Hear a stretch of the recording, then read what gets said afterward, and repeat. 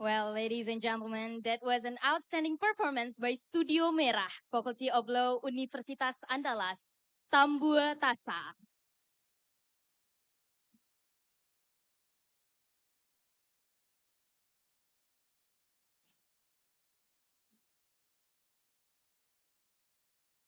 Ladies and gentlemen, let's sing to our national anthem, Indonesia Raya. Please rise.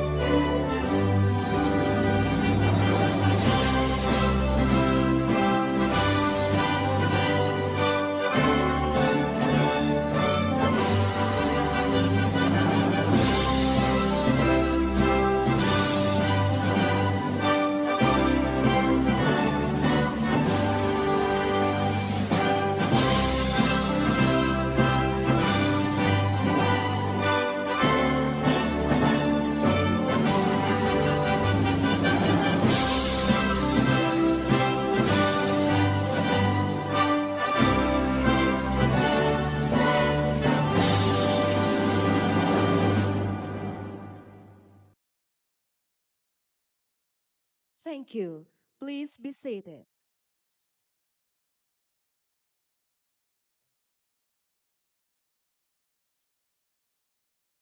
Well, good morning, ladies and gentlemen. Assalamualaikum warahmatullahi wabarakatuh. And warm greetings to everyone joining us here at Universitas Andalas. Welcome to the first Andalas Law Conference 2025, Creating the Dam, Legal Reform and Equitable Law Enforcement in Indonesia. I'm Nada Salsabila Putri Wandina. And I'm Fifa Zahara, and we are truly honored to be your host for today's international seminar. And before we begin, allow me to extend our warmest greetings to Coordinating Minister for Laws, Human Rights, Immigration, and Correction Institution of the Republic of Indonesia, Professor Dr. Yusril Izzam Mahendra SHMSC. Rector of Universitas Andalas, Eva Yunedi, PhD. Dean of Faculty of Law, Universitas Andalas, Professor Dr. Ferdi SHMH. Keynote speaker, Professor Tim Lindsay from Melbourne Law School. And to our guest speaker, Dr. Prim Haryadi SHMH from Supreme Court Justice. Professor Simon Butt from University of Sydney. Profesor Dr. Idewa Gede Palguna, SHMH, Faculty of Law, Udayana University. Rolly Francis Canlas Pero San Sebastian from College of Law. Professor Christy Warren William and Mary Law School, Virginia, USA. Dr. Bill Swaney from Australian Catholic University. Profesor Dato Ahmad Hidayat, Buang University, Malaya. Nur Syarifah Auriga Nusantara. And Jovita Dorosario Amaral, East Timor presenters. And to bless today's event, let us pray together. And prayer will be led by Mr. Muhammad Zafif Zulka.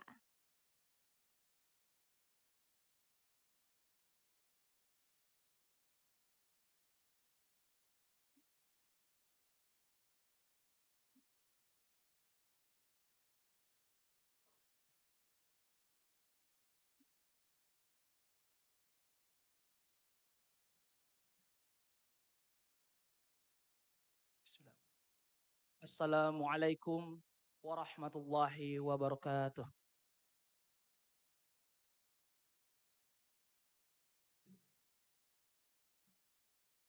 A'udzu billahi minasy syaithanir rajim. Bismillahirrahmanirrahim. Alhamdulillahi rabbil alamin. Wassalatu wassalamu ala asrafil anbiya'i wal mursalin wa ala alihi wa sahbihi ajma'in. Allahumma ighfir lana dzunubana wa liwalidina warhamhum kama rabbawna shighara. Allahumma ighfir lil muslimina wal muslimat wal mu'minina wal mu'minat al ahya'i minhum wal amwat innaka ala kulli syai'in qadir. ربنا لا تؤاخذنا إن نسينا أو أخطأنا ربنا ولا تحمل علينا إصرا كما حملته على الذين من قبلنا ربنا ولا تحملنا ما لا طاقة لنا به واعف عنا واغفر لنا وارحمنا أنت مولانا فانصرنا على القوم الكافرين ربنا لا تزغ قلوبنا بعد إذ هديتنا وهب لنا من لدنك رحمة إنك أنت الوهاب ربنا ظلمنا أنفسنا وإن لم تغفر لنا وترحمنا لنكونن من الخاسرين ربنا آتنا في الدنيا حسنة وفي الآخرة حسنة وقنا عذاب النار سبحان ربك رب العزة عما يصفون وسلام على المرسلين والحمد لله رب العالمين. Assalamualaikum warahmatullahi wabarakatuh.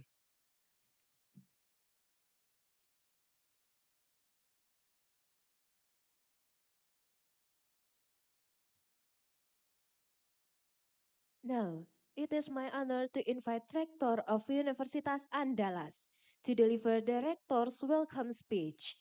To Eva Yunadi, PhD, the stage is yours.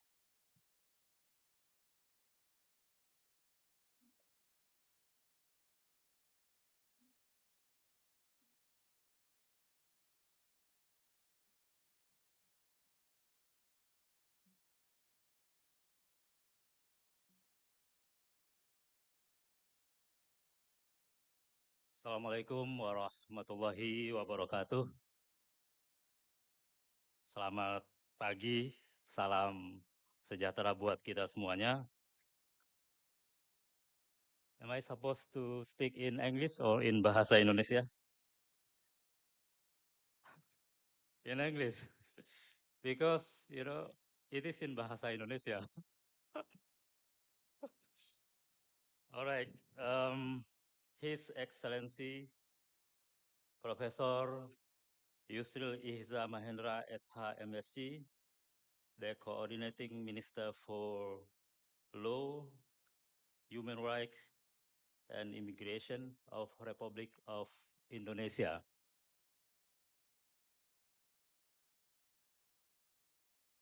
His Excellency Dr. Prim Haryadi, SHMH, the member of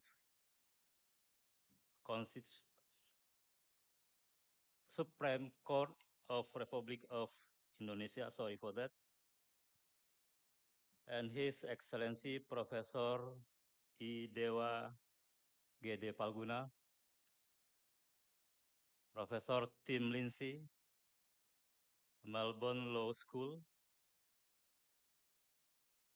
the Vice Rectors, all Deans, and the management of Universitas Andalas, respected speakers and keynotes, distinguished guests, ladies and gentlemen. My name is Eva Yonedi, Rector of Universitas Andalas. Hadir juga Pak Kakanwil, Kanwil Hukum, Kakanwil Pemasyarakatan, Kakanwil Imigrasi tadi, Kakanwil HAM ya. My name is Eva Yunedi. director of Universitas Andalas. I'm actually trained as an accountant, and my research interest is on corporate governance. So this area is a new topic for me, and it is my great honor and privilege to welcome you at Universitas Andalas.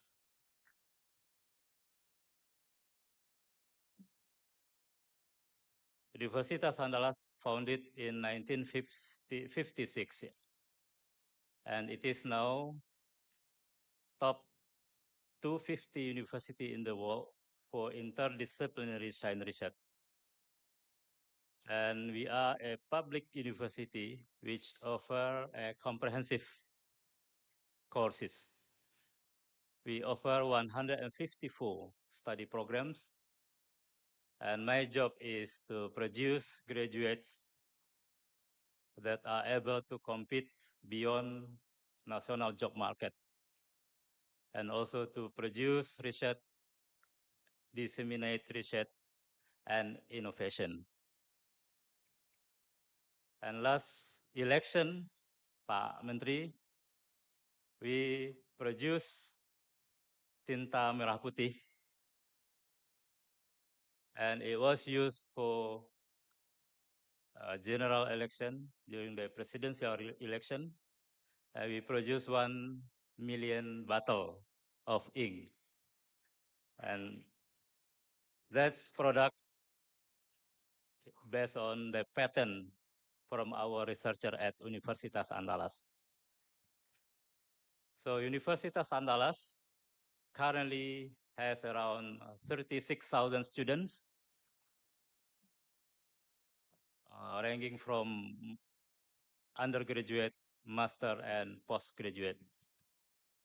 So we are among top 10 university in Indonesia based on the Science and Technological Index.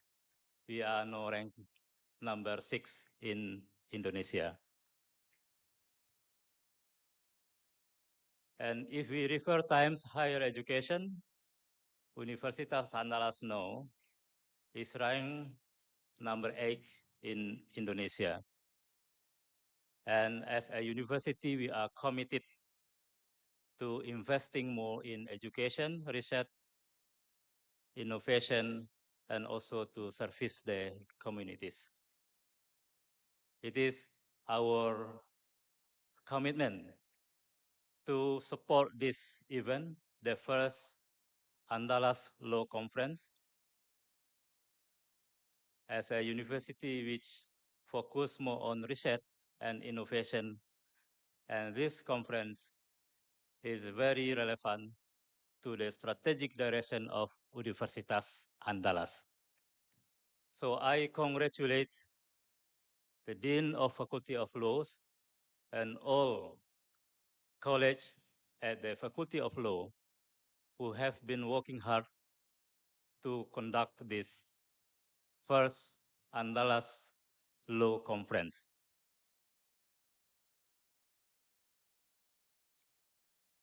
Thank you very much for your hard work, dedication, and commitment to plan and carry out this conference. And this conference is also supported by Indonesian Endowment Fund through the project of Equity Project, Enhancement Quality Education for International Recognition. So the Equity Project facilitates our college and students to have more scientific program, international conference, and also visiting professors from all over the world. So we welcome international visiting professors, student inbounds, for example, a credit earning for 1 semester at Universitas Andalas, to have an experiences not only studying at Universitas Andalas, but living in the culture of Minangkabau. Not only studying from our founding fathers, yeah, but also, you also have an experiences how to cook rendang, how to taste rendang, and how, yeah, through this conference you will experience many types of foods and cultures, yeah, from Minangkabau. Lastly, I hope from this conference you will have many takeaways with you that challenge your current thinking, that motivates students to have more readings, and also motivate as researchers to have more research and more publication in the future. So enjoy the conference. Thank you very much for coming and visiting us at Universitas Andalas. And we look forward for more fruitful collaboration and more meaningful cooperation in the future. Thank you. Assalamualaikum warahmatullahi wabarakatuh.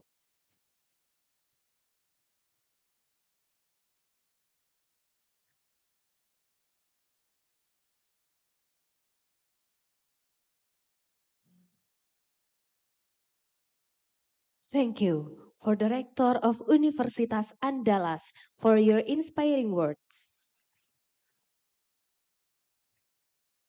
Okay, now, ladies and gentlemen, we are deeply honored to welcome the Coordinating Minister for Law, Human Rights, Immigration, and Correction Institution to deliver the opening speech, Professor Dr. Yusril Iza Mahendra, SHMSC. The stage is yours.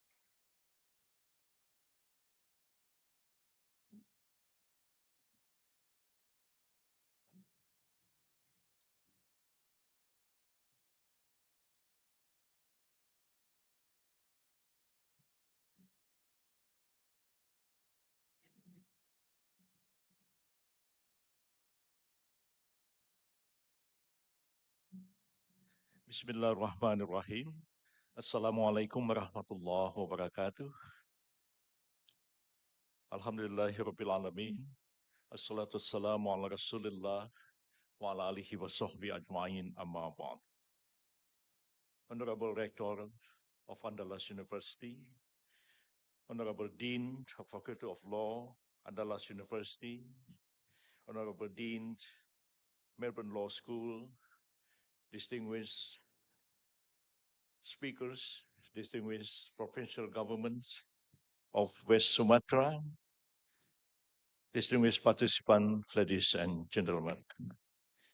Allow me to express my sincere gratitude for the honors of speaking before this distinguished audience of the legal scholars and practitioners.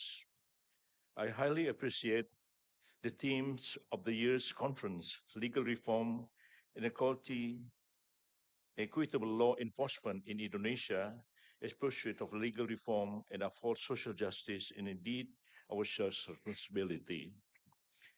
As an introduction, allow me to recall the words of the late Professor Mustak Kussumatmaja, who once said that law is a means to maintain order and justice within society.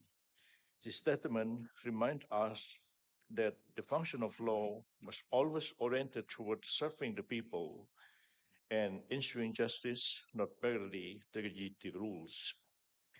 When we speak of legal reform, our imagination often drifts toward parliamentary buildings and legislative stacks. However, law is like an ecosystem. It doesn't it not only grow from the state, but also live from judicial decisions, the customs of business actors and the legal professionals, the thoughts of the scholars, and the practices deeply rooted within a society. Law can emerge from various sources. It is not something static, rather, it is the result of the dynamic interactions among different actors within a society. In legal scholarships, We often encounter the expression that law not solely states law, that is, law made by the state stroke legislations. Law can also originate from judiciary, judge-made law, where judge stroke their decisions create precedents, formulate ratio decidendi that guide future legislation and often affirm the new norms. As I mentioned in my public lecture in Surabaya last October, law is not only the state's law produced by the state, but also the judgment law, the lawyer's law, the professor's law, and the people's law. All of these schools of law, including social traditions, interact to form our legal system. Therefore, the government's task is not choose one source of law of another, but rather to harmonize them, all so that our national law may live, breathe, and stand for justice. Furthermore, there is what we call lawyers' law, law that develops stroke the practice of lawyers and legal professionals, shaped by personal customs, contract, corporate governance code, and compliance guideline. Also often referred to as a soft law, it is the regulatory power is tangible, as it's been the practice the parties involved in face regulatory gaps. There is also professor's law, which emerged from the ideas of the scholars at the university, legal doctrines, academic teachings that later influenced the legal practice and judicial decisions. In many instances, academic doctrines serve as the authoritative references for interpreting norms. And finally, no less important, there is people's law, customary law, religious law that grows organically from the custom, tradition, religious teachings, and unwritten social norm at communities, yet exerts the strong influence. People's law may take the form of customary practices or community based dispute resolution mechanisms. In many legal systems, such living law is recognized as long as it does not contradict national law or human rights principles. By understanding the various sources and creatures of law as described above, we can also anticipate where the legal reform originates. Legal reform might arise from the state initiative of, for instance, stroke legislative reform designed to address contemporary challenges. The state undertakes reform as a response to shifting public policy needs when the digital economy demands personal data protection, when the climate crisis confronts new governance of natural resources, or when demographic change and urbanization alter patterns of the legal dispute. However, reform may also emerge from the judiciary when judges reinterpret existing laws in a new ways, creating reform for judicial decisions, much like the Constitutional Court and the Supreme Court have done in the many countries. These institutions often act as the locomotive for the reforms toward the progressive interpretation of the Constitution. In addition, reforms may come from society itself, such as stroke social movement.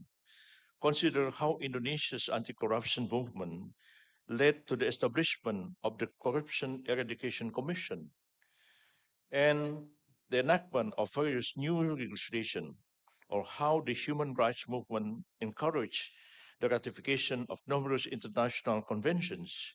Lawyers and legal practitioners also frequently play a vital role as catalysts of the change the drafting initiative for contracts models for engaging advocacy drives policy transformation.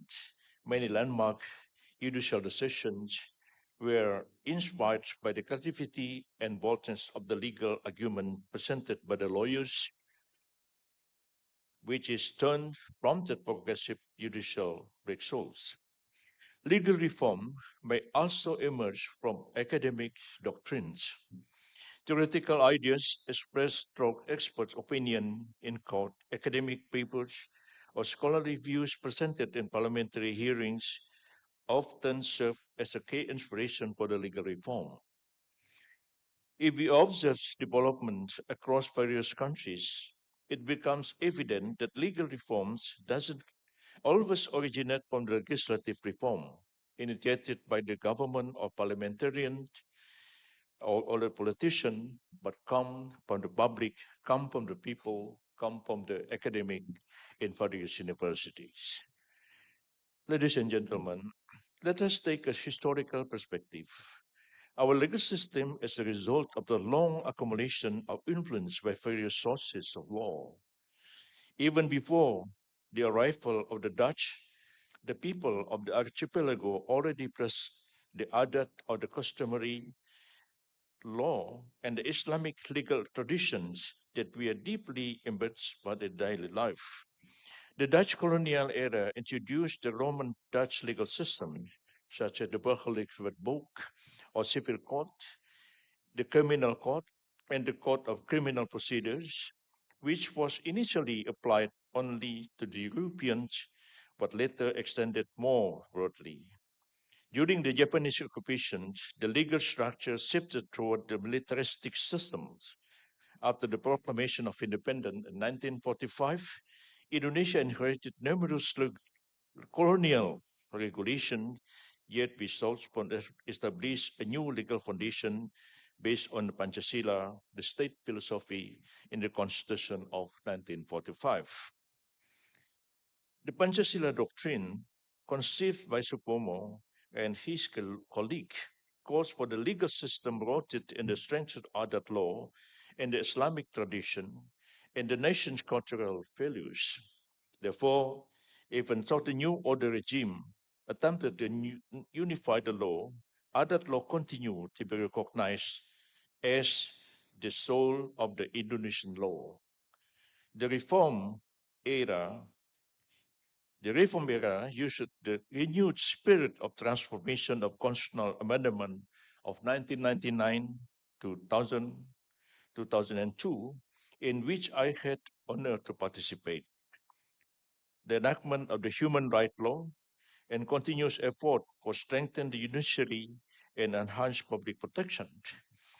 From this long historical journey, we can observe that Indonesian law is inherently pluralistic, integrating Western's nation of the rule of law, social cultural conception of justice, and the moral foundation of the religion. Legal reform might originate from diverse sources, driven by a wide range of actors. Indonesia possesses unique characters that make the process of the legal reform fascinating and challenging. We live in a crossroad, the three powerful legal traditions, Western law, which introduced codification and modern institutions, Islamic law, which governs matters of personal status and has rapidly expanded in the field of Sharia economic and other customary law, which reflects the sense of justice within the local communities. The constitutional duty of the government is not choose one of sources, one part of the legal reform of another, but to orchestrate all the legal systems to recognize the living law without undermining the equality, to develop Sharia-based system within a framework of the professional governance, and to ensure that codified law remains relevant in response to the changing world. From my personal experience, I have been privileged to gain extensive insight into legal reform. As Minister of Law and Legislation, and later as the Minister of Justice and Human Rights Affairs under President Abdul Rahman Wahid, and subsequently as Minister of State Secretary under President Susilo Bambang Yudhoyono, I had the opportunity to learn firsthand how legal policies are formulated and implemented. During the period, I was also entrusted as a member of the drafting team for the amended 1945 Constitution. Now, as the coordinating minister for law, human rights, immigration, and corrections, I once again bear the significant responsibility of overseeing the entire national legal systems. In addition, I have served as a professor of constitutional law at the University of Indonesia since 1998, making the academic world an integral part of my professional calling. With this background, allow me to share a few reflective thoughts drawn from intellectual, practical, and technocratic experience. The law must grow from the concrete experience of the people, not merely from the theoretical obstructions. However, our journey of the legal reform remains unfinished. We continue to witness a stark gap between the formal law, written on the paper, and sense of justice to the people, felt by the people.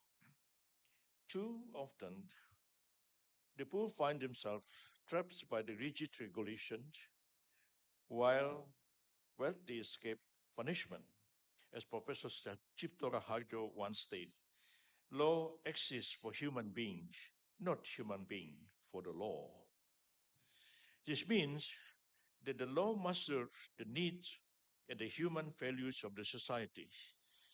It is within the context that we must observe the classical phenomenon of injustice.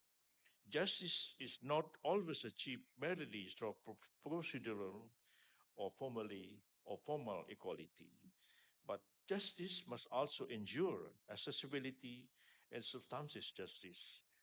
The Indonesian law media even wrote the justice is not merely formal equality before the law, but substantive equality. This means the affirmative measures are needed to provide special protection for those who have been structurally marginalized from the very beginning. Nevertheless, various positive steps have been taken to expand access to justice for the people. One of these initiatives is the establishment of the legal aid post or post bantuan hukum or post bakum, which serve as the quick response mechanism to the public's need for inclusive and easily accessible legal aid services, particularly in the rural areas. These programs aim to expand access to justice in an equitable manner. This year, the National Law Development Agency, or Badan Pembinaan Hukum Nasional, has set a target to establish 7,000 postbakum out of the approximately 80,000 villages sub-district across Indonesian territory. As of October 1, 2025, there are already 547 postbakum established through the country. Ladies and gentlemen, in the digital area, legal challenges have become increasingly complex. Technologies such as artificial intelligence, blockchain, and smart contract have begun to penetrate the legal domination, demanding the judicial system to adopt. The Supreme Court has initiated in a transformation to the implementation of the court's e-court system and online publication.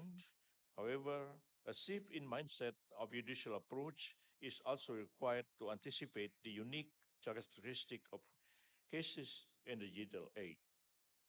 At the same time, a new phenomenon has emerged on social media, reflecting a crisis of trust in the legal system. No viral, no justice. Cases that go viral often receive greater attention from the law enforcement, while those do not tend to be overlooked.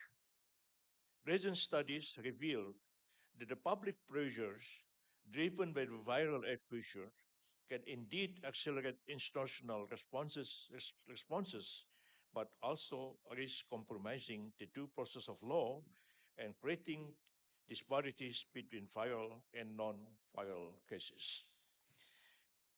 As concluded in the study, justice should not be determined by the media exposures, but by the integrity of the legal system that upholds certainty, substantive fairness, and the protection of the fair citizen right. Therefore, public participation to social media must be accompanied by the balanced regulation. Authorities should remain responsibility without becoming reactive to the viral pressures. While the national judicial system must uphold the principles of equal treatment, that every case, whether viral or not, must be handled fairly, transparently, and professionally. Still, within the framework of the substantive justice, it is important to highlight the impact of socio-economic inequality on law enforcement. Indonesia continues to experience a high degree of class disparity, which is reflected in how law operates. Frequently, unequal law enforcement for the exacerbate economic injustice. Ordinary citizens who dare to challenge cooperate or governmental policies are often perceived as the disruptors of the public order and can even be criminalized. For instance, villagers opposing national strategic projects are frequently charged under criminal provision for defending the customary land rights. Consequently, those with significant economic or political power often escape legal accountability, even then their action harm to the public. The 2024 oil and gas mafia cases, the food crisis, and various project allocation scandals all reinforce the perceptions that the law has yet to deliver substantive justice. Therefore, the reform agenda must position law as an instrument to reduce inequality through legal policies that strengthen distribution and protects the economic rights of marginalized communities. Pro bono legal aid and access to justice for the underprivileged must be expanded. So, the principle of justice is not merely a moral ideal, but a tangible reality. Speaking of the legal development, several significant issues have emerged this year. First, the new Indonesian Criminal Code is set to come into full effect in early 2026. Article 613 of the new Penal Code, KUHP Baru, mandate the government to enact criminal adjustment law to ensure that all existing criminal provisions are harmonized with the new national criminal system. The government is currently expediting discussions of the bill to ensure that the implementation of the new criminal code proceed effectively without overlap with previous regulations. In line of this, several other legislative initiatives are also being prepared, including the law in the transfers of prisoners between the countries, the law of restorative justice, and the law on assets forfeitures. Collectively, these initiatives aim to establish a modern, equitable, and legally certain criminal justice system for Indonesia. Second, the law on the Indonesian National Armed Forces is currently undergoing a judicial review at the Constitutional Court, filled by the civil society coalitions. Several provisions in this law have drawn public attention as they are considered to potentially allow active military personnel to hold civilian positions, thereby blurring the line between the military and special and civilian spheres. Such a situation could undermine the principles of, of the civilian supremacy and heighten the risk for the politicization within the security apparatus. Therefore, it is crucial to ensure that democracy and the rule of law are not compromised by the short-term political interests. Third, the ethical crisis within the judiciary continues to recur. Recently, the public has been shocked by the several problematic judicial cases. For instance, the designation of three judges from Surabaya District Court as suspect in the bribery case involving Ronald Tanur underscores the urgent need to restore the integrity of the judicial institutions. Such incidents highlights the continued necessity for strict oversight and professional ethics development for members of the judiciary. Fourth, human rights issues remain a major challenge for our nation. Cases of human rights violations continue to occur across various regions, particularly those involving abuse of authorities, social conflict, and restriction of freedom of expression. The several of armed conflict in Papua and the poor enforcement of human rights demonstrate that our policies must prioritize civilian protection and humanitarian dialogues. Similarly, issues such as torture in law enforcement, criminalization of expression, and the protection of humans and children's rights frequently arise. Building public trust required consistent human rights enforcement, transparent and accountable investigation of violations, and the protection of the vulnerable groups in the justice system, such as female detainees, children, and persons with disabilities. In the context of justice reform, we must also pay special attention for the indigenous communities, women, children, victims of violence, prisoners, persons with disabilities, and other vulnerable groups. For example, harmonizing the national law with customary law is crucial for the social justice because, as Professor Supomo stated, customary law is the soul of the Indonesian law. The grassroots realities of the indigenous communities must be respected in policymaking, in law enforcement. Development must not come at the expenses of their land rights and cultural heritage. Similarly, women and children require extra protection from violence and discrimination.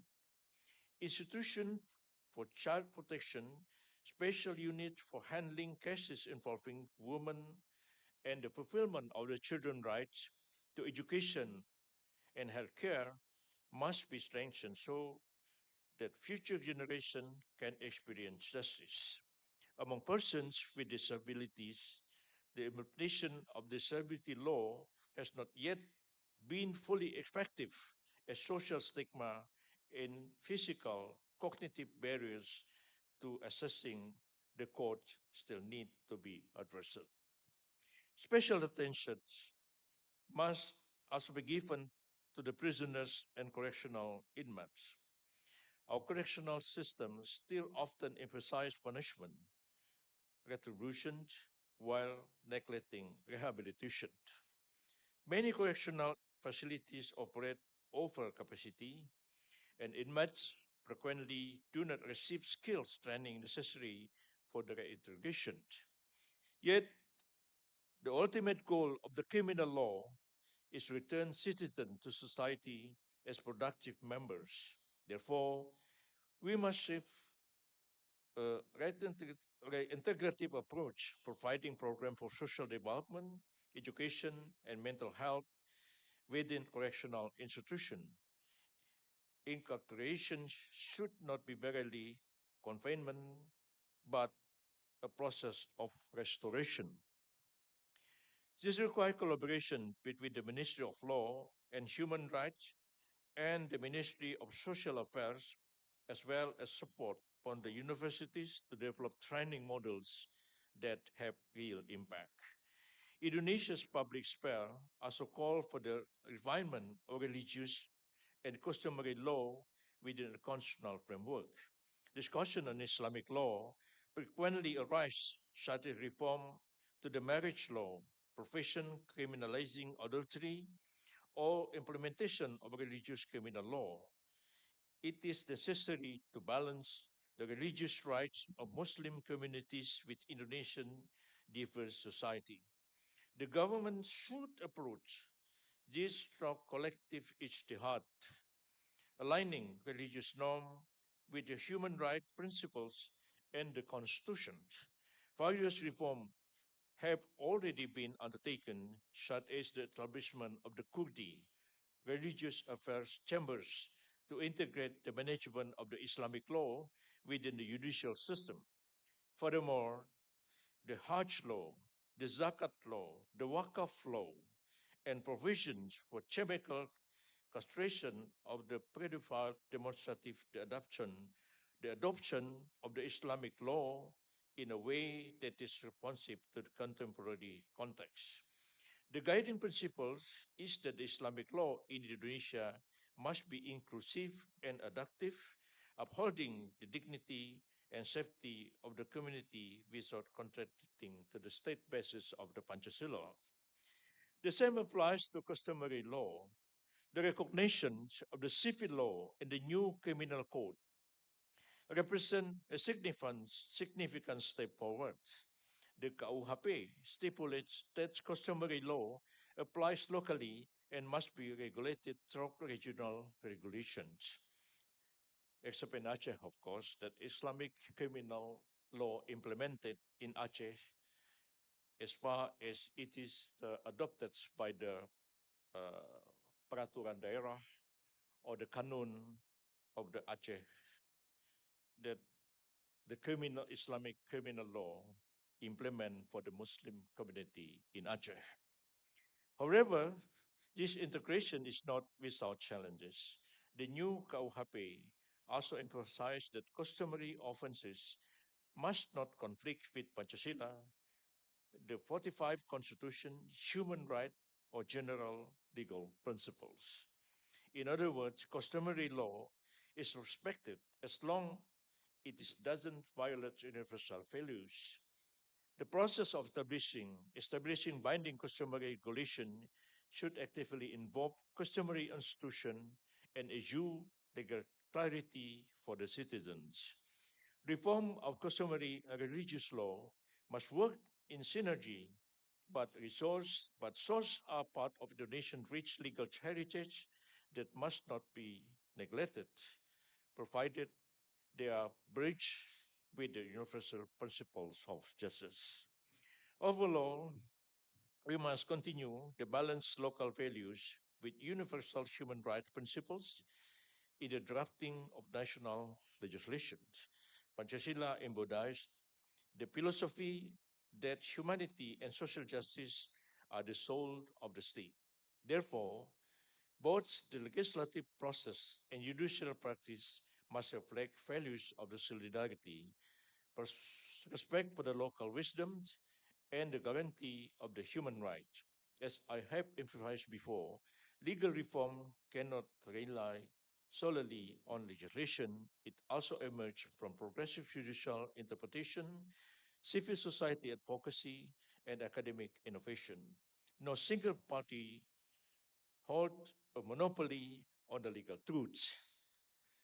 The government's role is to orchestrate the various sources of the law, Western, Islamic, customary, and jurisprudence so that they all work synergy without neglecting one progressive of without neglecting one another. In building a living legal system, we should learn from successful international practices such as Germany, constitutional review, French codification, South Africa's recognition of living law grounded in human rights. The key point is that integrating human rights with the local values must form the foundation of the legal reform so that our law maintains strongly legitimacy in the eyes of the people. In the context of the legal reform, law faculties at the universities play a significant role, and it is very strategic. Universities must serve as laboratories of the legal thought. Academic needs to develop progressive ideas on justice, such as concept of restorative justice, progressive law, or new exclusive jurisprudence. Law school should also strengthen the legal clinics to assist vulnerable communities, as well as to conduct collaborative research with the NGOs and government on current issues such as the revision of the criminal code, maritime government as rightful practice, and decriminalization. Furthermore, collaboration with the international academic network broaden perspective which should then be absorbed and adopted to the international legal context. The academic community must be actively involved in lawmaking through policy studies and monitoring the implementation of legislation in the world. With the involvement of universities, egalitarian legal theory can be consolidated as a reference for the government's policy. As a professor, I firmly believe that the integrity of law students and lecturers is a guarantee for the sustainability of just and fair law enforcement in the country. Distinguished guests, ladies and gentlemen, let us realize the aspiration for the legal systems that people centered. We are determined to build a system of law that is fair, human, and society just. This means enforcing regulations with concern, ensure that the law protects the vulnerable, and holding the principles of universal humanity. As Professor Supomo reminded us that customary law is the essence of our legal identity. Let us use the cultural roots and aspiration of the people as driving force of reform. It is our collective responsibility, executive, legislative, judiciary, and academia to articulate Panchasila in every law and judicial decision. Indonesia needs legal policies. They are not static but dynamic and responsive to the demands of the times. I'm confident that if we work together, strengthen the integrity of judicial institutions, and open spaces for the public participation, this crisis of trust can be overcome. Legal reform is not a competition to produce more laws, but rather the development of an international ecology that makes norms work. The state formulates the laws, the courts interpret the law, the legal profession sets standards, academic test them, and society brings them to life. We need strong legislation, but we also need judges who are courage and argumentative. We need contractual and compliance standards that lower transaction costs. We need academic writing that can access impact, not merely embrace problems. And we need space for customary law that is grounded in empirical needs, not just romanticized ideals. In conclusion, we should once again inspire ourselves with our national motto, unity in diversity. Let us unite in legal reform, prioritizing dialogue and wisdom so that the law truly becomes the champion of the justice. May Allah subhanahu wa ta'ala, God Almighty, always guide us in holding justice and standing on the side of the people. Thank you, ladies and gentlemen. Assalamualaikum warahmatullahi wabarakatuh. Waalaikumsalam warahmatullahi wabarakatuh. We would like to invite Professor Dr. Yusril Iza Mahendra, SHMSJ, to be in a specified position for accepting a plaque from Universitas Andalas. And also we would like to invite Rector of Universitas Andalas, Dean of the Faculty of Law, and our keynote speakers to be in a specified position.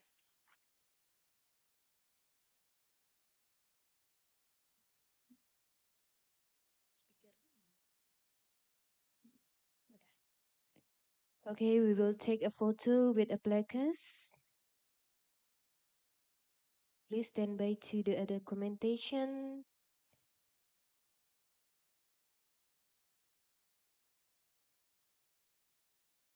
Okay, 1, 2, and 3.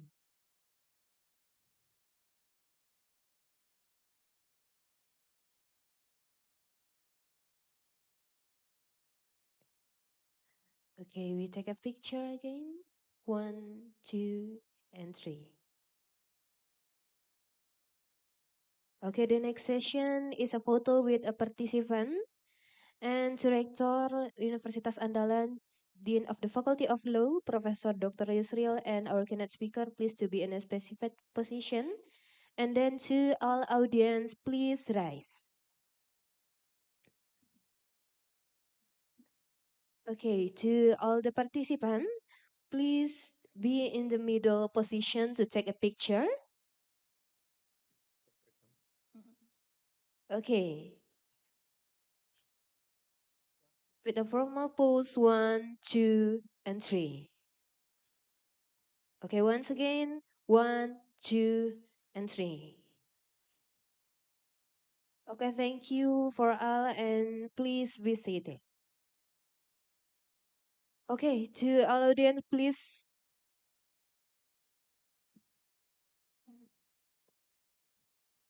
Okay, the next photo with a Minangkabau hand sign. Okay, to all audience, please rise.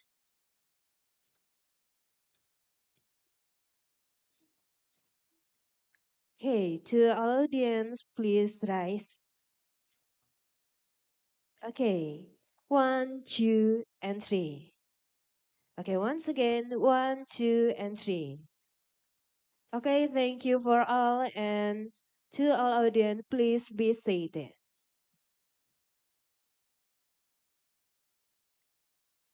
Okay, now, ladies and gentlemen, we will now take a few minutes before the event will resume. And once again, we want to thank you to Professor Dr. Yusril Iza Mahendra, SHMSJ, or in Minangkabau we have a sign which is Datuk Maharajo Palinduang, because they will come to Minangkabau and Ranah Minang and Universitas Andalas. Okay, and also we would like to say thank you to coming from Andalas Law Conference 2025.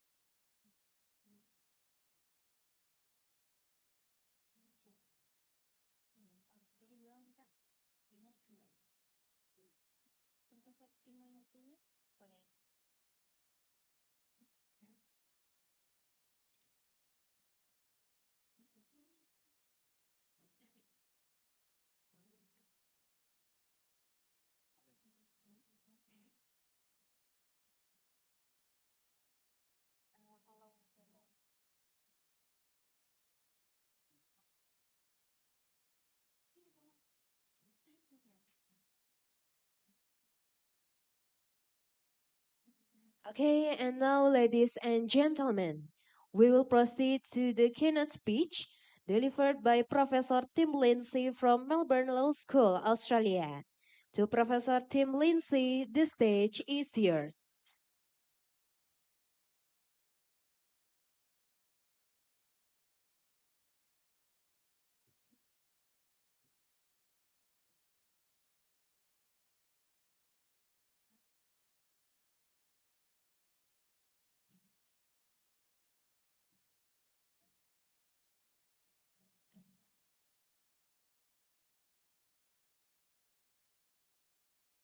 Good morning. Ladies and gentlemen, distinguished guests, our distinguished hosts as well, and of course, students of the university as well. I was told that I should begin my speech with a pantun, but unfortunately, I don't have those skills. So saya harus mohon maaf sebelumnya saya tidak bisa menyampaikan pantun. So today,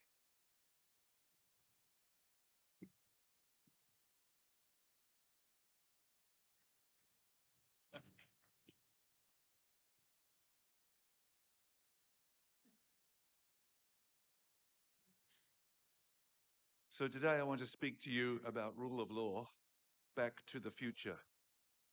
At university, I studied law, of course, but I also studied history. And I apologize that I am going to inflict a lot of history on you this morning. The reason is, as I remember being told in my first history lecture that I attended in week 1 of my first year at university, when we talk about the past, we are always talking about the present too. When we talk about the past, we are always talking about the present. That did not make much sense then, but over the years, I realized the truth of it. To emphasize a different aspect of the same idea, as the philosopher George Santayana said, those who cannot remember the past are condemned to repeat it. Next slide, please. I'm going to come back to both these quotations later on, but for now I want to begin in the past when I was doing field work in Indonesia 3 decades, 27 years ago to be precise. Next slide, please.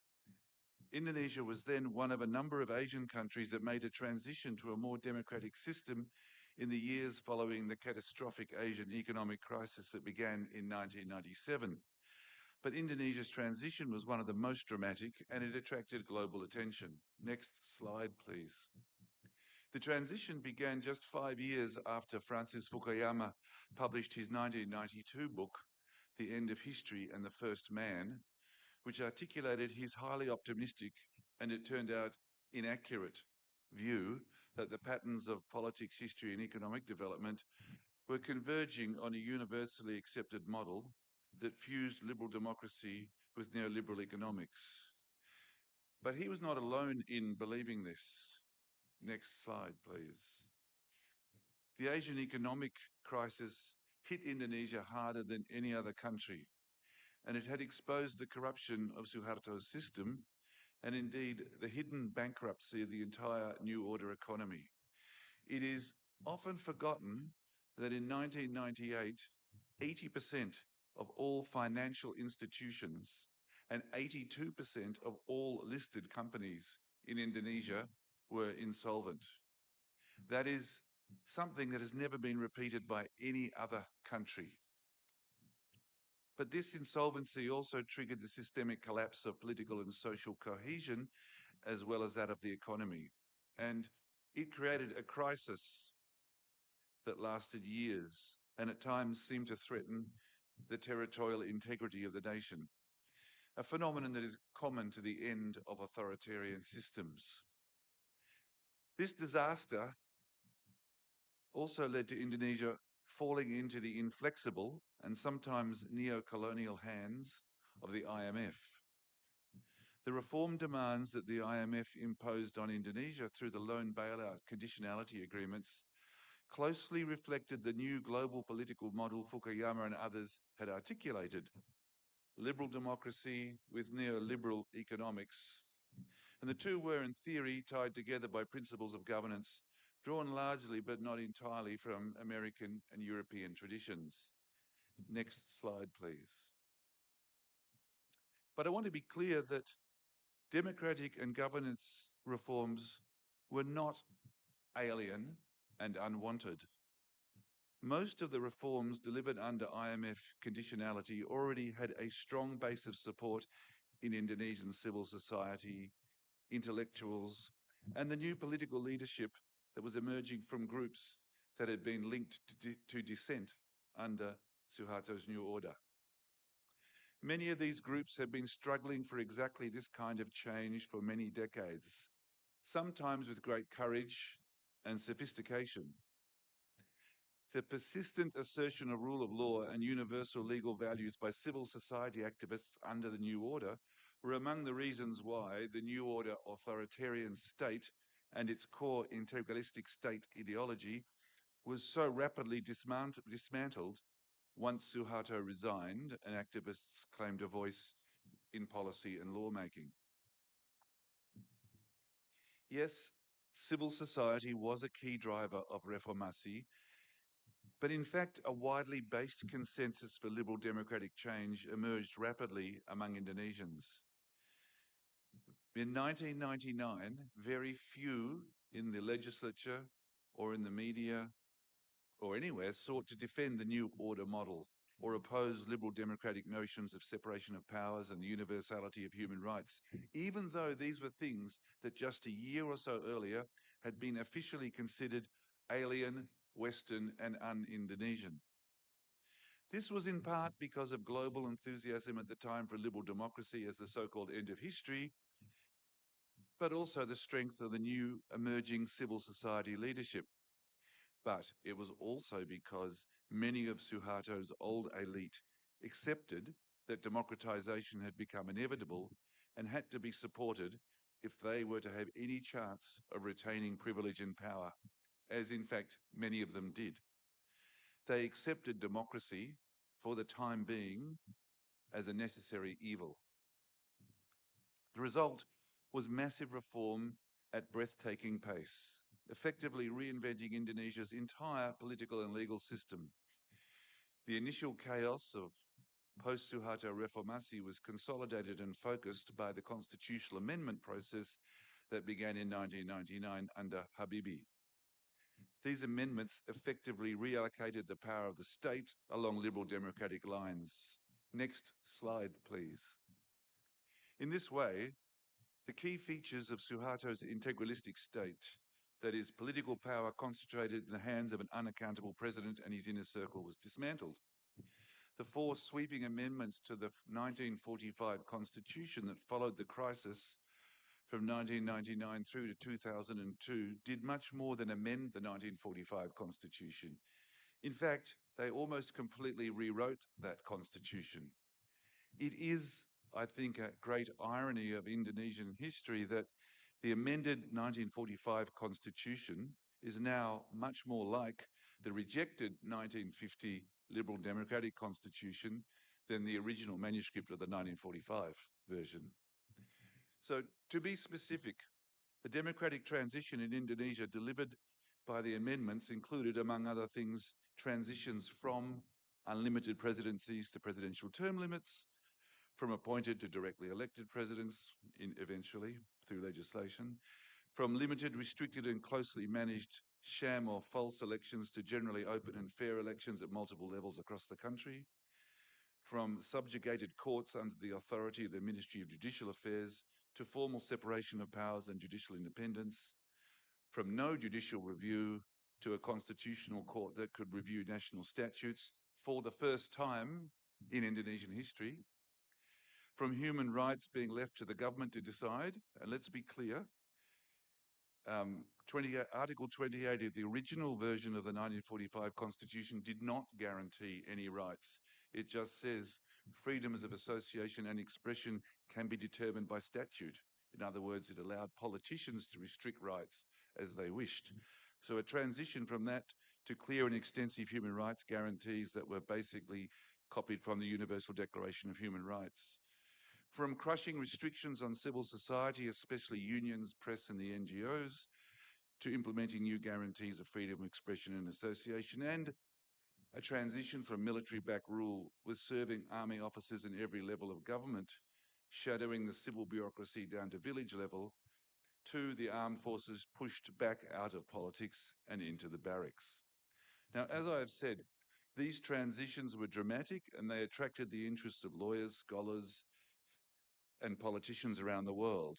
Indonesian law and politics, which had been for so long seen as frozen under the ice of the new order, suddenly became an exciting topic of study and research around the world. In fact, Indonesia began to be held up as a model for other countries that were yet to conform to the new, apparently inevitable idea of liberal democracy twinned with neoliberal economics. This was particularly true for Muslim societies around the world, who were exhorted to follow the example of Indonesia, the world's largest Muslim society. Unfortunately, very few were able to make that transition, let alone maintain it, as was demonstrated as the so-called Arab Spring so quickly failed. But it's important not to overstate what the transition to democracy achieved. It was complete in a normative constitutional sense by 2002, but it took another half-decade for much of it to be implemented in a regulatory and institutional sense. The first direct elections of regional heads were held in 2005. The first direct presidential elections were not until 2009. And the general courts were not able to independently administer themselves under one roof, satu atap, until 2006. Some parts of the transition, for example, protection of rights, have never been fully achieved. Part of the reason for this inability to achieve the transition is that the old elite groups, politicians and oligarchs, began to work out how to play democratic politics and recapture power. And so, under the rule of President Jokowi, the process began to reverse. Under his rule, Indonesia saw a drift away from liberal democracy that was slow but steady and accelerated in his second term. A creeping return towards the authoritarian model of the new order.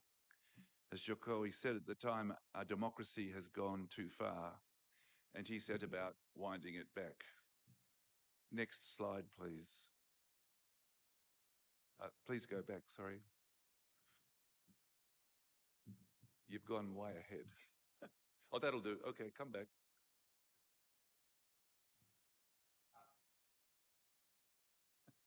Yep, thank you. All this took place against the background of a wider shift globally away from optimism about democracy that Fukuyama had articulated in the 1990s towards the far right instead, with authoritarianism mounting challenges to the liberal democratic model all around the world, from the US to Russia, India, Hungary, Italy, France, the Netherlands, among others. And of course, Indonesia has been no exception. In fact, it's fair to say that the decline of liberal democracy in Indonesia under Jokowi has now led Indonesia, like the United States, to a historical inflection point where the question of whether liberal democracy will survive intact may well be decided one way or another in the coming 4 years. Next slide, please. President Prabowo Subianto has made it very clear what his position is. Soon after election, he said, quote, democracy is really very, very tiring. Democracy is very messy and costly.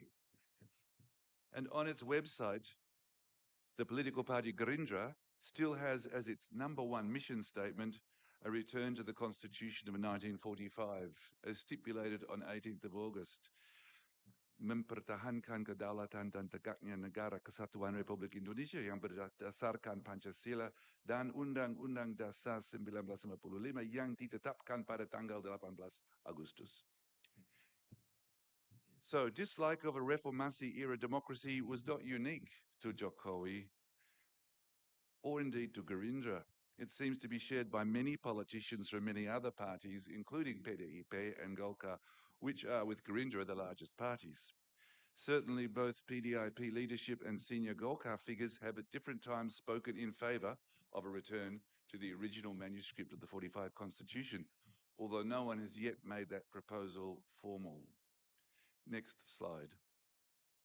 But let's be clear about what Gerindra's mission statement involves.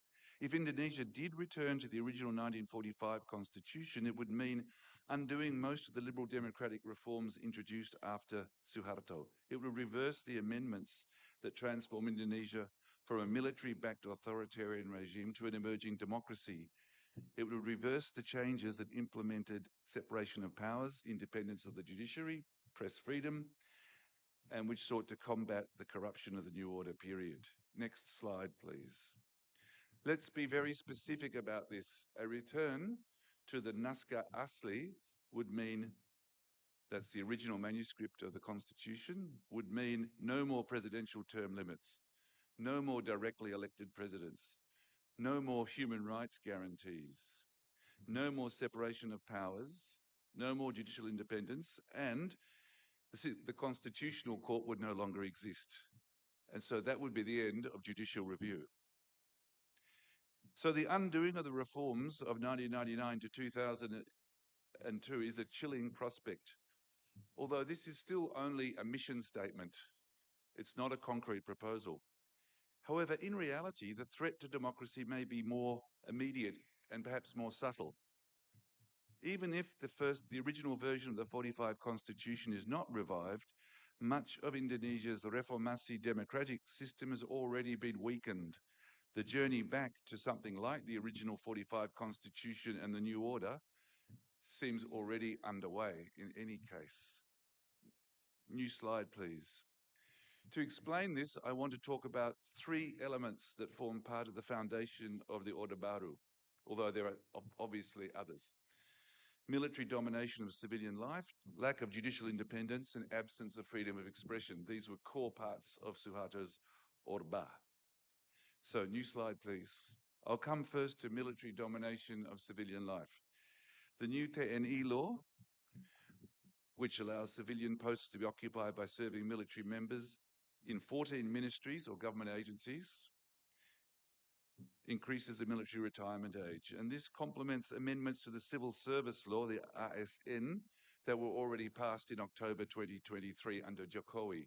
Article 19 of that law allows active members of the army and police to occupy civilian positions.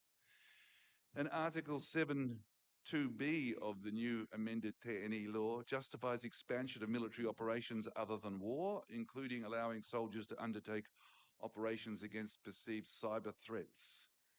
And these operations can be authorized directly by the president. And of course, the retirement age of TNI personnel can be extended. There were already many senior TNI personnel. Extending the retirement age means they have to have jobs, and to accommodate an oversupply of senior officers, the solution has been to increase regional commands, Kodam, which are going from 15 to 37. So these changes, can I have the next slide, please, are a creeping step backwards towards reinstituting the new order territorial system by which the army shadowed the civil administration across Indonesia. And of course, Dwi Fungsi, by which the army became a partner in power. This has not happened yet. Some officers have been appointed to civilian roles in the government. We have not seen this reach anything like the levels it did under Suharto. But the point is that these changes are now made possible in the future. And that is the concern. Next slide, please. The Constitutional Court law is one of the most amended laws in Indonesia. Politicians can't stop changing the law because they see the Constitutional Court as one of the only institutions remaining that can check and balance their power. The Constitutional Court has certainly had problems, including with its leaders, and some of those problems have been very serious.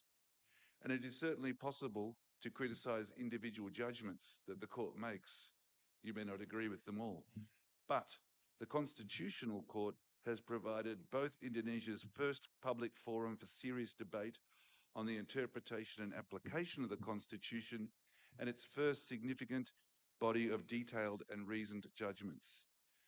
And it must be acknowledged that some of the judges of the Constitutional Court have made great efforts to create a new model of judicial decision-making and explain how liberal democracy should work in Indonesia. And some of those judges are still willing to bravely say no to bad laws, even laws that the government wants and regards as important. Judges still stand up and say no. And these are essential things if liberal democracy is to survive and flourish. And that is why the current bill to amend the Constitutional Court law again seems to be an attempt to undermine and weaken the court. Since the Constitutional Court was first set up, the President, the DPR, and the Supreme Court have been able to nominate 3 judges each. Under earlier versions of the law, judges could serve 2 5-year terms.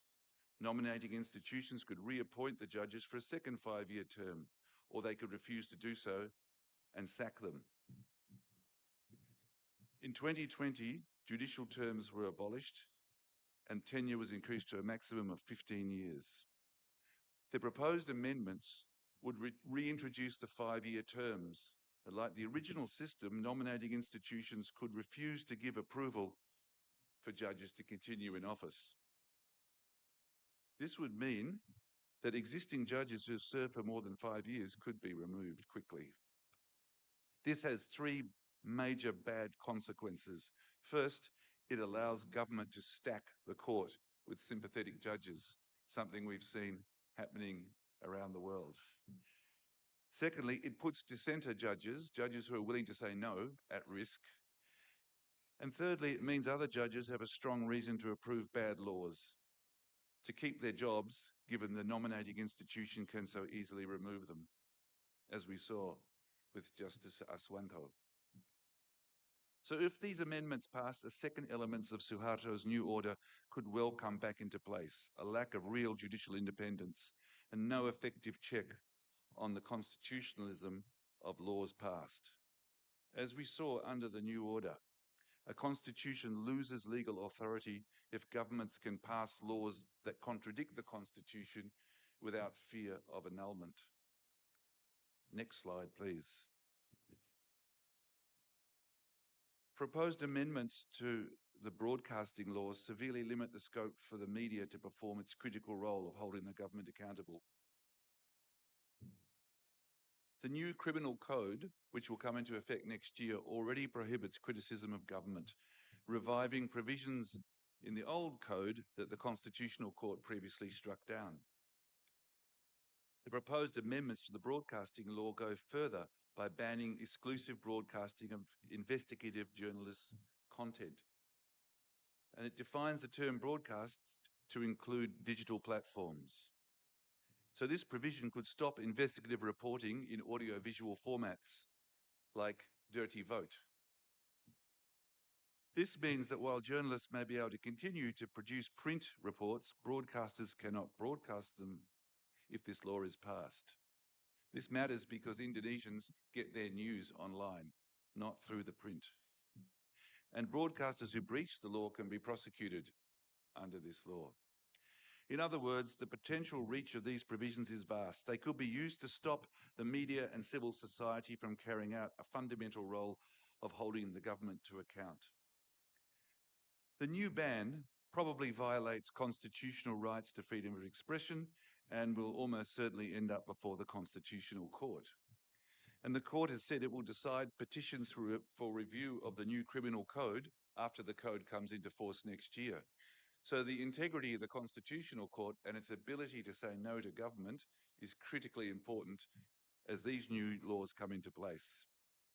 If the court cannot say no, or at least soften these potentially devastating threats to media freedom, then a third element of Suharto's new order will be back in place: lack of press freedom, and thus the absence of government transparency and accountability. So, next slide, please. To conclude,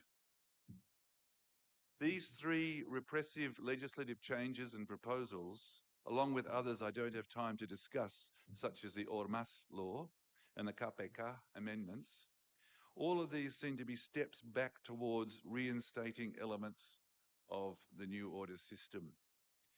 The effect would be to turn Indonesia back towards the authoritarian systems that emerged under the original 1945 constitution without needing to return back to the Naskah Asli, or the original version.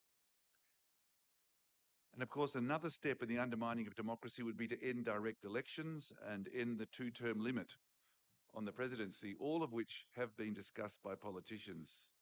If that could be done, there will be no need to return to the original version of the 45 Constitution.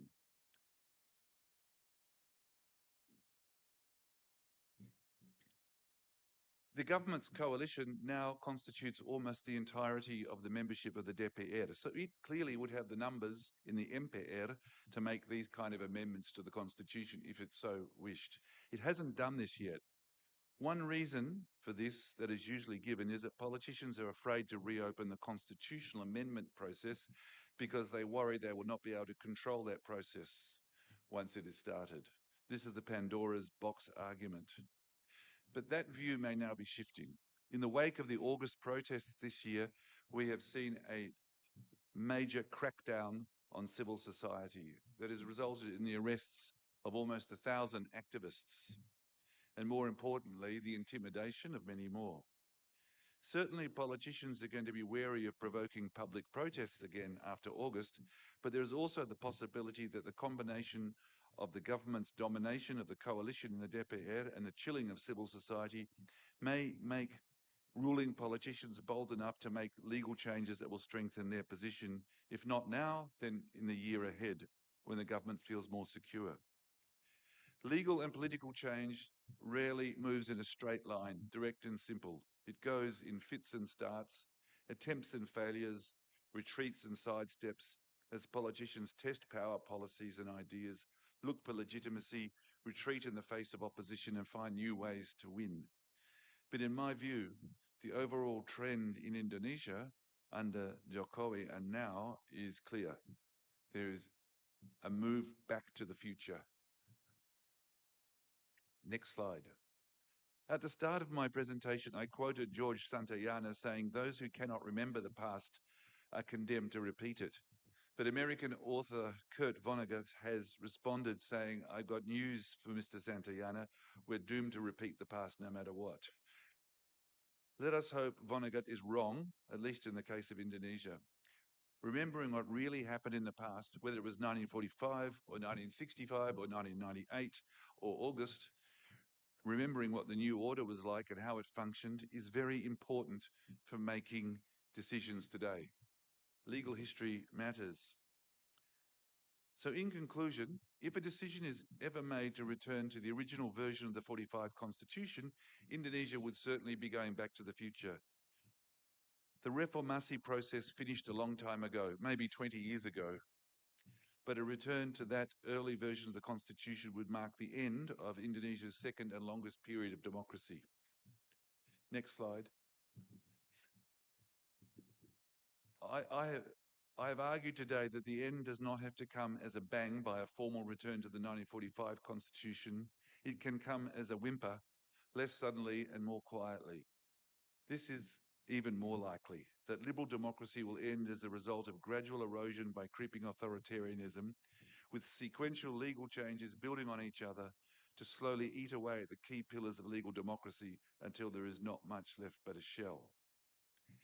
Many things are necessary to defend liberal democracy and resist the possibility of a creeping return to traditions of integralistic authoritarianism. But three things are especially important.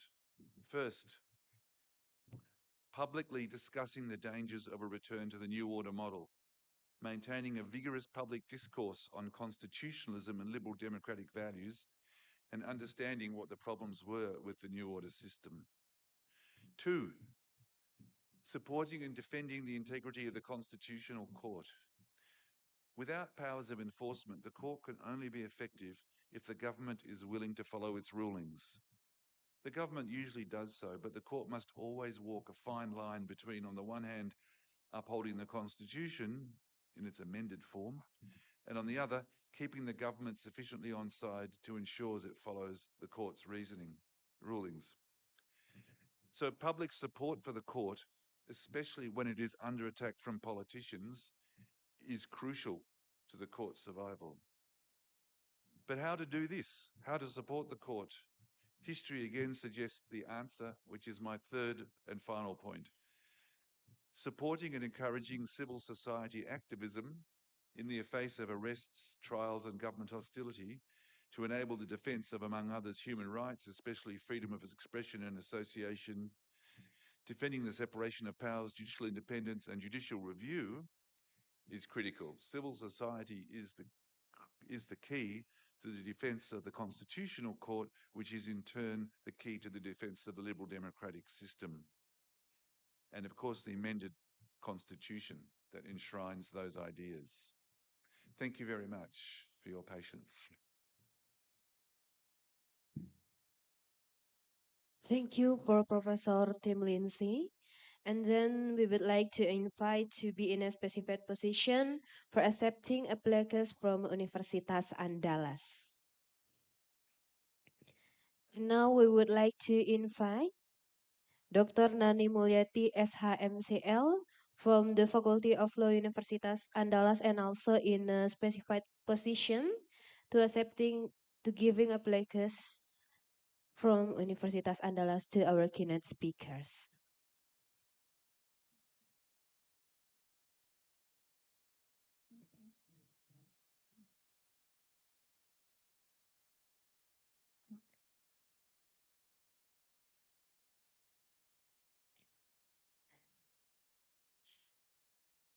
Okay, we will take a picture.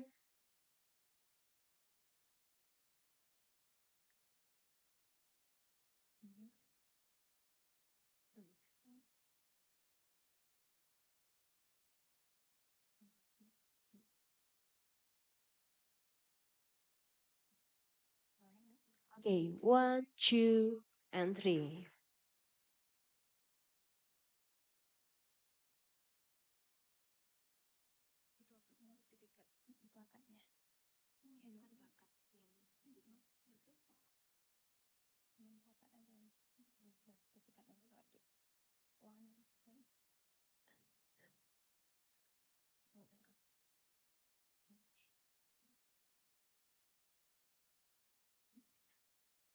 Okay, the last session, we take a picture. Okay. Thank you for our keynote speaker and Dr. Nani Mulyati. Okay, ladies and gentlemen, before we proceed to the first plenary session, allow me to take a moment to express our sincere appreciation to our sponsors and supporting partners who have made this first Andalas Law Conference possible. We would like to extend our gratitude to Equity, Lembaga Pengelola Dana Pendidikan atau LPDP, Auriga Nusantara, Yapika, and Dompet Duafa.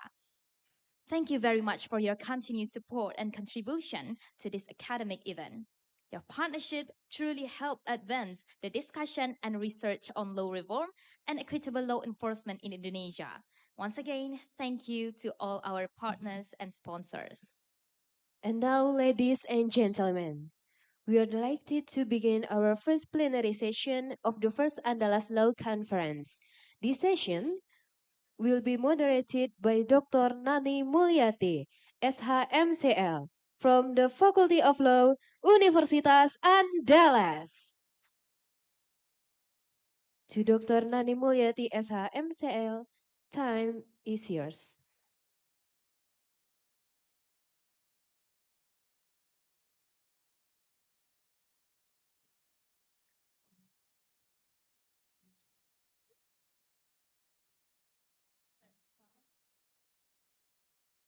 Assalamualaikum warahmatullahi wabarakatuh. Good morning, distinguished guests, esteemed colleagues, ladies and gentlemen. Allow me to extend our warmest welcome to all participants joining us here today at the first Andalas Law Conference hosted by the Faculty of Law Universitas Andalas. It is my great honor and privilege to serve as the moderator for panel session 1 with 4 incredible speakers from different backgrounds. Let us call to the stage the honor Dr. Prim Haryadi, SHMH.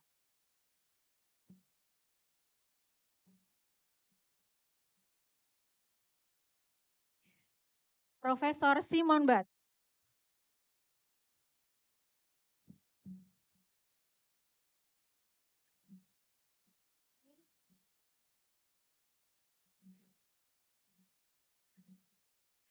Profesor Dr. Idewa Gede Palguna, SHMH.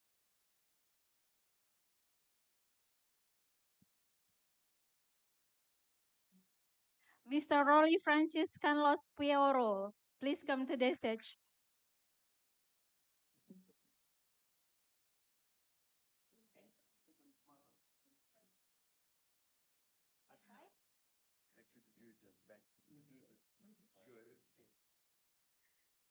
Before we begin the presentations, allow me to briefly introduce the profiles of our distinguished speakers. First, the Honored Dr. Prim Haryadi SHMH is the Chief of the Criminal Chamber of the Supreme Court of the Republic of Indonesia. He earned his bachelor's and doctoral degrees in law from Universitas Andalas and his Master of Law from Universitas Indonesia.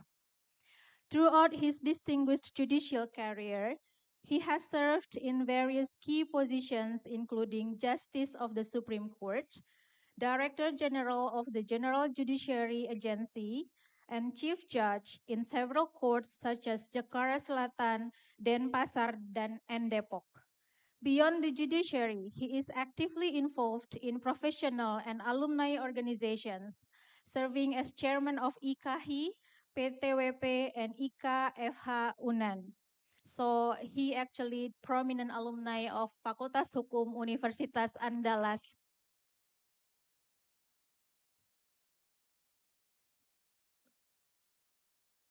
Secondly, we have Professor Simon Bat.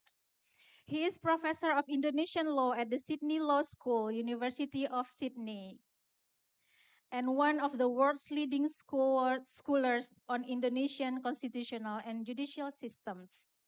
Fluent in Indonesian, can you please? Terima kasih banyak. He has advised numerous institutions, including the Australia-Indonesia Partnership for Justice, UNDP, and the International Commissions of Jurists. His extensive body of work includes influential books such as Judicial Dysfunction in Indonesia in 2023, Indonesian Law with Professor Tim Lindsay in 2018, and the forthcoming The Indonesian Constitutional Court Evolution of a Judicial Institution. Professor Bat has served as an expert witness on Indonesian law in courts across Australia, Asia, and Europe, and continues to contribute actively to academic, judicial, and policy reform dialogues on law and governance in Indonesia. Let's give a warm round of applause to Professor Simon Bat. Professor I. Dewa Gede Palguna is a professor of constitutional law at the Faculty of Law Udayana University, where he has been teaching since 1988. He served as the regional representative of Bali in the People's Consultative Assembly of the Republic of Indonesia, MPRRI, from 1999 to 2003, and played an active role in the amendment process of the 1945 constitutions as a member of the Ad Hoc Committee 1 of the MPR Working Body in 2000 until 2002. Professor Palguna was also appointed as a Justice of the Constitutional Court of Indonesia for 2 terms, in 2003 until 2008 and 2015 until 2020. Since 2023, he has served as the chairperson of the Honorary Council of the Constitutional Court of the Republic of Indonesia, MKMK. Let's give a warm round of applause to Professor I. Dewa Gede Palguna. And Mr. Rolly Francis C. Pioro is an environmental lawyer and law professor from the Philippines. He earned his bachelor's degree from the University of Filipinas Diliman and his Juris Doctor as class of valedictorian from San Sebastian College Recoletos, where he later served as associate dean from 2018 until 2022. Currently, he heads the Direct Legal Services Division of the Legal Rights and Natural Resources Center, Kasamasa Kalikasan, Friends of the Earth, focusing on environmental and indigenous people's rights litigation. He has appeared in landmark environmental and human rights cases, including advocacy for victims of the Philippine War on Drugs and the legal defense of Senator Laila de Lima. Beyond his legal work, he is an avid mountaineer and former president of the UP Mountaineers, contributing to the Sierra Madre Nature Trail Conservation Project. So let's climb the mountain together and give round of applause to Mr. Rolly. Thank you very much, gentlemen, for joining us on the stage. Without further delay, let us begin our session. I would like to invite our first speaker, the Honor Dr. Prim Haryadi, SHMH from the Supreme Court, to deliver his presentation. Yang Mulia Dr. Prim Haryadi, the floor is yours. Maybe we have 15 minutes. 15 minutes. Oh, yeah.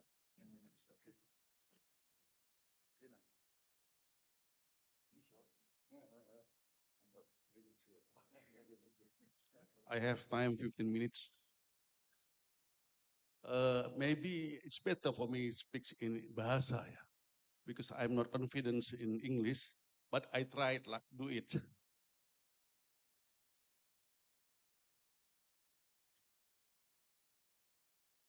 Good morning, distinguished guests, honorable speakers, ladies and gentlemen.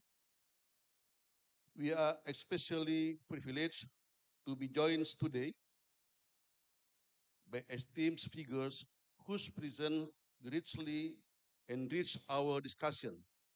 Allow me to respectfully acknowledge we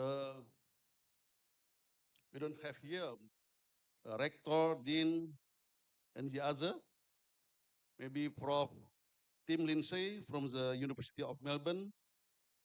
And I would like to extend my respect, appreciation to all distinguished speakers, both from Indonesia and abroad. To entire academic community of the Faculty of Law, Andalas University, to all participants who have taken the time to attend, and the organized committee whose dedication and hard work have made the event possible.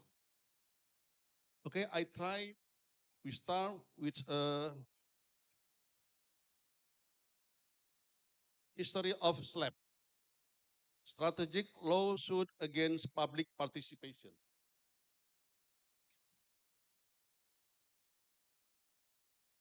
SLAP was first introduced by Pring and Cannon in 1988. We have definition here, SLAP. Next slide, because we have a bit time. Purpose of SLAP. SLAP is strategy to stop or punish citizens, arm the different public attention from public issue to private and personal issues, intended to harass, intimidate, divert attention, and weaken the resistance of members of the community. SLAP using the codes to silence public participation and freedom of expression. Next slide. Understanding anti-SLAP. Anti-SLAP is a legal protection mechanism or efforts aimed at preventing or stopping SLAP. Next.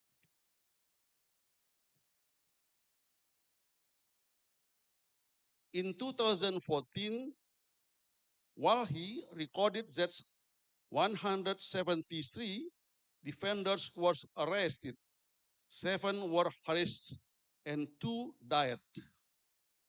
Between 2014 and until 2018, the Agrarian Reform Consortium records 940 farmers and activists criminalized. In 2019, Elsam added that 128 individual and 450 community groups were victims of violence. Next.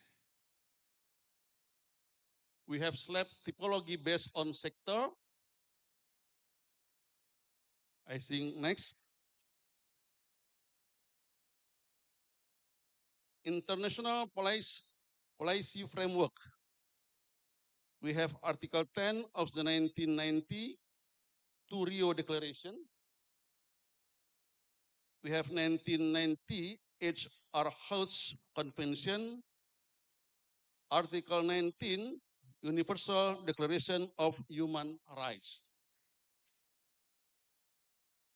Next.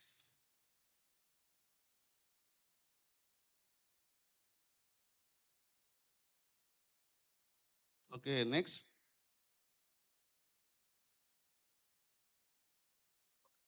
Yeah. Obligation of judges in Indonesia who adjudicates environmental cases.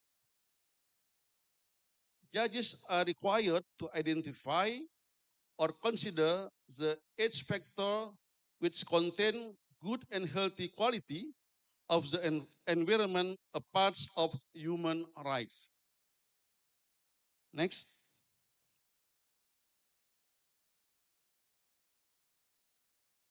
Form of anti-slap policies in civil cases according to Perma number 1, 2023. The first, the judge renders a decision on lawsuit that constitutes a slap by declaring the lawsuit inadmissible. Second, the judge ruled on the slap lawsuit by declaring the lawsuit dismissed. And the third, the judge may grant a counterclaim from the defendant who is sued in a slap case.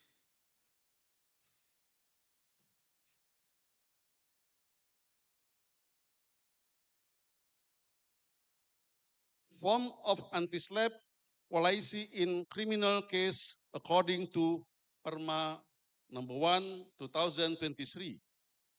The judge issued a ruling declaring the public prosecutor in the indictment inadmissible. And the second, the judge issued a ruling stating that the legal charges were dismissed. Next.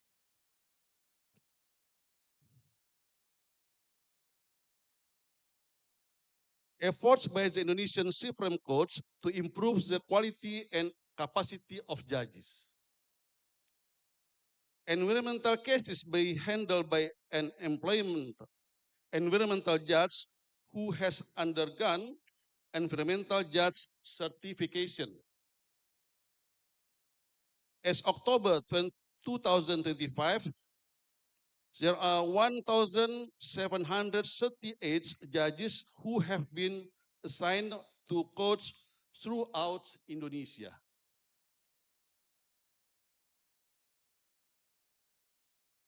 Now we have best practice cases in Indonesia, civil cases study. This is before 2009, environmental law. Before we have environmental law, case position PT Newmont versus Dr. Rick Norda. PT Newmont is a gold mining company sued Dr. Rick Norda, a lecturer at Samratulangi University, for her statement published in the Kompas, one of famous newspaper in Indonesia. In her opinion, Dr. Rick Norda states that the company's mining operations, particularly its mining waste, the caused Minamata disease among the local population and resulted in fatalities. Next.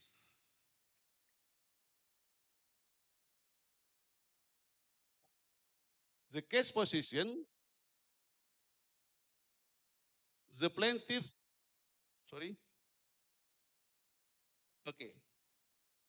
Manado District Courts ordering Dr. Rignoda to pay compensation and issue an apology in a number of mass media outlets.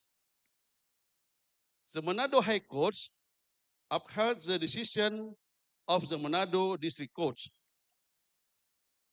So before we have environmental order, we have a decision from Manado District Court and Manado High Court. Supreme Court decision anti-SLAPP. About this case, the Supreme Court ultimately granted Dr. Rignoda appeal and overturns the previous decision of the District Court and High Courts.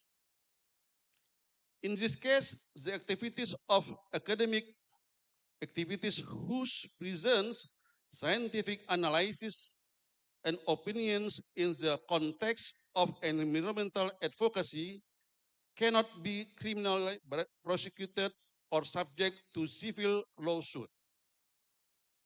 Such actions are protected a public advocacy efforts. Even before anti-SLAPP regulation, we are especially established in positive law. Next.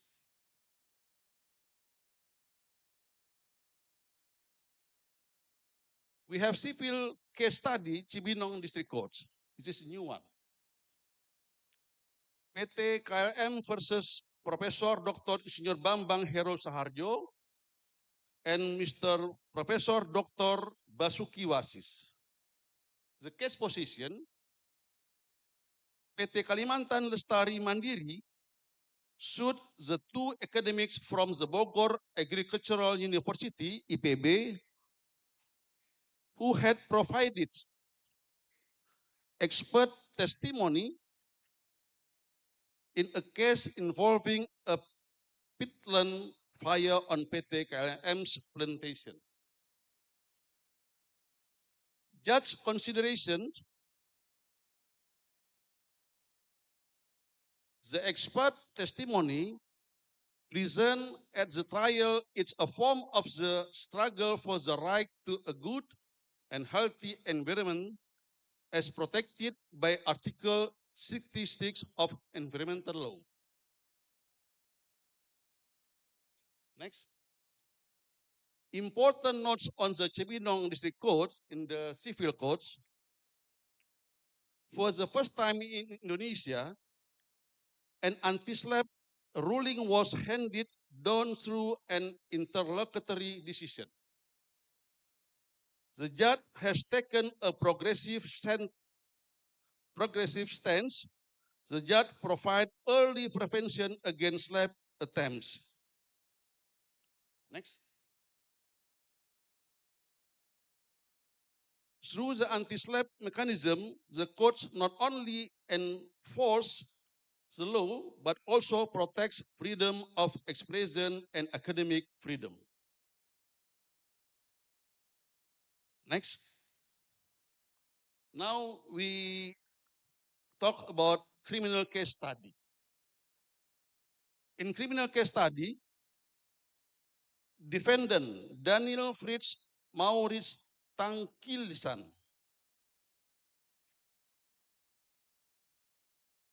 he is an environmental activist who protests against pollution caused by the illegal shrimp farms in Karimun Jawa through posts on social media.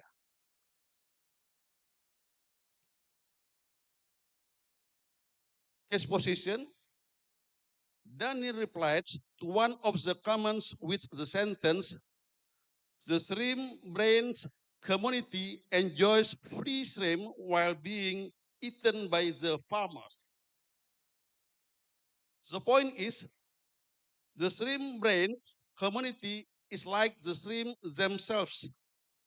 They are fed well, abundantly, and regularly.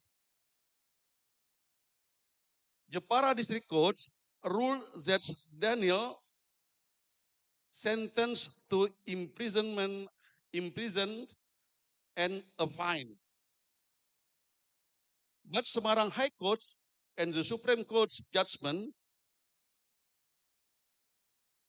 Daniel Fritz violated the Electronic Information and Transaction Law, but his action were intended to protect a healthy and a good environment. He was finally released from all legal charges, or we say ontslag van rechtsvervolging. The other criminal case study, in 2020, resident of Kenanga Village, Sikh Neighborhood Association, we call Rukun Tetangga, RT, filed a class action lawsuit against the company for alleged environmental pollution. After the lawsuit was filed, they were reported by a resident for abuse of office and document forgery. Sungai Liat District Courts, judgment 6 of them was found guilty and sentenced to 1 month in prison.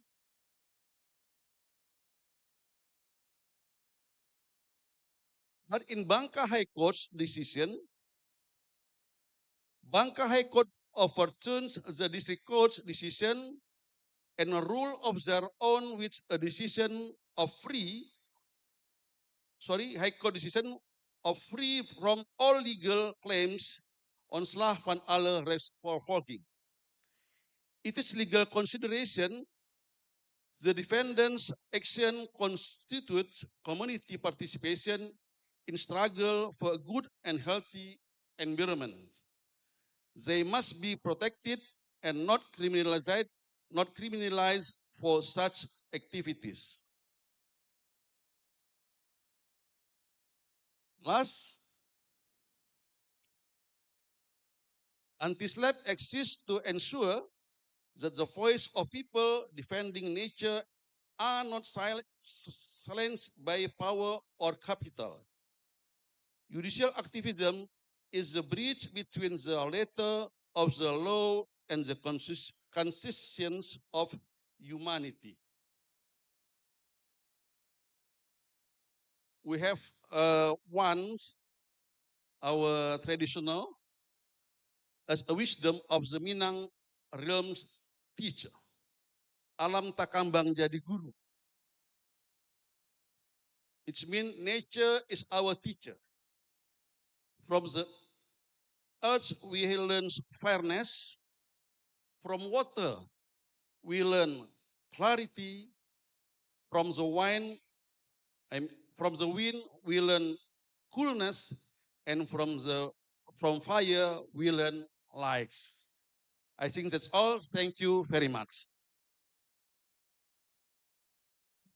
Thank you very much, Pak Prim, for incredible presentation. And we realized from the cases that he explained to us that SLAPP being used to criminalize many activists. Next, we would like to call to the stage Professor Simon Bat. The time is yours. Thank you very much.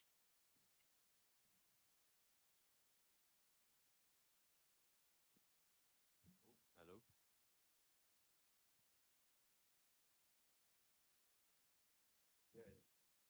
Good. Selamat pagi. Atau sudah siang ya? Ya. Terima kasih for inviting me to talk this morning sebagai speaker dalam panel yang begitu bagus. Di sini banyak hakim dan bagus. Yang ingin saya bahas hari ini adalah masalah putusan provisi di MK. Boleh? Oh iya. Boleh maju satu slide-nya. I begin with a quote from a human rights scholar in Canada, namanya Kent Roach, who has written about remedies or apa bahasa Indonesia-nya agak susah sebenarnya, remedies, apa yang dapat diperintah oleh pengadilan in, in human rights cases. And I have translated this into Indonesian just so that you understand the beginning of my presentation, what I will talk about for Indonesia, for participants who maybe not able to understand English perfectly. So the quote is, masyarakat mengharapkan pengadilan untuk melindungi mereka dari kerugian langsung dan tak dapat diperbaiki yang tidak dapat sepenuhnya dipulihkan melalui ganti rugi atau upaya hukum lainnya setelah persidangan, setelah putusan sudah dijatuhkan. Pengadilan yang secara singkat menolak pemohonan upaya hukum sementara atau putusan provisi hanya sebagai masalah diskresi dan prosedur semata dapat gagal dalam fungsi paling mendasarnya untuk melindungi para pihak yang berperkara di pelanggaran hak asasi manusianya. So it is not too much of an exaggeration to say that interim remedies or putusan provisi are critical, sangat penting bagi the meaning of human rights and the judicial role in making human rights meaningful. Maju, please. The core of the problem that I want to discuss today is something that constitutional courts throughout the world face on a day-to-day basis. Sometimes an applicant with a very strong case will come to the court and say convincingly that their human rights are in jeopardy, in peril, and they seek protection from the court. But sometimes constitutional adjudication takes weeks or months or years. And by the time the court decides the application, the government may have taken the very action that the applicant asks the court to protect him or her or it from. And as a result, the applicant's constitutional rights might be damaged, perhaps permanently, perhaps in a way that cannot be restored. And so in many countries around the world, including in Indonesia, it's possible for applicants to ask the court for a temporary order or a putusan provisi. The order might be to prevent the application of the law that is being challenged, or it might be an order directing a public official or an institution to take particular action or not to take particular action, depending on what the human right is that is sought to be protected. Tolong maju satu. Now, sometimes, well, different courts around the world handle this problem in different ways. So there are many courts, I think, around the world that refuse to give a putusan provisi. They may argue, for example, that their function is only to perform abstract review, not to provide justice in concrete cases. Of course, the problem with this approach is that it risks making the court look weak and unable to provide any real constitutional protection.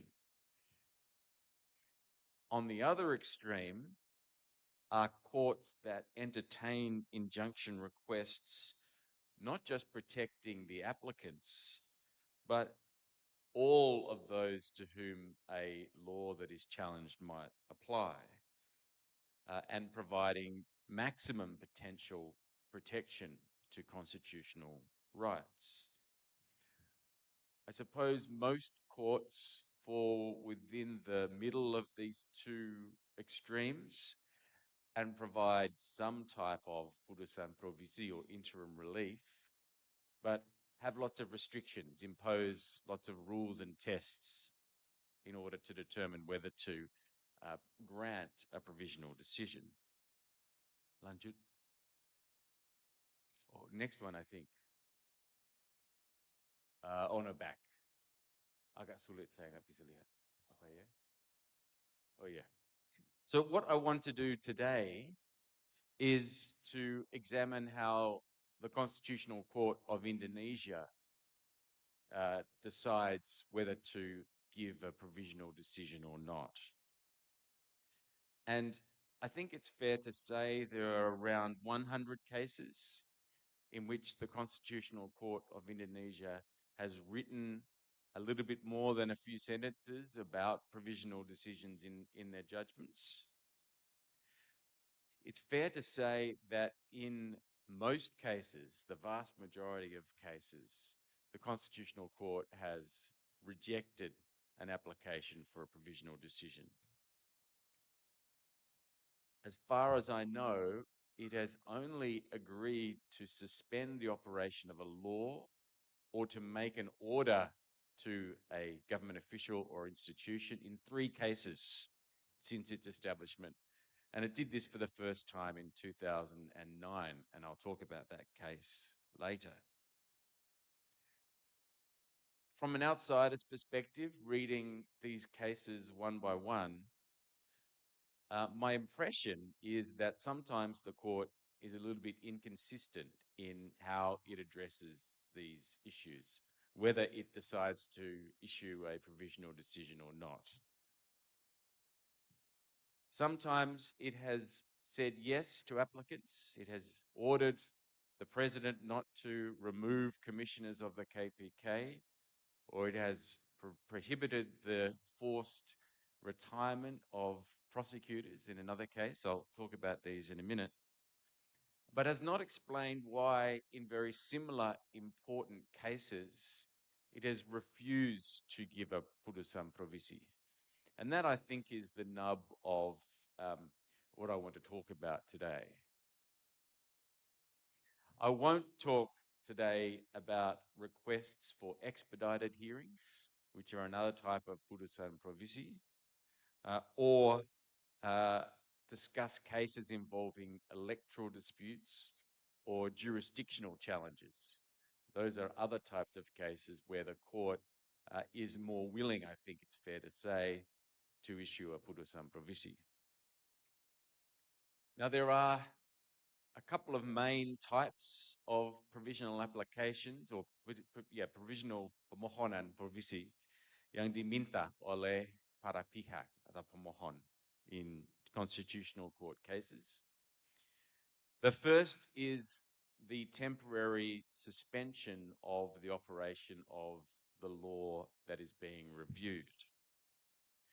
So, for example, in some of the cases about the omnibus law, Undang-Undang Cipta Kerja, para pemohon have asked the court to prevent the job creation law being applied by the government until the court's final decision is made. But there are also a number of other types of cases where these types of requests have been made, particularly candidacy cases for elections. Candidates ask the court not to, or to prevent the application of an electoral law to prevent candidacy while the court is still deciding the case. And then there are many types of cases where applicants ask the court for particular orders directed at specific institutions or officials. So we have seen requests from applicants asking the court to order the DPR not to mengesahkan Perpu. We've seen requests for the court to order the president to stop the deliberation of regulations, or the government to stop or not make government regulations under a statute. There are many, many other examples that I could give. Lanjut, please. Now, as I've said, in most cases, the Constitutional Court has rejected the application. And there are several grounds that are often given as reasons for rejection. One is that the court only performs abstract review. It doesn't adjudicate concrete cases. And the court also says, in some cases, that because its decisions apply erga omnes, apply universally to all, it's not intended that its decisions apply to individual cases. Now, to me, at least, these two reasons contain a couple of fundamental logical problems. One is that to have standing to bring a claim, applicants must demonstrate that they have a constitutional right that has been damaged or is likely to be damaged by a particular law. They must show concrete personal harm. Yet, despite having shown that they have suffered this harm or are likely to suffer this harm, the court will then refuse to issue a provisional decision that may prevent harm, that very harm, from occurring to the applicants, pending the outcome of the court's decisions. So, to me, this is a difficult problem. In order to be able to bring a claim, an applicant must show concrete loss or potential loss. But then the court says, but there's nothing we can do about this until the final decision.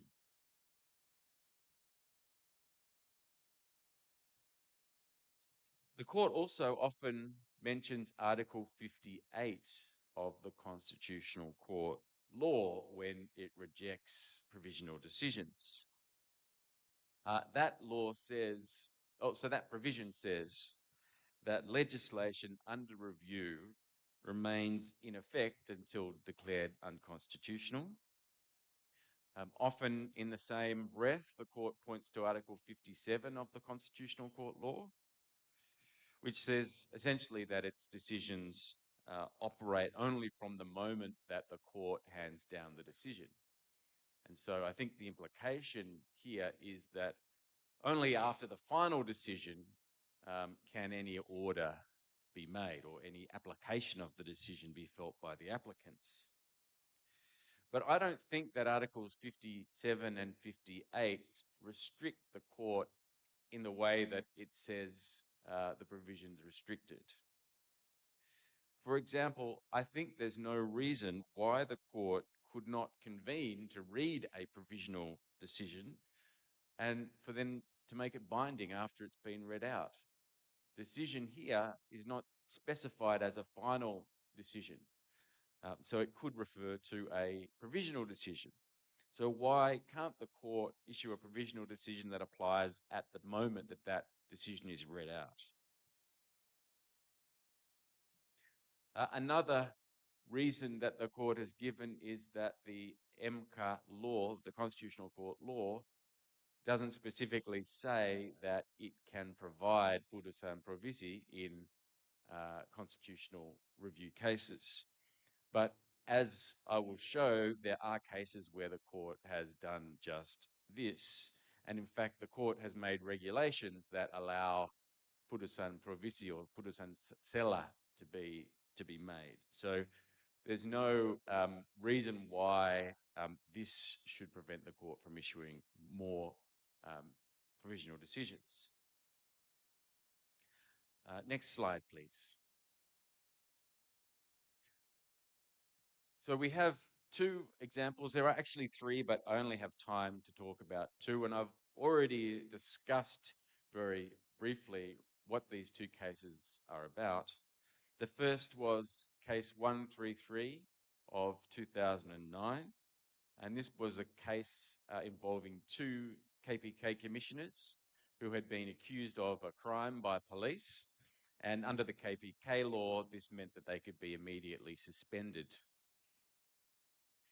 And the Constitutional Court decided, in fact, that it would prevent their suspension pending the outcome of the final decision of the court.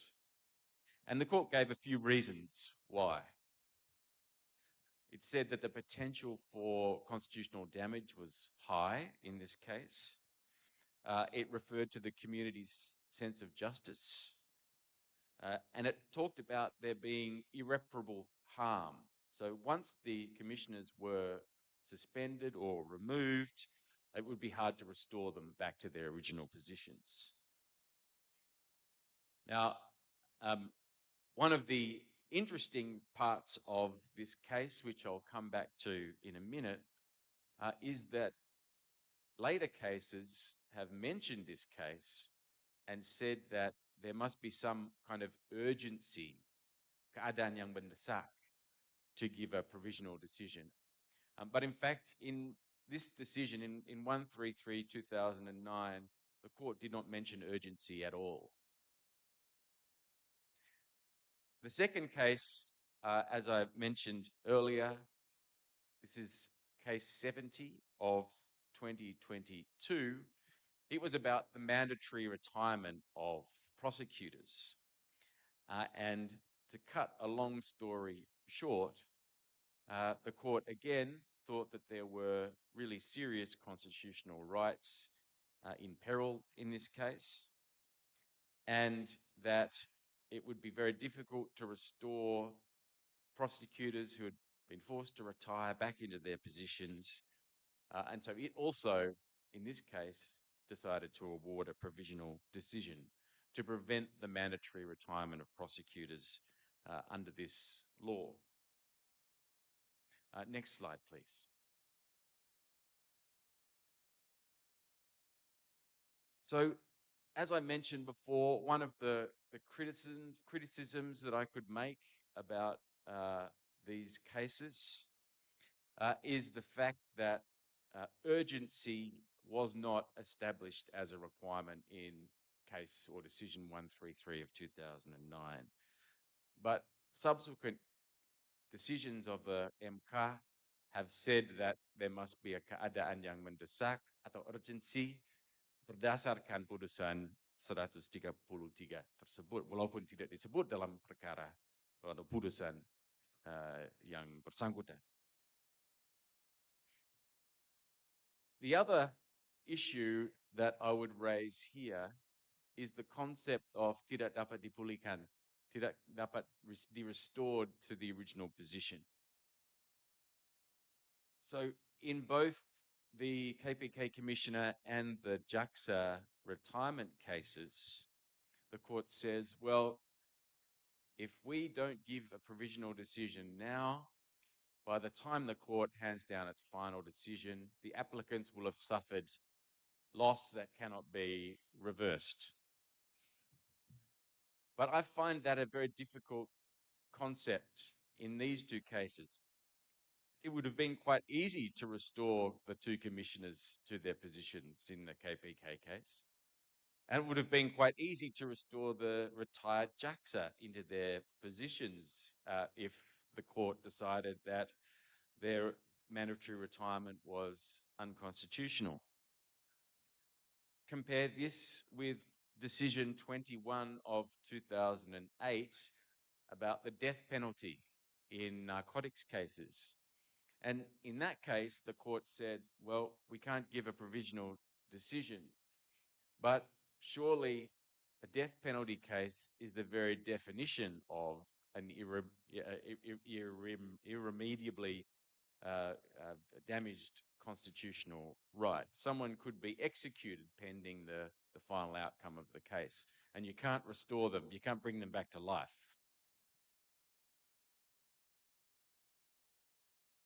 So what should the Constitutional Court do? Maybe maju dua slide.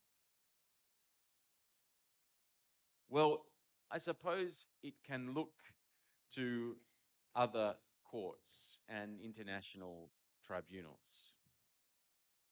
Now, in Canada, in South Africa, in South Korea, and other places, I think it's fair to say that courts might be more willing to provide provisional decisions to protect applicants whose constitutional rights might be damaged before a final decision of the court. But there are a number of considerations that these courts use that might be considered by the Constitutional Court if it wants to go down this path. One is the prospect of success. So in both the KPK Commissioner and the JAXA retirement cases that I mentioned, the court seemed to think it was not particularly relevant whether it was likely that the applicants would be successful at the end in the final decision. And many other courts around the world that allow provisional decisions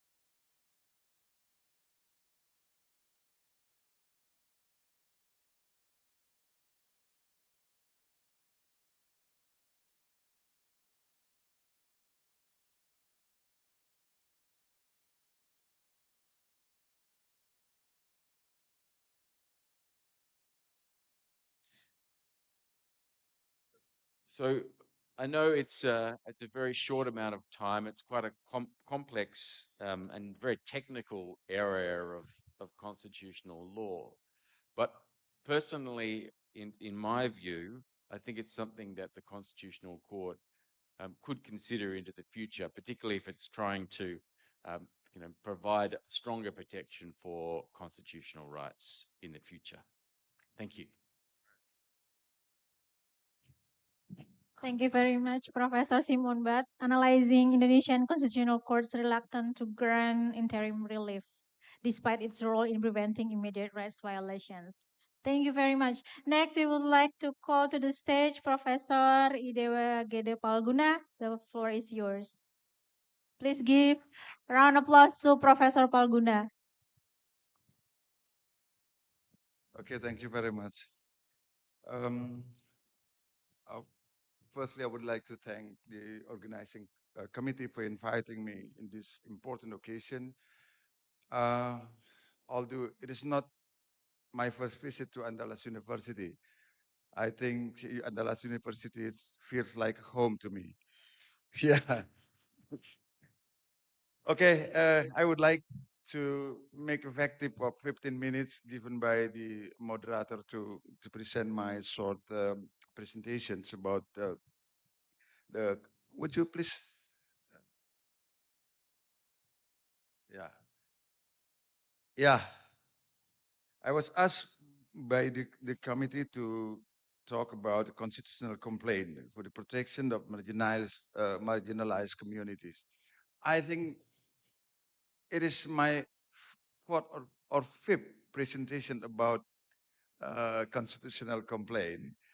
And now it's become so popular in Indonesia since I wrote my PhD dissertation in 2011 in Universitas Indonesia on the issue. And every time,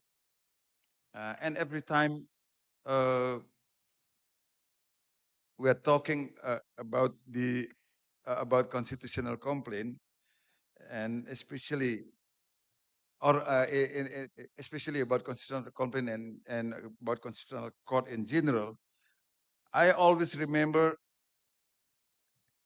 a joke launched by a prominent Poland lawyer, Ms. Ewa Letowska, who once tells an anecdote about a hungry traveler entering a restaurant in a former authoritarian country in Eastern Europe. The traveler says, "May I have pork chop, please? Boleh saya minta sepotong daging?" And the waiter said, "I don't have any." "But there is in the menu." "Yes, but I don't have any." "What about meatballs?" "Bagaimana dengan bakso?" "I don't have either." "Okay, what about liver then?" "No," said the waiters. And the hungry traveler said, "Am I reading the menu or our constitution?" It is kind of dark jokes. Okay, that's why I think constitutional complaint always important to be discussed in Indonesia, especially. So let's reflect. Uh, um, yeah, what has been happening in Indonesia lately? Land grabbing, conflict in Kinipan. Maybe our colleagues, Pak Yanja Arizona, knows well about this case. Rempang, Wadas, and now Batur in my homeland. About Danau Batur, there was an investor who wished to introduce what is a kind of cruise, yeah, a tourist cruise in our Danau Batur, Batur Lake, which is considered spiritually protected in our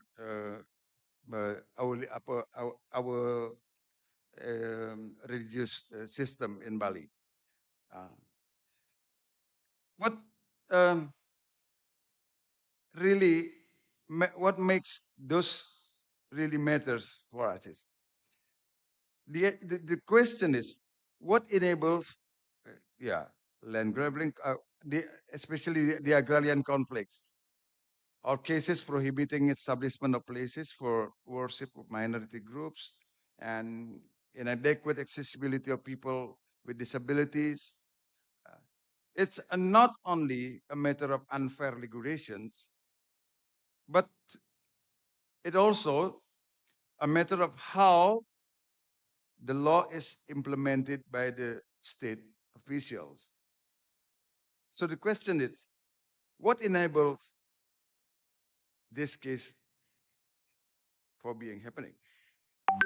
What enables some of these events to occur in the unequal proposition of society, uh, which naturally and structurally marginalizes, I mean, the marginalized groups. So let's take a look at the reality of citizens and equal protection as a general preconditions in Indonesia at the time being. For the purpose of this conference, I would like to give understanding of marginalized community refers to individuals or groups to the margin or the periphery of society where they have limited access to resources, opportunities, and participation in decision-making processes. Marginalized groups often face social exclusion, stigma, and discrimination. Marginalization affects various social groups, including, this is just to name examples, racial and ethnic minorities, indigenous peoples, persons with disabilities, even immigrants, refugees, and religious minorities. Marginalized groups experience barriers to employment, education, healthcare, housing, political representations, leading to social, economic, and other judicial marginalizations. This is my experience whilst when I served as Justice of the Constitutional Court, uh, whether in the first period and second period, 2015 until 2020. So that's why when we are, it remains important, even urgent, to talk about constitutional complaint, the topic we are discussing today. Yeah. So why can such condition in a country, even in Indonesia, who claims yeah, to be a democratic state, yeah, The assumptions that law is a product of the ruling class, which is synonymous with the dominant class, means that considerations for minority group is not given equal value. This has led to the creation of marginalized groups. If we give a brief analysis of the situations. So constitutional democratic states often guarantees formal equality in terms of rights and freedoms, but however, in reality it shows that formal equality alone is not enough, as Professor Simon Butt just presented. And marginalized groups often experience substantial inequality. So, what is the implication for the role of the state in the context of it is quite theoretical. I would like to ask the audience to discuss this situation from a Rawlsian context. If we look the situation from the Rawlsian context, the state must design policies and institutions that ensure that any inequality that occurs is justifiable according to Rawls.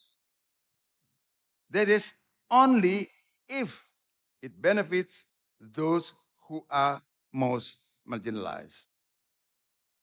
The state should not assume that formal opportunities alone are sufficient, but attention must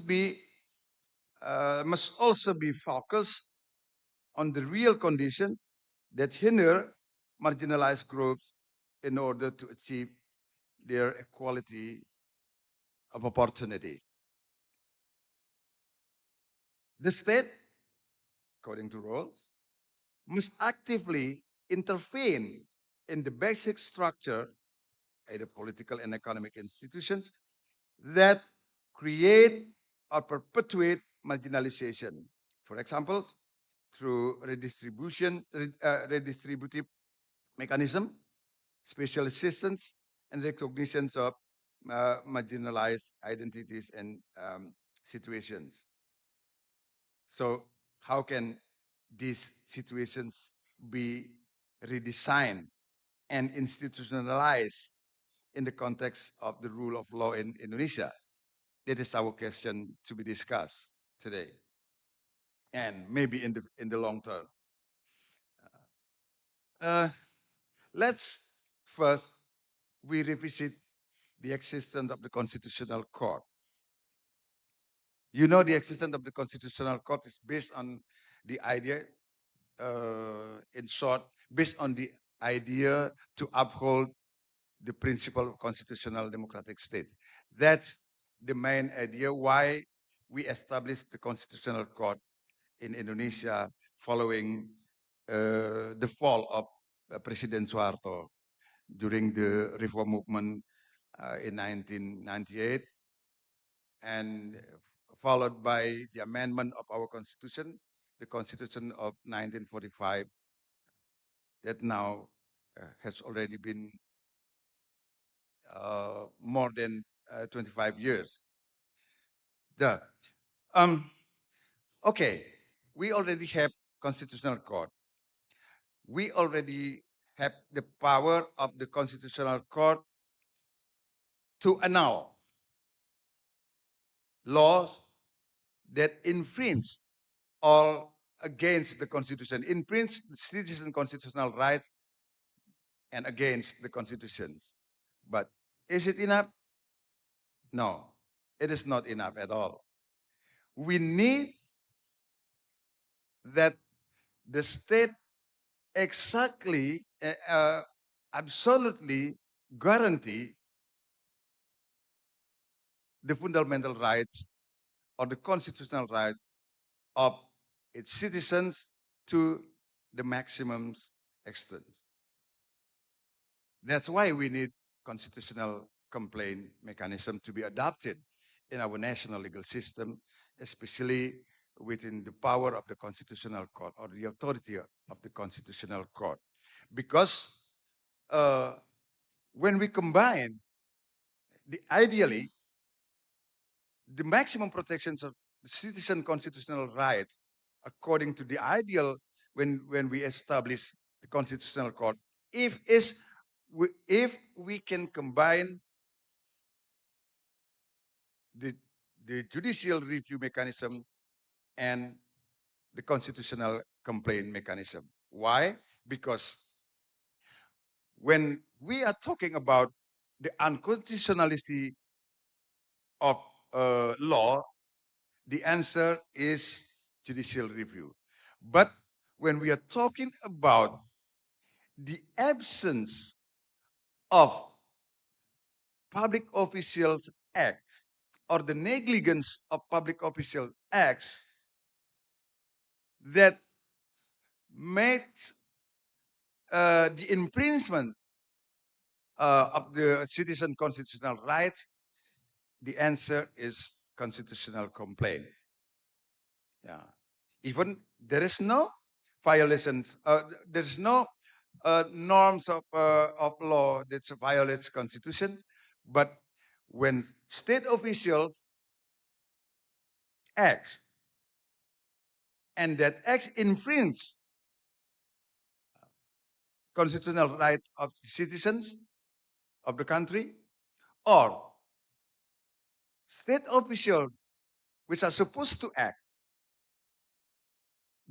but they don't taken any step, while that kind of negligence finally infringe the citizens' constitutional rights, it can only be fulfilled with the mechanisms of constitutional complaints. I think that is the basic idea of my presentation, sir. So I don't think I have exceed the 15 minutes given by the moderator. Thank you very much. Thank you very much, Prof. Palguna. Highlights the persistent inequality forced by marginalized groups in Indonesia despite constitutional guarantees of equality and justice. Thank you very much. Last but not least, let's us call to the stage Mr. Rolly Francisepuro. Please give a round of applause to Mr. Rolly.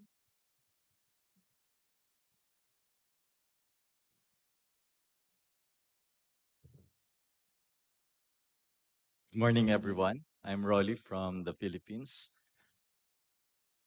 First, my utmost gratitude to the Indonesian people, to the organizers, to the University of Andalas. I hope I can return the gracious hospitality when you are in Manila. My role this morning is to discuss the protection of the remaining natural forests in national and international legal perspectives. I will be talking from a perspective of an environmental lawyer who walks with the communities. I will use the lens of these communities, especially of the indigenous communities. So before I proceed, let me start with the organizational profile of the Legal Rights and Natural Resources Center. We are based in Manila, in Quezon City, and our center's advocacy focuses on the recognition and protection of the rights of indigenous peoples and upland rural poor communities to land and environment, especially with the advent of the climate change crisis. For more than 3 decades, our center has been in the forefront of the battle of our environmental advocacy in the Philippines. Okay. No. I am tasked to present the presentation from the Philippine perspective and hopefully a glimpse of few international strategies. I have divided my presentation into 4 parts. First, I will give a forest situationer, then the frameworks in the Philippines which we use to protect our forests, and then some of the policies to protect those people that protect our forests, and a glimpse of the international legal approaches that we adopt in the center in helping these communities.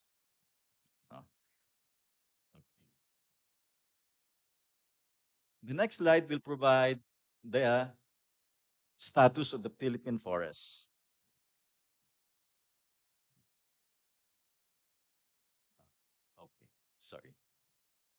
As you can see, our country has 30 million hectares territory, but right now we only have 7 million hectares of forest. That's only a fourth of our national territory. This is a far cry from the 1930s, wherein we have 17 million hectares of forest. No. And according to studies, we again lost a total of 1.42 million hectares of tree forests from 2001 to 2022.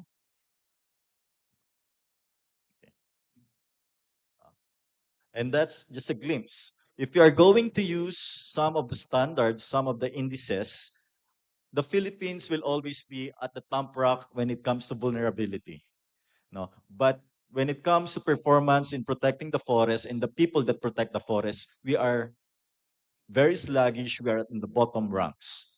This is some of the indices. According to the Climate Risk Index, we are ranked 17 in the world's most affected by extreme weather events. But according to the Yale University, we are 97th in protecting our forests. It's a very far cry.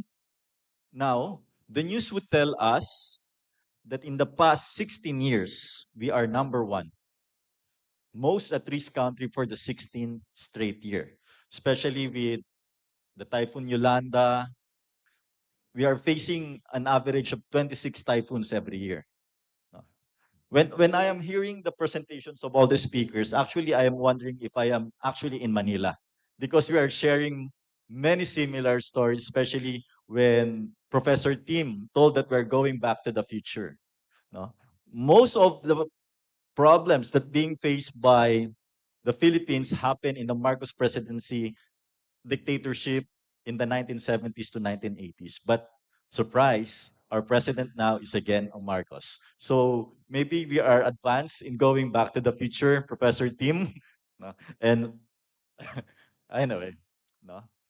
Despite being most at risk, we share, unfortunately, we have the recognition of being the most dangerous in Asia for the green activists. We are ranked fourth in the world, especially with the number of killings of forest defenders. So you can see the disparity. The most vulnerable, but the most dangerous area for a forest defender. Now, to give a glimpse of the Southeast Asian region, it's actually a mirror of the Philippines. We are a major deforestation hotspot with high biodiversity loss. Due to interest of time, I will be skipping some of the slides.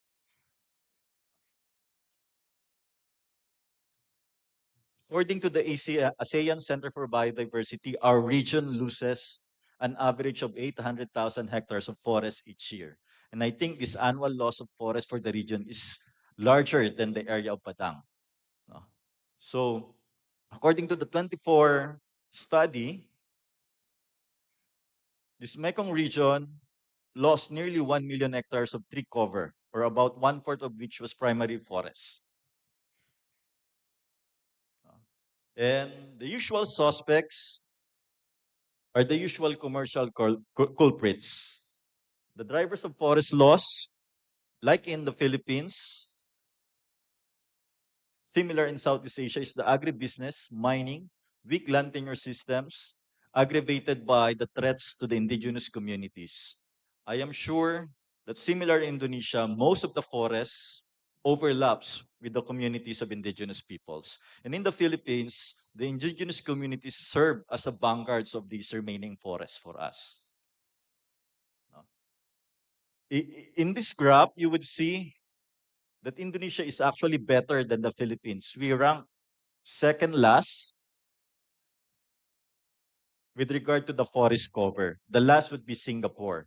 But considering the land area, the landscape, and being a first world state, Philippines is actually the last in the region, if you would just consider the special status of Singapore.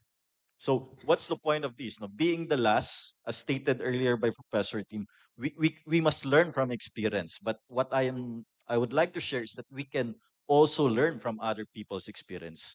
especially with our neighbors' experience, in the hope that we can spare the heartbreaks and all the struggles that we are facing right now. So the issues and challenges based on that situation, according to our government, one of the main reason for this forest situation in the Philippines is this one. Going back, uh, we have an outdated and contradicting forest policies, making ineffective the management of our forests.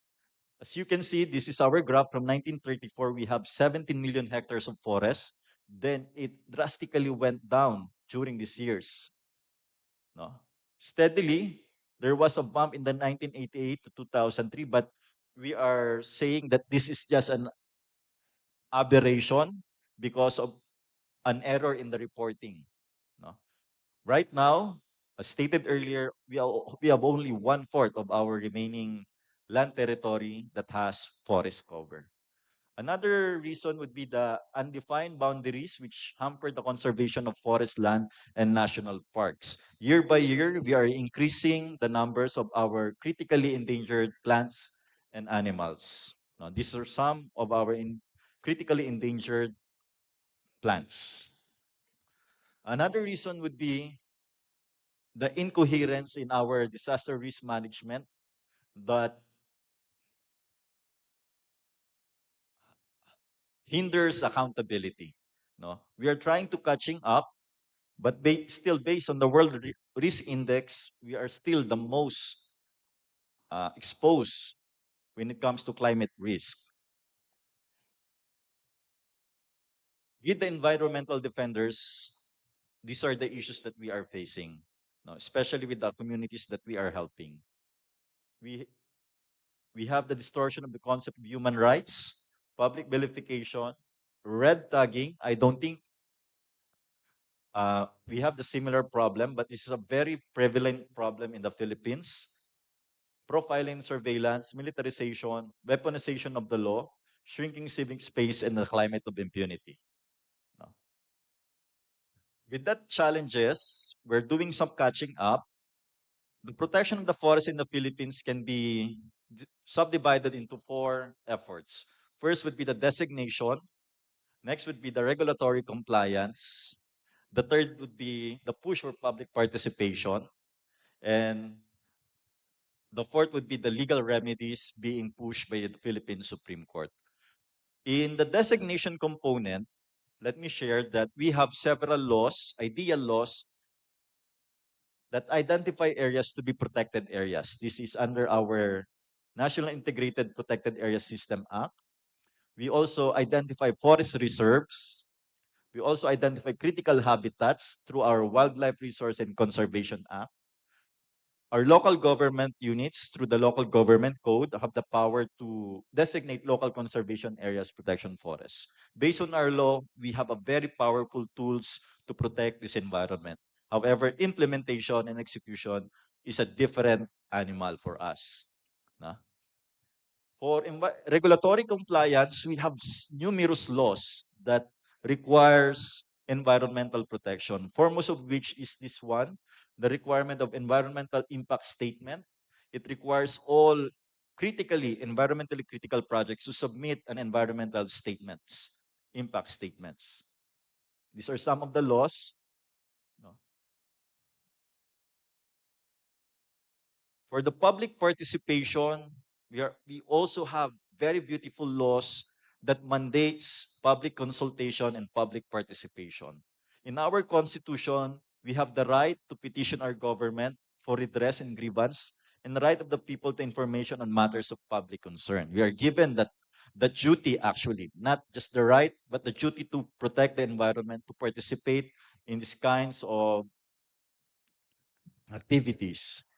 In in the late 1990s, we finally passed our Indigenous Peoples' Rights Act. This is a recognition of the rights of our indigenous communities. It's a very powerful tool. As stated earlier, many of our remaining forests overlaps with these ancestral domains. We also have, as stated earlier, the Philippine Environmental Impact System. It's a very powerful tool. and the prior public consultations under the local government code. No? Despite these laws, we have some issues, especially with the implementation. Despite our right to information on matters of public concern, currently, our Department of Environment and Natural Resources prohibits us to access the environmental impact statements of all environmental projects, making us blind to all the alleged environmental impacts of whatever environmental projects in the Philippines. The free prior informed consent process for the indigenous communities, it requires all projects to obtain first approval of the affected indigenous communities. But most of the times, the process is being done in an atmosphere of fear and intimidation, making it a not so genuine process for the communities. As stated earlier, this is a very powerful tool. It now gives certificates of ancestral domain title to all the indigenous communities. No? Finally, they can obtain a certificate that the certain land of area belongs to their communities. No? And with that, it gives them the right to be consulted in all activities that can be done within their ancestral domain. No? Okay. Recently, the center has been in partnership with several indigenous communities. We are promoting this one, the Indigenous Peoples Biodiversity Strategy in Action Plan. This is the first indigenous-led national strategy in the Philippines where the indigenous communities themselves would identify the threats and the ideal strategies that they think would be proper for their communities. Of course, this should be in sync and in agreement with our national laws. With the passing of this Indigenous People Rights Act in the late 1990s, the Supreme Court of Philippines have now several jurisprudence that supports the Indigenous Peoples Rights Act. In the 1970s, we have the Philippine Forestry Code, one provision of which is the prohibition of the cutting of native trees in our forests. In a recent jurisprudence, the Supreme Court acknowledges that there's a discrepancy and there's a conflict with some of indigenous communities who use these indigenous native trees in their traditions, especially in the making of their communities.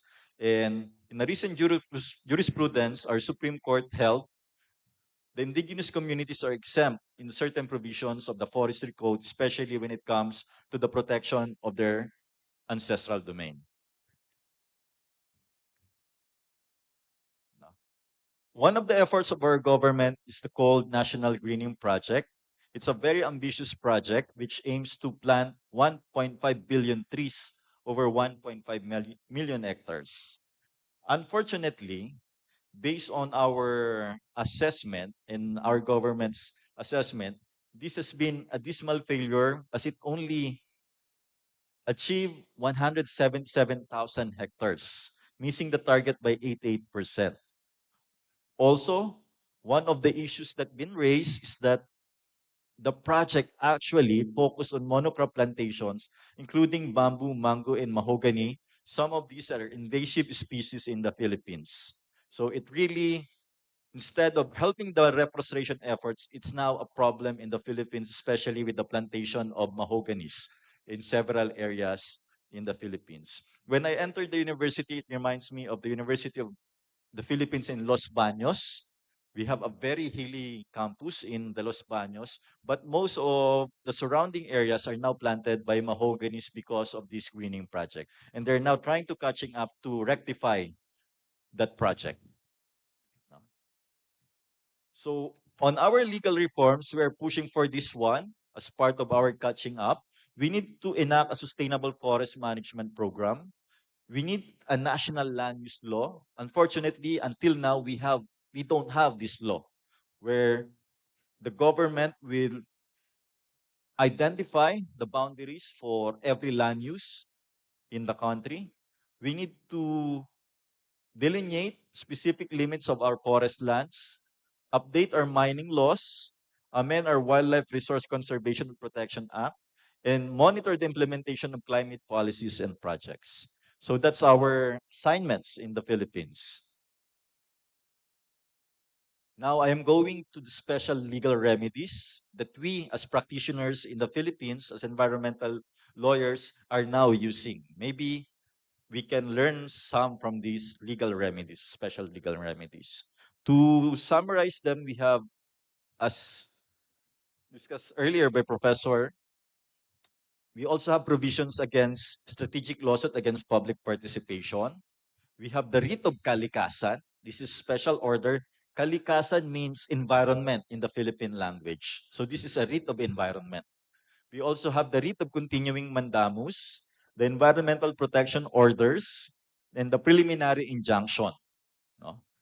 These all special remedies came to order in 2010 when the Supreme Court finally promulgated our distinct rules of procedure for environmental cases. It's a good news for all environmental lawyers during that time because prior to the rules of procedure for environmental cases, all environmental cases use the ordinary rules for civil actions. No? And with the rules of procedure for environmental cases, there are very bright provisions that we are now taking advantage of. No? These are some of those beautiful provisions of our environmental rules. First, it offers a broad scope. It covers a lot of environmental laws in the Philippines. It tries to expedite the proceedings by prohibiting certain dilatory pleadings. It also adopts a continuous trial, a shorter time frames for proceedings. No? And it prohibits the issuance of temporary restraining order and preliminary injunction unless it is the Philippine Supreme Court who will enjoin the cases. For practitioners like me, what I really like most is this one, the waiver of filing fees. One of the major deterrents in environmental cases in the Philippines is the charging of the courts for filing fees. In the average, we charge 2% of the damage that needs to be filed in the court. So assuming that we need to file 100 million peso suit, it will require us a 2 million pesos, no? Or a 500 around $100,000 just to file that environmental case. But with the rules of procedure, it's being deferred or it is being actually waived. So that's very crucial for us, encouraging many communities to file more environmental cases. And we now adopt the precautionary principle, which states that in case there is doubt, there's a scientific evidence proving that this can be done, and another scientific evidence stating that project could cause environmental court, this principle requires all our courts to lean on the side of caution. So we really like this precautionary principle. And these special civil actions, let me walk you through with some of these provisions in our environmental rules.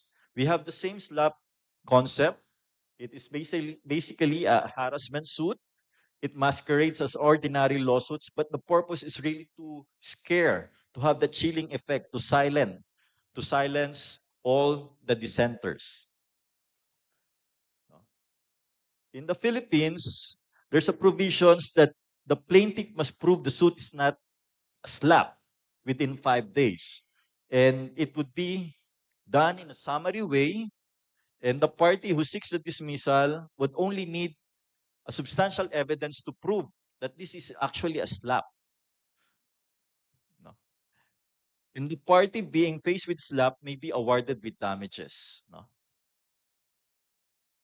This is some of the examples of the slap cases being filed in the Philippines. The prominent is the libel case.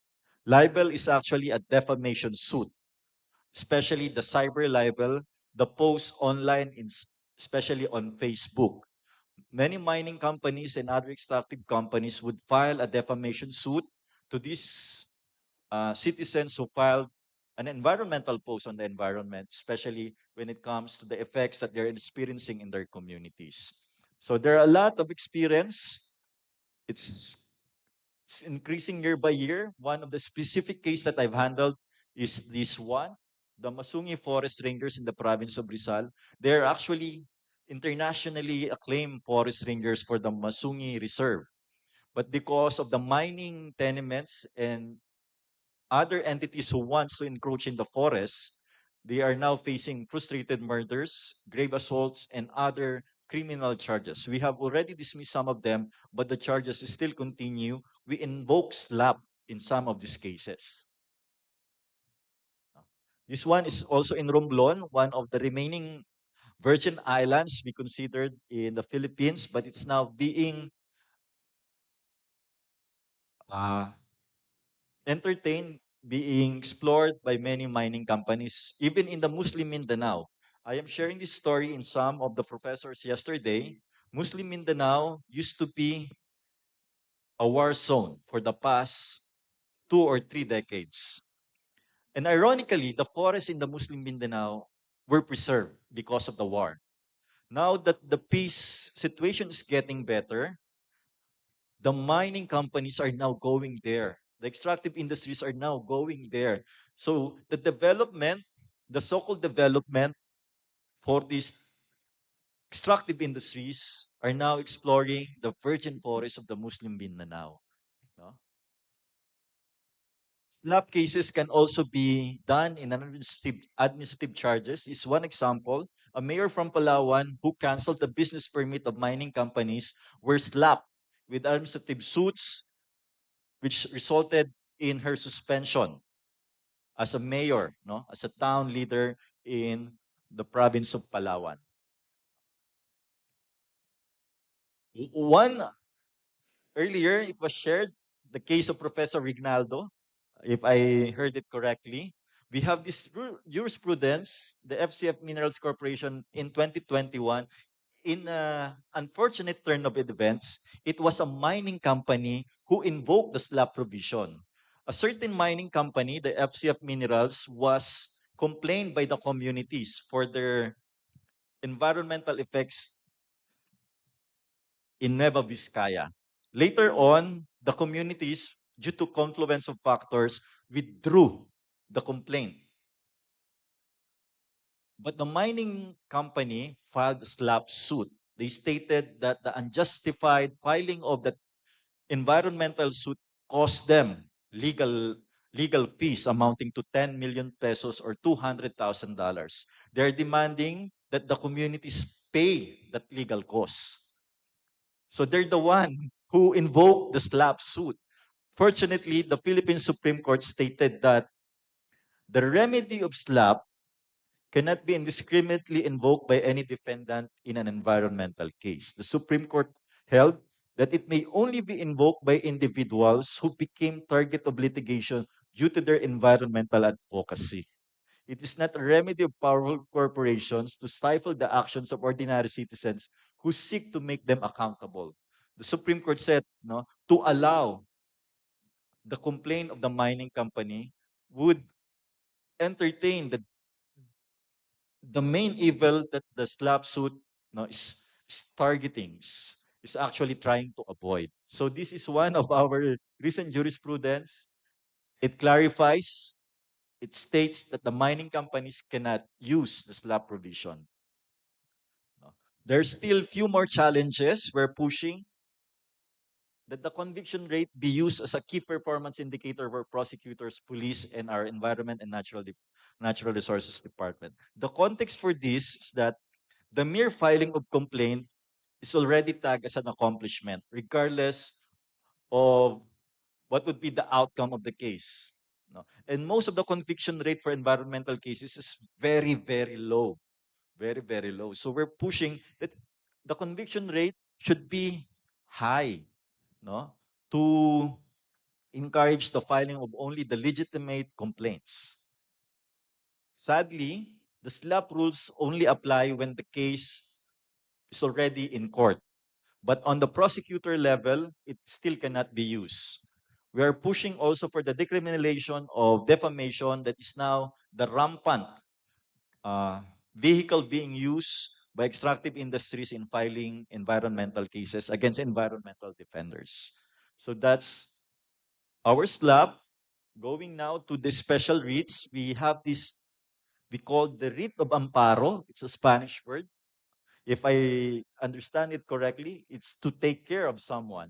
So it's a special remedy if you are now facing a threat to your life, liberty, and security, especially to cover extralegal killings and enforce disappearances or threats thereof. This is very important for us, especially that, as stated earlier, we are the most dangerous area to be an environmental defender. No?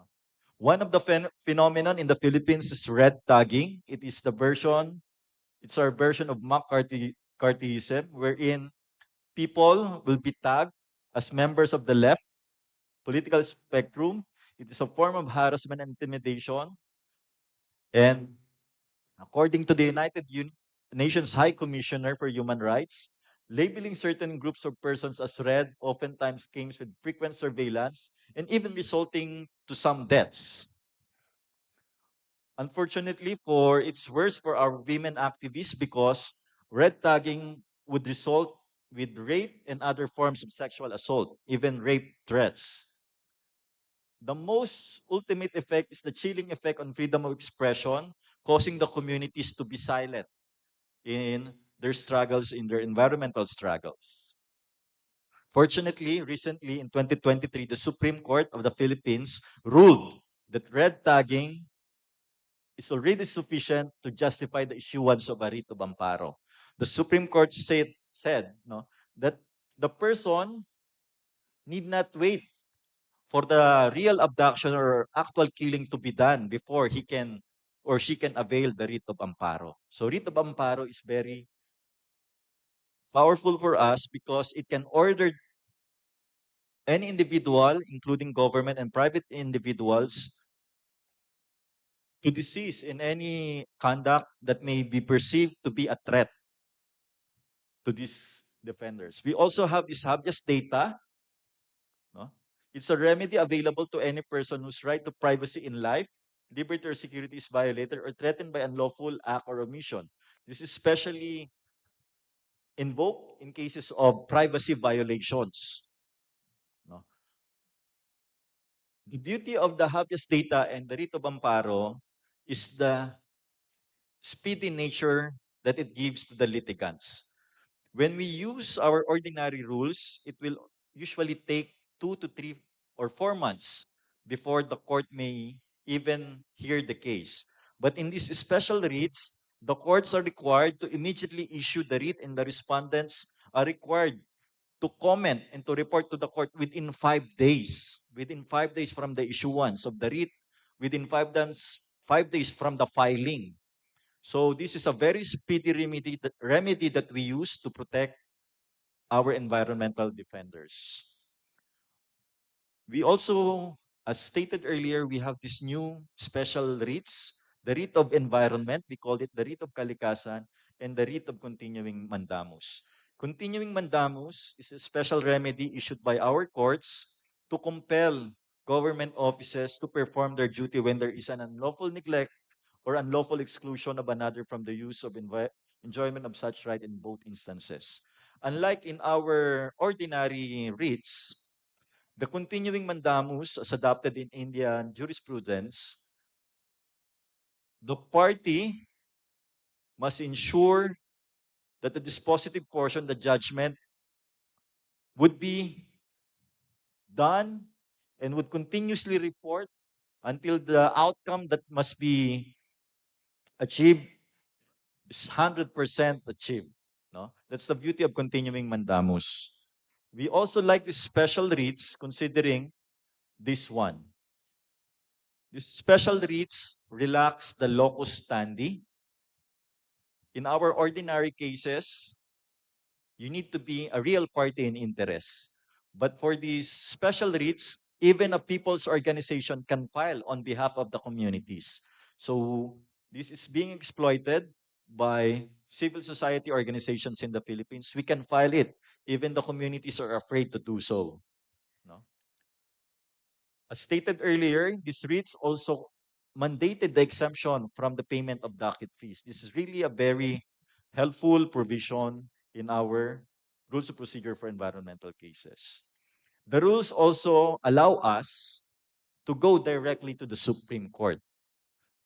In our jurisdiction, we apply the doctrine of hierarchy of courts that all issues must first be filed in the first level courts. But when we talk to environmental cases, the special rules allow us to go directly to the Supreme Court, especially if the magnitude of threat or damage already covers two or more provinces. So we can go directly to the Supreme Court. No? So this is just some of the legal strategies internationally. We have the Asian Strategic Plan for Action for Forestry. We can also use the United Nations Strategic Plan for Forests, no? The Convention on Biological Diversity,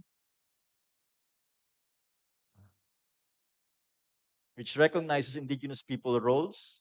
No? And this one, we always invoke this one, the Kunming Montreal Global Biodiversity Framework, which targets to protect high biodiversity areas at the same time integrating indigenous and traditional territories in these efforts. No? So I will end my presentation despite the daunting challenges and the not so bright situation with this quote, one of my favorite quotes, that to be truly radical is to make hope possible rather than despair convincing. I hope I have shared something meaningful from our experience that we can use here in Indonesia. Thank you. Maraming maraming salamat. Thank you so much, Mr. Raleigh. Such an incredible presentation discussing the alarming state of forest loss in Philippines and Southeast Asia. Actually, we only have small time and strict schedule, so we will only open one person that can ask question. And I would like you to state your name and affiliation and mention which speaker your question is directed to. Please, one person from in front row, can committee help me to give the, oh, you can just go to the center of the room. We have mic in the middle of the room. This is my student, my master's student. Tes, Bismillahirrahmanirrahim. Assalamualaikum warahmatullahi wabarakatuh. Waalaikumsalam warahmatullahi wabarakatuh. I guess afternoon. I would like to send my gratitude to all the presenters, to all the narrators that all given the materials so insightful for all of us today. And I would like to give in two questions, especially in these sessions. The first question is to Mr. Palguna, and the second one is for all of the speakers generally. So the first question is for Mr. Palguna. I've read an article that stated that the idea of the constitutional complaint is already being brought to the discussion of the amendment of the constitutions, but being withdrawn by the House of the Representative because a lot of concerns. What I want to ask is it really difficult for Indonesia to bring constitutional complaint into practice, or is it really determined by the political will or political power at the time? And from your perspective, what is the most ideal conceptualizations to bring the constitutional complaint to the Indonesian legal system practice? And the second one is regarding, we are talking about a lot of environmental legal issues here, SLAPs, anti-SLAPs, and also indigenous people rights on the environment. The question is, in modern era, we need to make the balance between economics and also the protections of the nature and also the people. How we can integrate it, a model of solutions that can bring an equilibrium approaches into the economic and also the protections of environment. Thank you. Assalamualaikum warahmatullahi wabarakatuh. Waalaikumsalam warahmatullahi wabarakatuh. Thank you so much, Faras. I will give this to Prof. Palguna first and then to all the speakers. And please also give some closing remarks before we close our session. Please, Prof. Palguna.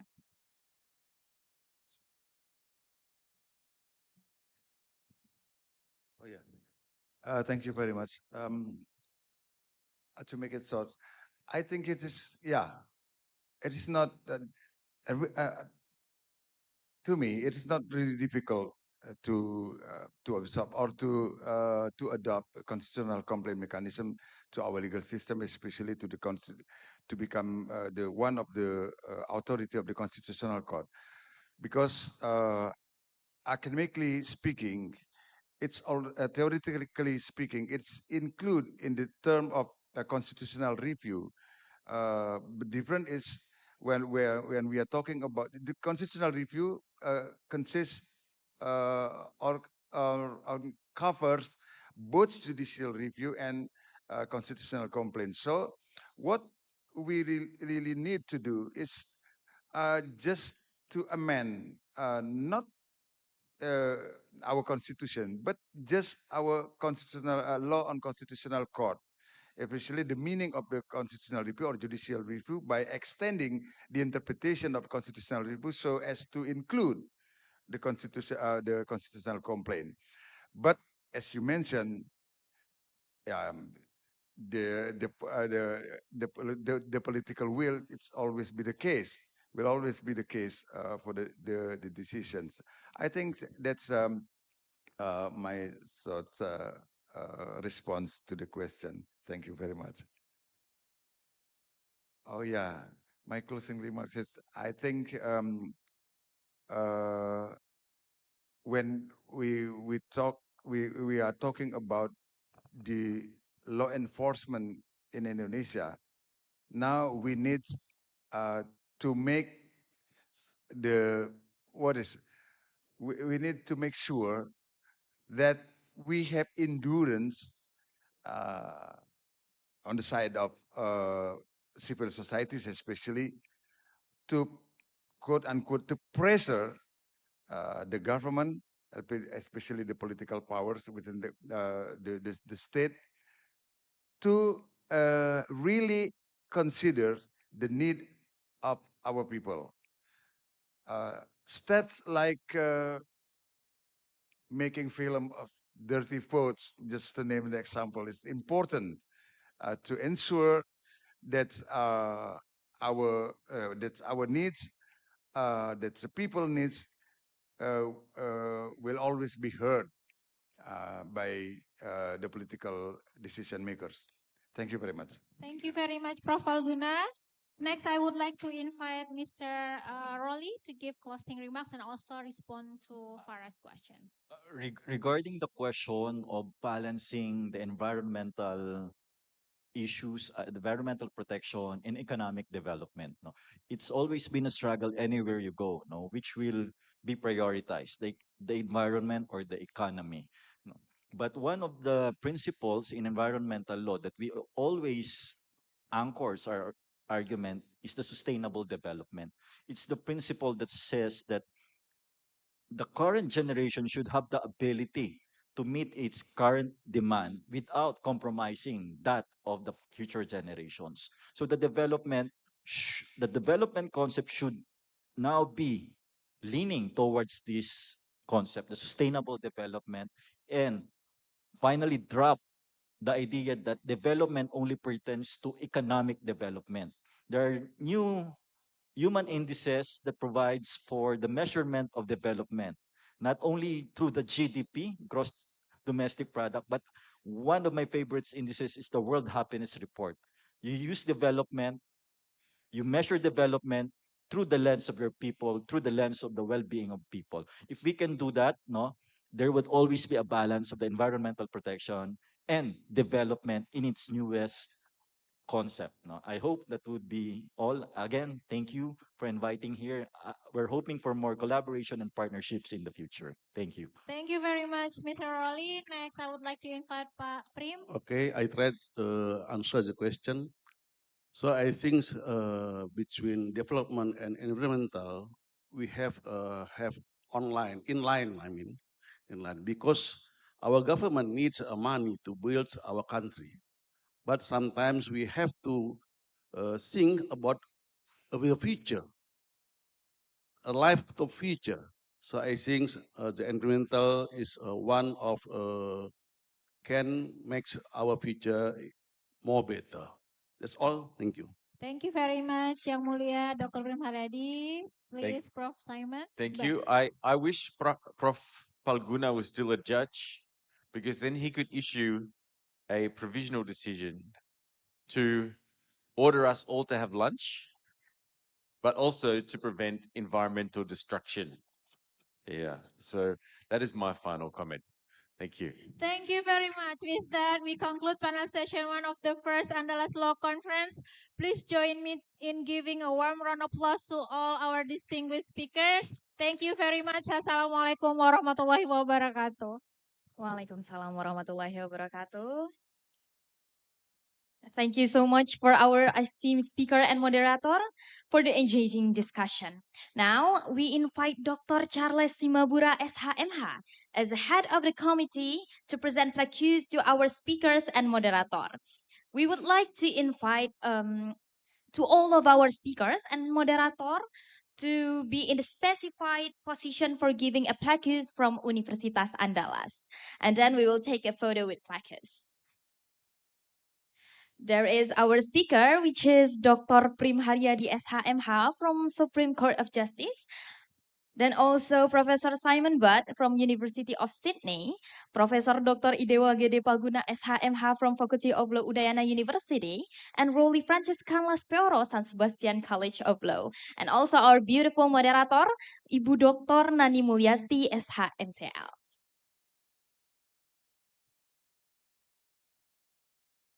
Okay, first for the plaques, we would like to take a photo in 3, 2, 1.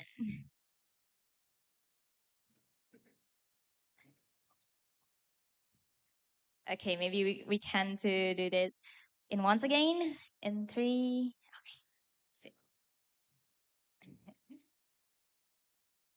Now the second plaque is. We would like to take a photo in 3, 2, and 1. Okay.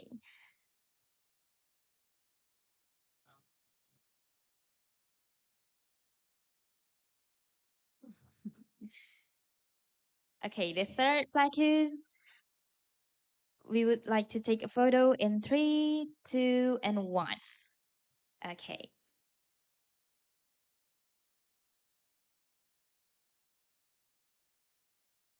Take a photo in 3, 2, and 1.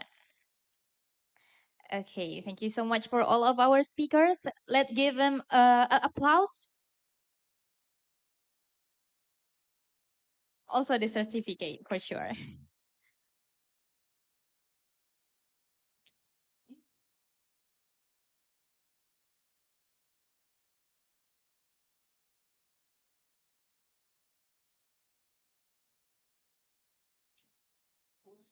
Also, don't forget to our moderator. Okay.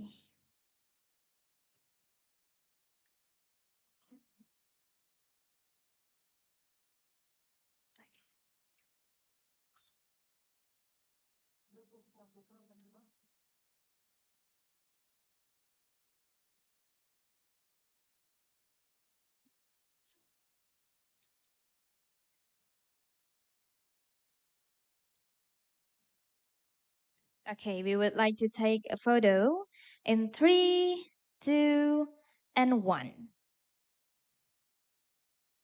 Okay, maybe we can to do the next session with the participant to take a photo. Oh, okay, enough. Okay. Thank you so much, Dr. Charles, and all the speakers, also the moderator. And to all the audience, please stay in the position. Okay, ladies and gentlemen, it is now a break time, and we will reconvene at 1:30 p.m. for the second plenary session. Thank you. See you soon, and Assalamualaikum warahmatullahi wabarakatuh.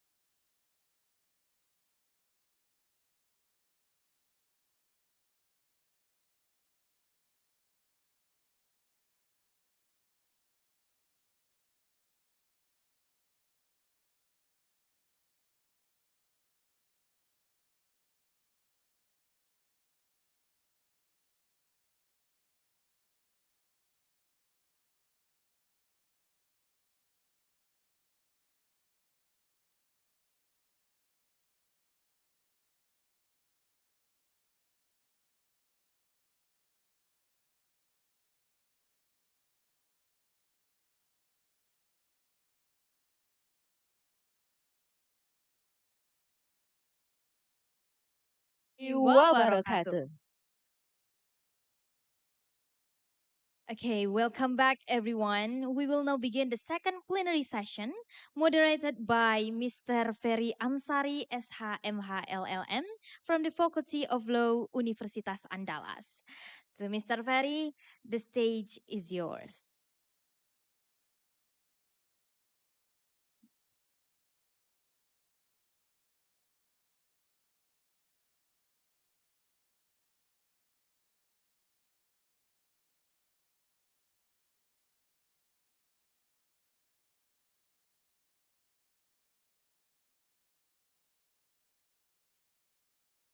Committee just gave me two tasks. First, asking you to still open your eyes because this the tough time for still on uh, to this event. And the second one, I would like to invite several speakers uh, to coming to the stage. First, I would like to asking Professor Christy Warren and Bill Swaney, Professor Ahmad Hidayat Buang, and also my friend, my colleague, Uni Nur Sarifah.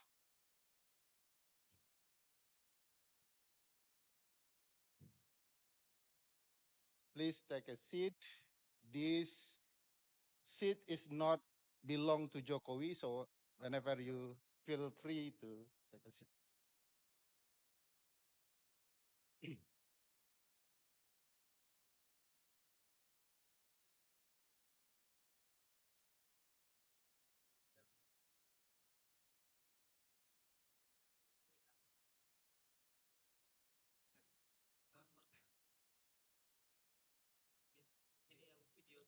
So before we asking all the speaker present their paper or PowerPoint, I would like to introduce all of them.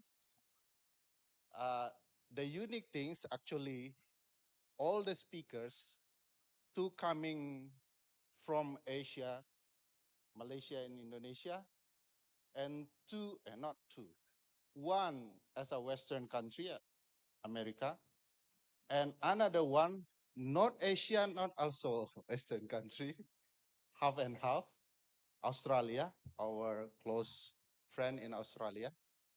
I would like to introduce first Uni Sarifah, Nur Sarifah, atau, or we can call her Uni Ipeh. Uni is a term in Minang.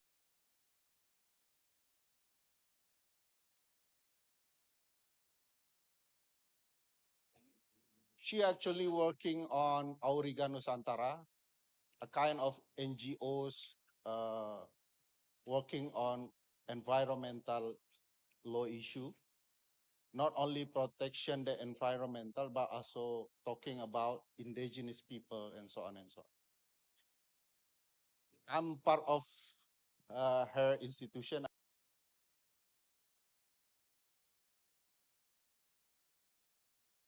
Issue. And also Bill Swaney. We actually met up in Australia. He is actually the professor in Australia Catholic University, not only as a professor, but also human rights activist. So we will discuss a lot the relation between environmental issue with the human rights things issue. Also, my own professor, coming from far, far away from US with 2 delays, Professor Christy Warren. I want to introduce a lot of things regarding her issue, but I will explain a short things that she did in the past. She actually involved in 25 constitution post-conflict. in several countries in the world. She also involved in Supreme Court as a chief of expert for the Supreme Court Chief Justice in US and many others, also very close with us in Andalas University. Yeah, several friends of her coming to this event also. And she will discuss about the perspective on how the state working in marginal people things in Indonesia. Yeah, kind of. And my new friend, Professor Ahmad Hidayat Buang, discussed about zakat law. Is a very important issue in Indonesia, Prof. Ahmad Buang, because not only that kind of zakat used for marginalized people, but also political things in Indonesia. So it seems a lot of relationship things on your issue, and you will present that things, and we will start to give a time to Uni Ipe. Time is yours. You can go there. Yeah. Please giving applause.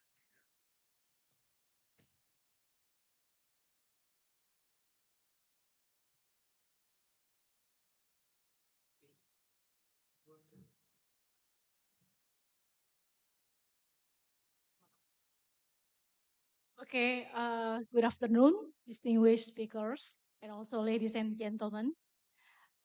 Thank you for the opportunity that has been given to Auriga to attend here in the international seminar in Andalas. Our presentation's title is Guardian Under Pressure, Repression, Protection, and the Pursuit of Ecological Justice. We use the guardian here as a synonym of environmental defenders. I start this presentation with unhappy condition due to the data that we collect for the 1 year after the Prabowo Gibran has been elected. Next page, please. Here are the condition of the threats to the environmental defenders in Indonesia. I disclaimer here, the statistic data here potentially has not shows the fact because the unreported cases out there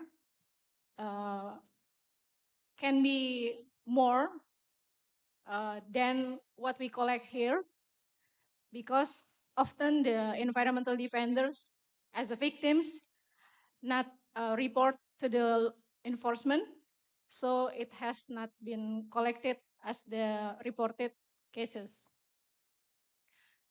For the 1 year after the Prabowo Gibran, as we see, the total of cases to the environmental defenders is 20 cases, with the victims more than 100 people. This amount happens only in 1 year. If we compare to the previous regime under Jokowi, the amount of the victims and also of the cases nearly to the data that we collect, but it happens in 10 years.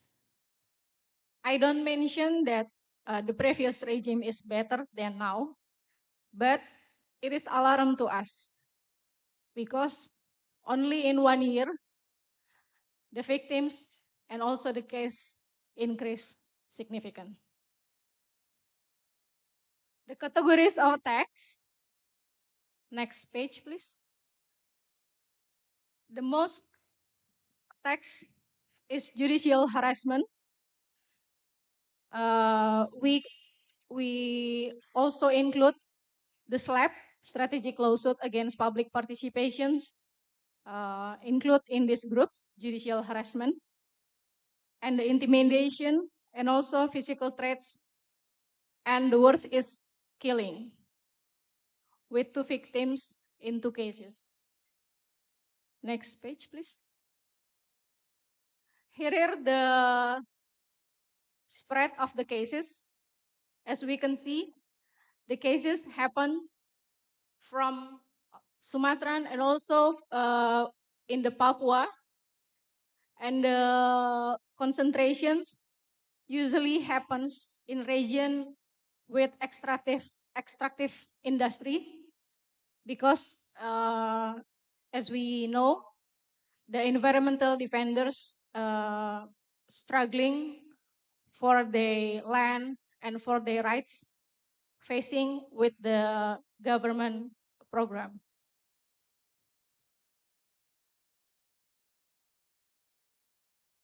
Next page, please. North Sumatra, the victims is the most, and also in the East Nusa Tenggara, as the geothermal project, as we can see, the struggling of the environmental defenders in the geothermal project, and also in Celebes with the nickel industry, shows significant cases. Next. The sectors most involved in the conflicts: mining and energy, it requires most victims. Continue with the forestry sector, and also environmental, and then plantation, and the last is the agrarian.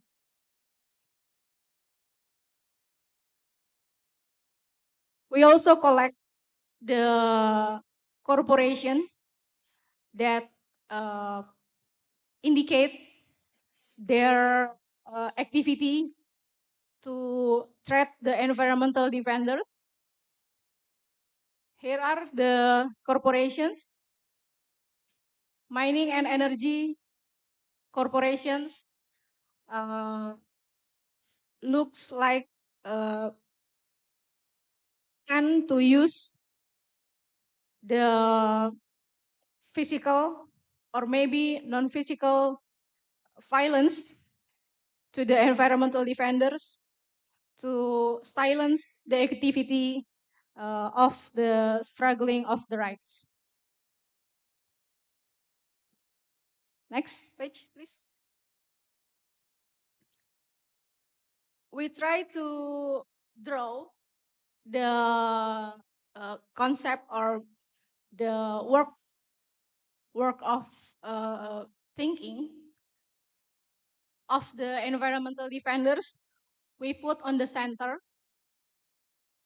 The threat to the environmental defenders happens because the root cause of the problems is not solved by the government.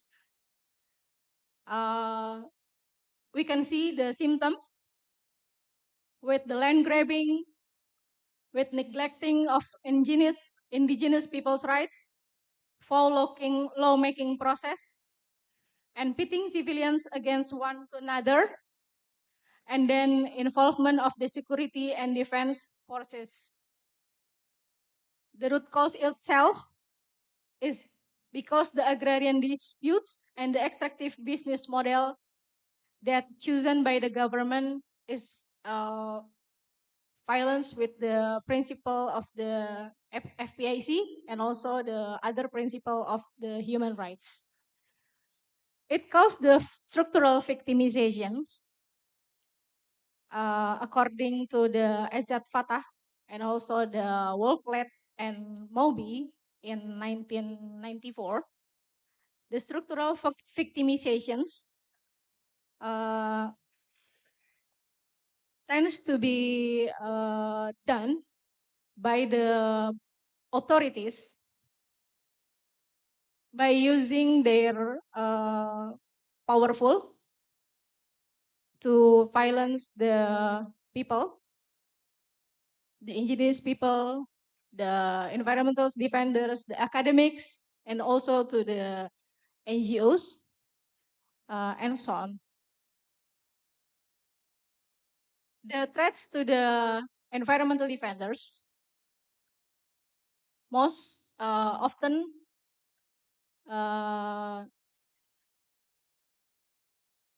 doing by the SLAP, and we counter the threats with the anti-SLAP or the anti-strategic lawsuit against public participations.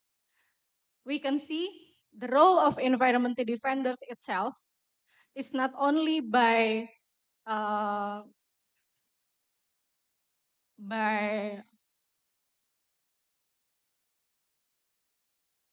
the environmental defenders itself, like indigenous people, to prevent their rights, their land, and then they become the direct victims of the policy. But also there is a kind of group of people, of environmental defenders that also suffer for the non-direct violence, such as the expert of opinions, as we can see Bambang Hero and also Basuki Wasis, who has been sued because of their opinions in the court, which is the expert opinions itself grouping as a scientific evidence because their opinions categorized as scientific evidence to the court. That's why the anti-SLAP itself should be maybe can be guaranteed by the policies itself and also the judicial activism.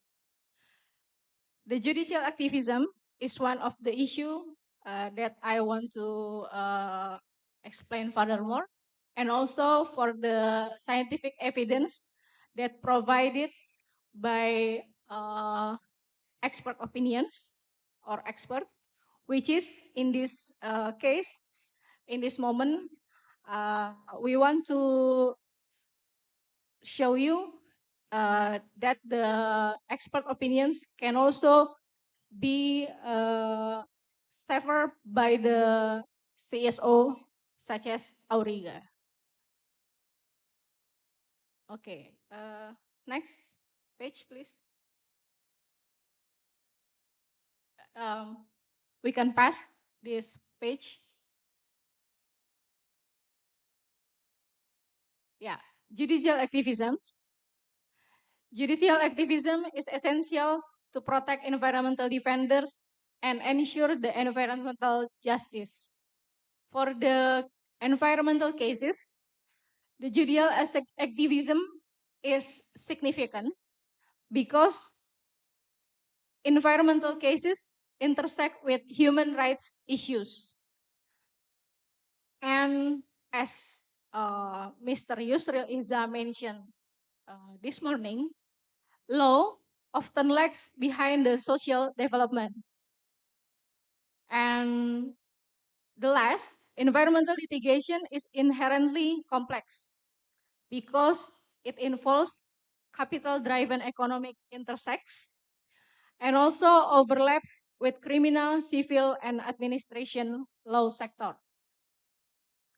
That's why the judicial activism itself is significant to the protection of the not only the environmental, but also the environmental defenders.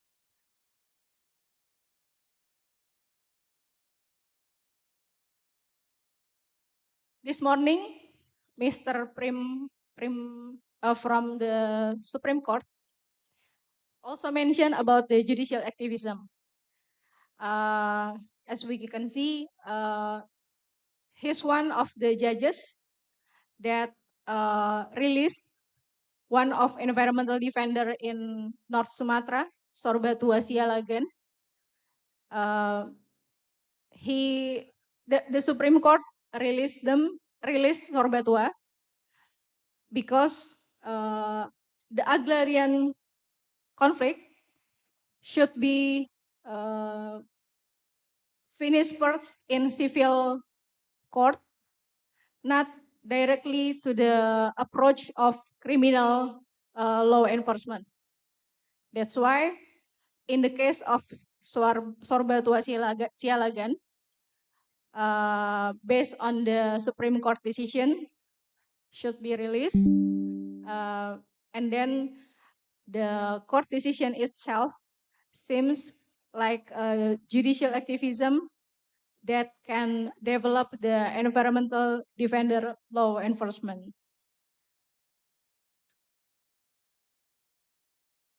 Here, next page, please. Here I want to share to you the judicial activism in responding to SLAP lawsuit. First, in constitutional court decision,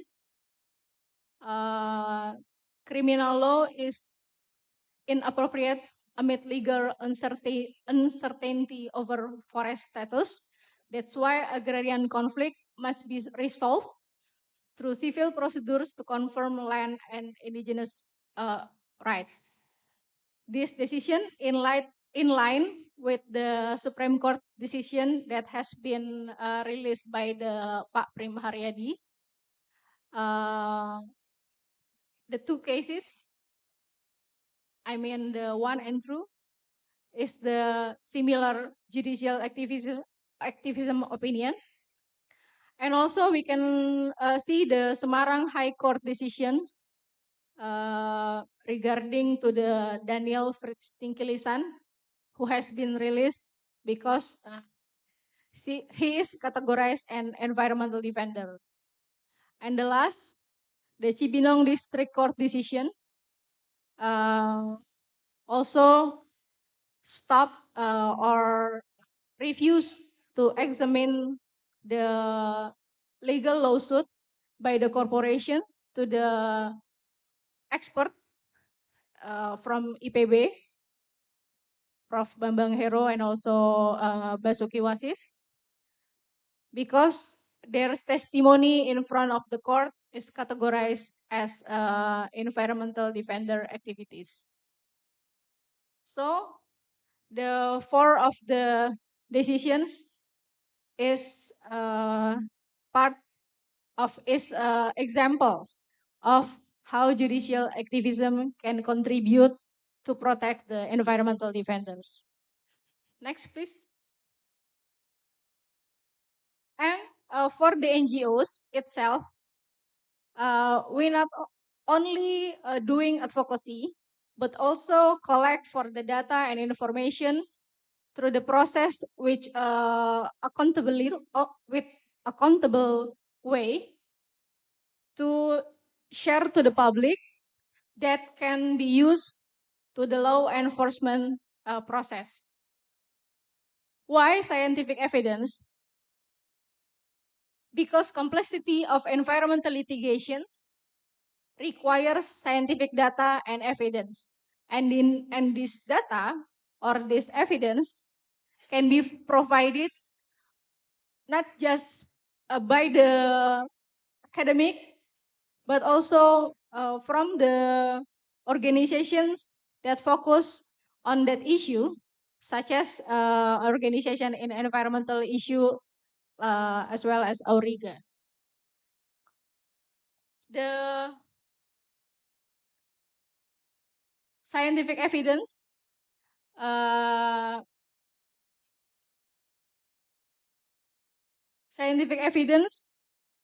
categorized as the other evidence in criminal procedures law, and which is formed by the expert and then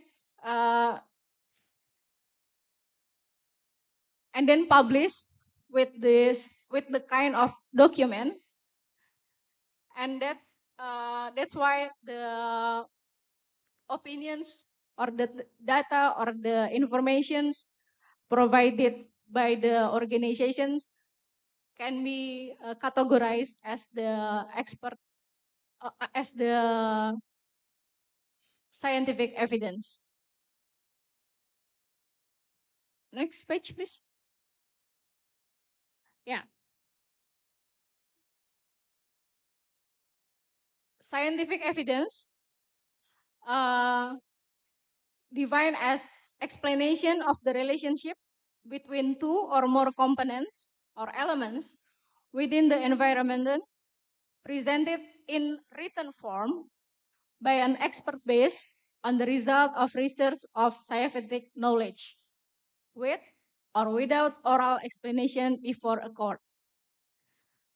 The requirement of the scientific evidence itself, one is first is validity, and also the reliability and the objectivity. After this, I want to show you a video about Map Biomass Indonesia, a platform that has been developed by Auriga Nusantara. We hope that this output can be support as an option of the scientific evidence that can be used to the legal enforcement, particularly in environmental cases. Please, video 1 about the profile of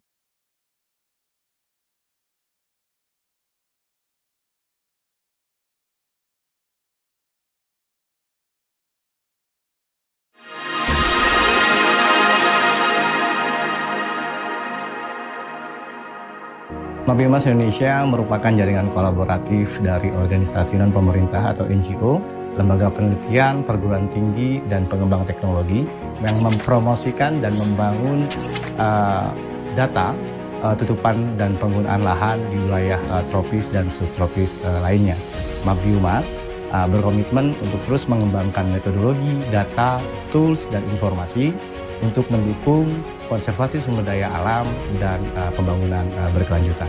Produk inti dari Map Biomass adalah seri tutupan lahan disertai dengan analisis transisinya, yaitu perbandingan antara jenis atau kelas tutupan lahan dari tahun per tahun atau periode tahun yang dilakukan, serta dilengkapi dengan analisis statistiknya. Di Indonesia, analisis ini dimulai dari 1990 sampai dengan tahun berjalan pada koleksi 4. Data ini sudah mencakup periode 35 tahun terakhir, yaitu 90 sampai 2024. Di luar land use dan land cover tersebut, Map Biomass juga memiliki inisiatif lainnya seperti Map Biomass Alerta dan Map Biomass Fire. Map Biomass Alerta lebih fokus kepada memvalidasi alert deforestasi dan menyajikannya ke publik dalam bentuk laporan yang bisa diakses secara bebas dan dilakukan analisis dengan melihat di mana deforestasi itu terjadi. Sementara untuk Fire lebih mengedepankan informasi mengenai area terbakar, baik periode tahunan, bulanan, atau akumulasi dari periode yang diinginkan, termasuk frekuensi kebakaran. Seperti Indonesia, kebakaran lahan dan kebakaran hutan seringkali terjadi. Informasi mengenai frekuensi kebakaran menjadi penting untuk melihat potensial atau daerah yang terus-menerus mengalami kebakaran hutan dan lahan.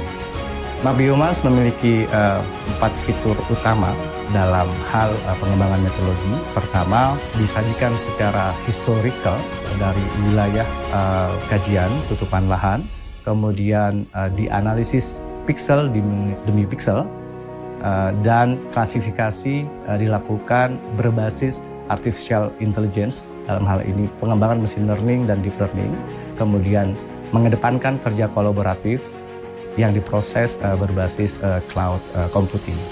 Mengandalkan metodologi tersebut, setiap tahunnya koleksi mat biomas akan diupdate baik penambahan periode serta penambahan kelas dan detail-detail lainnya, termasuk meningkatkan hasil dari akurasinya.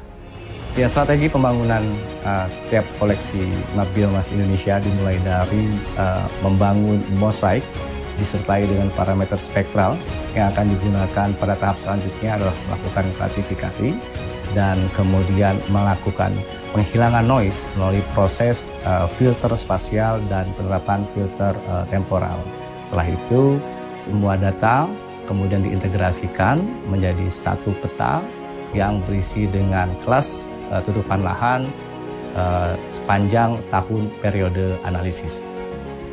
Ya, setelah diintegrasikan, data kemudian dikalkulasi secara statistik untuk menghitung bagaimana transisi dari setiap kelas, setiap tahun, atau antar periode yang diinginkan. Dari hasil ini, kemudian kembali dilakukan filter spasial untuk menghilangkan noise dari transisi tersebut, dan selanjutnya ketika data sudah bersih dari noise, dilakukan kalkulasi statistik untuk setiap kelas dan setiap tahun. Dan terakhir, dilakukan pengujian akurasi dari versi peta final di setiap kelas, di setiap tahun sepanjang periode pemetaan. Ya, setelah dilakukan kalkulasi statistik, kemudian dilakukan uji akurasi, data final kemudian sebagai tahap akhir siap untuk dipublikasikan. Mulai dari Sumatera, Kalimantan, Sulawesi, Kepulauan Maluku, Papua, Jawa, Bali, dan Kepulauan Nusa Tenggara. Masing-masing region memetakan 5 kelas dasar meliputi hutan alam, kemudian vegetasi alami bukan hutan, pertanian secara umum, non-vegetasi, dan wilayah perairan. Sementara tema yang lebih detail atau biasanya kami sebut sebagai sub-level dari tema dasar itu terdiri dari perkebunan sawit, pulp and paper, sawah, kemudian tambang, permukiman, aquaculture atau tambak, dan yang terakhir kami juga memetakan hutan rawa gambut.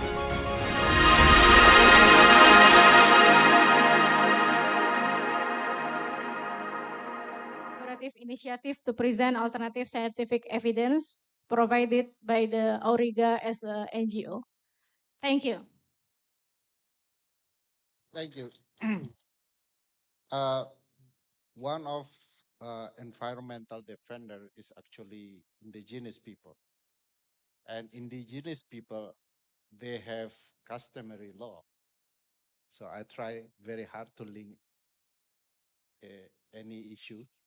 So Professor Warren will discuss about how we can use customary law to protect the idea to reform the law. So please, to Professor Warren, present her presentation around 15 to 20 minutes. I will be fast. Thank you. So is my PowerPoint teed up? I guess while it's getting ready, I just want to say that it is such an honor for me to be back here at Andalas University. I think I've been here twice now, and the first time was 7 or 8 years ago.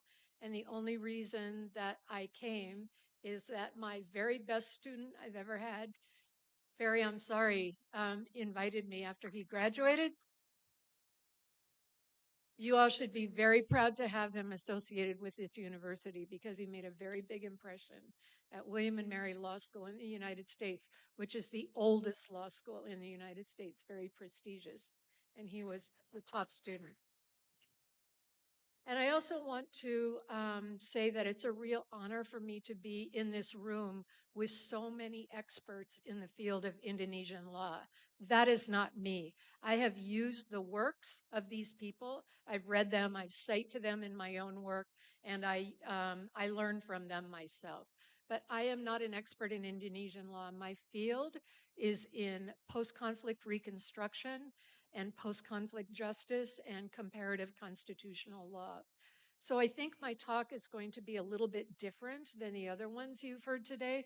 What I'm going to try and do is put customary law in a context, both globally, in terms of countries that use and have constitutional law, in terms of constitutionalization of indigenous customary law, and then why it is so important coming out of conflict, but not only conflict, out of colonization. And so I'm hoping that you can then take your own knowledge of Indonesian law and put it into the framework that I am giving you. So the question I'm asking is customary law valid or viable or possible as a path to legal reform in Indonesia? So, oops. I have to learn how to, there, whoops. Let me learn how to use this clicker here. There. So I don't know if you can see the data on this table. This is a table of global legal systems, and it's taken from the University of Ottawa in Canada. You can easily find it through Google. The name of the website is Jury Globe, like Jury Global, but it has a lot of different diagrams and statistics about the percentages of people who live under various legal systems in the world. And this is important. I want to show you the percentage of people in the world that live under civil law, European law. This is not common law like Australia or the United States or the UK, but under civil law is extremely high around the world. It is almost 64% of the world lives under civil law. You can see at the bottom the solid red. Those are that is the percentage of people who live today in a pure civil law system. But the crosshatch, the mixed section on top there, is the percentage of people who live in a mixed system of civil law and some other system. And that is directly the product of colonization. So when you're looking at customary law and you're looking at legal systems around the world, you must keep in mind the impact that colonization had, because the biggest tool that was used other than force during colonial movements was that people took their law with them, whether they were coming from France or Italy or the US or wherever, and they wanted to implant their own legal system as a tool of domination. And that is why I equate post-colonization with post-conflict. So for the purposes of this lecture here, the next most commonly used legal system around the world in yellow is customary law. And that is very surprising to a lot of people. The fact that so many people live under under customary law today. So you can see also it is in place only in part because, again, of colonization. So as you can see from the data here, 28% of the world's population lives in a mixed legal system of civil law and customary law. That is the result of colonization. 20.21% of the world's population lives in mixed systems of common law, Islamic law, and customary law, which is the result of a common law country taking their legal system abroad and introducing it either by force or power or whatever in another legal system around the world. And then mixed system of civil law, Islamic law, and customary law, 3.68%. So you can see that I'm sorry, I still have jet lag, I'm sorry. Customary law is still tremendously, hugely important in most of the countries around the world. So when you're thinking about how to move forward and what role customary law will have in Indonesia. There are so many lessons that can be learned from other countries, both in your own region and in Africa, in the Middle East, in Latin America, from people who are struggling to discover, to find out what role customary law can have in a modern legal system side by side with state law. So there's a lot of information to be learned. So the bottom black bullet point you can see here, the percentage of total populations in the world living either in a pure customary law system or a mixed system is almost 57%. More than half of the world lives in some form of a customary law system. And that represents almost more than 6.5 billion people. You know, so sometimes, again, I work in, most of my work is done in countries that are coming out of conflict and how to put a legal system back together again. But just knowing that you are not alone in the world and that there are 6.5 billion people that are going through this same exercise should be comforting to you and make you perhaps reach out and ask for lessons learned from these countries. This is a quick timeline. I keep forgetting that I'm going to show you here.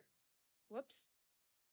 Okay, this is just a timeline to show you how old customary law is. It is the oldest legal system in the world. Before any other legal system was born, customary law existed because it was the way that people decided to live according to their own values and their own rules. So this is a timeline, and this flat surface here shows customary law in place all over the world. And I'm not going to go into too much detail with this, but the oldest legal system, one of them is the Talmudic legal system, the Jewish legal system that was born at the time of Moses, when Moses went up to Mount Sinai and he came back with the 10 Commandments. But it's very old, but not as old as customary law. This is the birth of the Islamic legal system. I teach a course in Islamic law, and it starts, of course, at the time that the Prophet Muhammad received the Quran from the angel Gabriel. That was the birth of the Islamic legal system. Again, very important. It's old, but not as old as customary law. This is the birth here in purple of the civil law system that was born back in Rome when Rome was very important in terms globally of politics. This is the common law system, which is the youngest legal system in the world.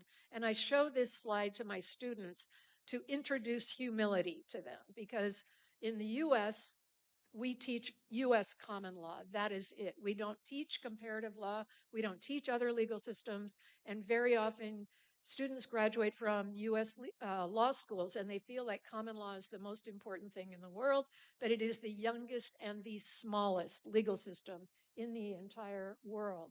And then we have here Asian legal traditions, which have an overlay. But the point of this is you should be able to tell both through the last slide, which shows the percentage of people living with customary law, and this, which shows that it is the oldest legal system in the world. There is a lot of pushback um, um, in countries where constitutional reform is going on, and people, indigenous people in particular, but not only indigenous people, are trying to seek recognition and empowerment of customary law. And they're getting pushback from governments that feel threatened that customary law challenges their political sovereignty and their legal sovereignty. And also people who do not believe that customary law is a real legal system, that it is just something that's old-fashioned, it's archaic, it's not written down, and it should not count as much as state law. Those are arguments that you find if you are an advocate for strengthening customary law. So some of the issues that come up here, these are a group of Tibetans who also live in Tibet under a customary legal system. These are some of the issues that come up when you're thinking about and analyzing and advocating for customary law. The sources of law and the values and the benefits. So, customary law lives in close harmony with the earth. And we'll talk about contemporary uses in a minute. This is why it is so valuable in terms of environmental law, because historically, all the way back to the beginning of this legal system, it has always valued the earth and care for the earth. Issues that are relevant to the community. I was reading, for example, the most recent Human Rights Watch reports for Indonesia for the past few years, and a lot of them have to do with criminal justice issues, detention, punishment, sentencing, arrests, those kinds of things. And customary law has a very interesting, different approach to criminal justice issues than more modern legal systems have, which is customary law views a crime as an injury to the community and also an indication that something in the community went wrong so that this person ended up committing a crime. So, customary law brings together members of the community, members of the family, the victim, the victim's family, the perpetrator, and they engage in what is called a sentencing circle where everybody provides their input about what happened here, what went wrong, whether it was drugs, whether it was theft, whether it was a battery, bodily injury. And the crime is discussed by the sentencing circle, and the remedies are decided by the entire group altogether. And there is enforcement, and there are remedies that are individual to the particular situation that arose. But the enforcement is that the community has participated in coming up with the answer and also the remedy here. So it's used very commonly, including in the United States. In some of our northern states, customary law is used in criminal justice proceedings, and various states, including Minnesota, the Supreme Court has held that this is a valid use of law and it will be enforced by the courts. All right, so characteristics of customary law. You probably already know most of the time it's oral. It emphasizes intergenerational equities. And again, this is terrifically important when you're thinking about land ownership and land law and environmental issues, because very common in customary land or customary law communities, outright complete ownership is not permitted. You are allowed to use land during your lifetime if the community agrees. You are not allowed to harm the land. You are not allowed to destroy the land because you have to preserve it for the use of your children and your grandchildren and people who are not yet born in your community. So the concept of intergenerational equities spreads out the benefits of land and environmental issues among different generations. So the goals are harmony with nature, again, very useful for environmental issues, reconciliation, and that again is criminal justice issues. The goal is not retribution, it is reconciliation and restoration. You probably have heard about restorative justice. So it's putting the community back together again instead of punishing someone and throwing them in jail. All right, some of the benefits with customary law, it has legitimacy with local communities. And I wrote down this quote that I think it was the minister who gave this quote during his presentation this morning. Customary law is the soul of Indonesian law. And that is true not only in Indonesia, it is true because it's the people's law and it is the oldest form of law. And the source is of the people. There's better access to justice. It's not as expensive and there are fewer barriers. And the customary law houses typically are much, much more common around the country so that people, women who have children, the disabled, everyone can get there more easily, does not have to transfer to the or transport to the capital of a country. So I just want to give you also constitutional recognition data a little bit. You might be surprised that the International Union for Conservation of Nature and Natural Resources, this is an environmental group, has done a comprehensive study on constitutionalization of customary law. You can find it online through Google. And they found that under 190 constitutions that exist in the world today, 115 of them mention, protect, identify, or establish a mechanism for implementing customary law. I mean, think about that number. And that gives a very effective pushback if your government is saying that customary law is outdated or it's backward or it's not as modern as state law. All right. Contemporary uses, and I've talked about a couple of them.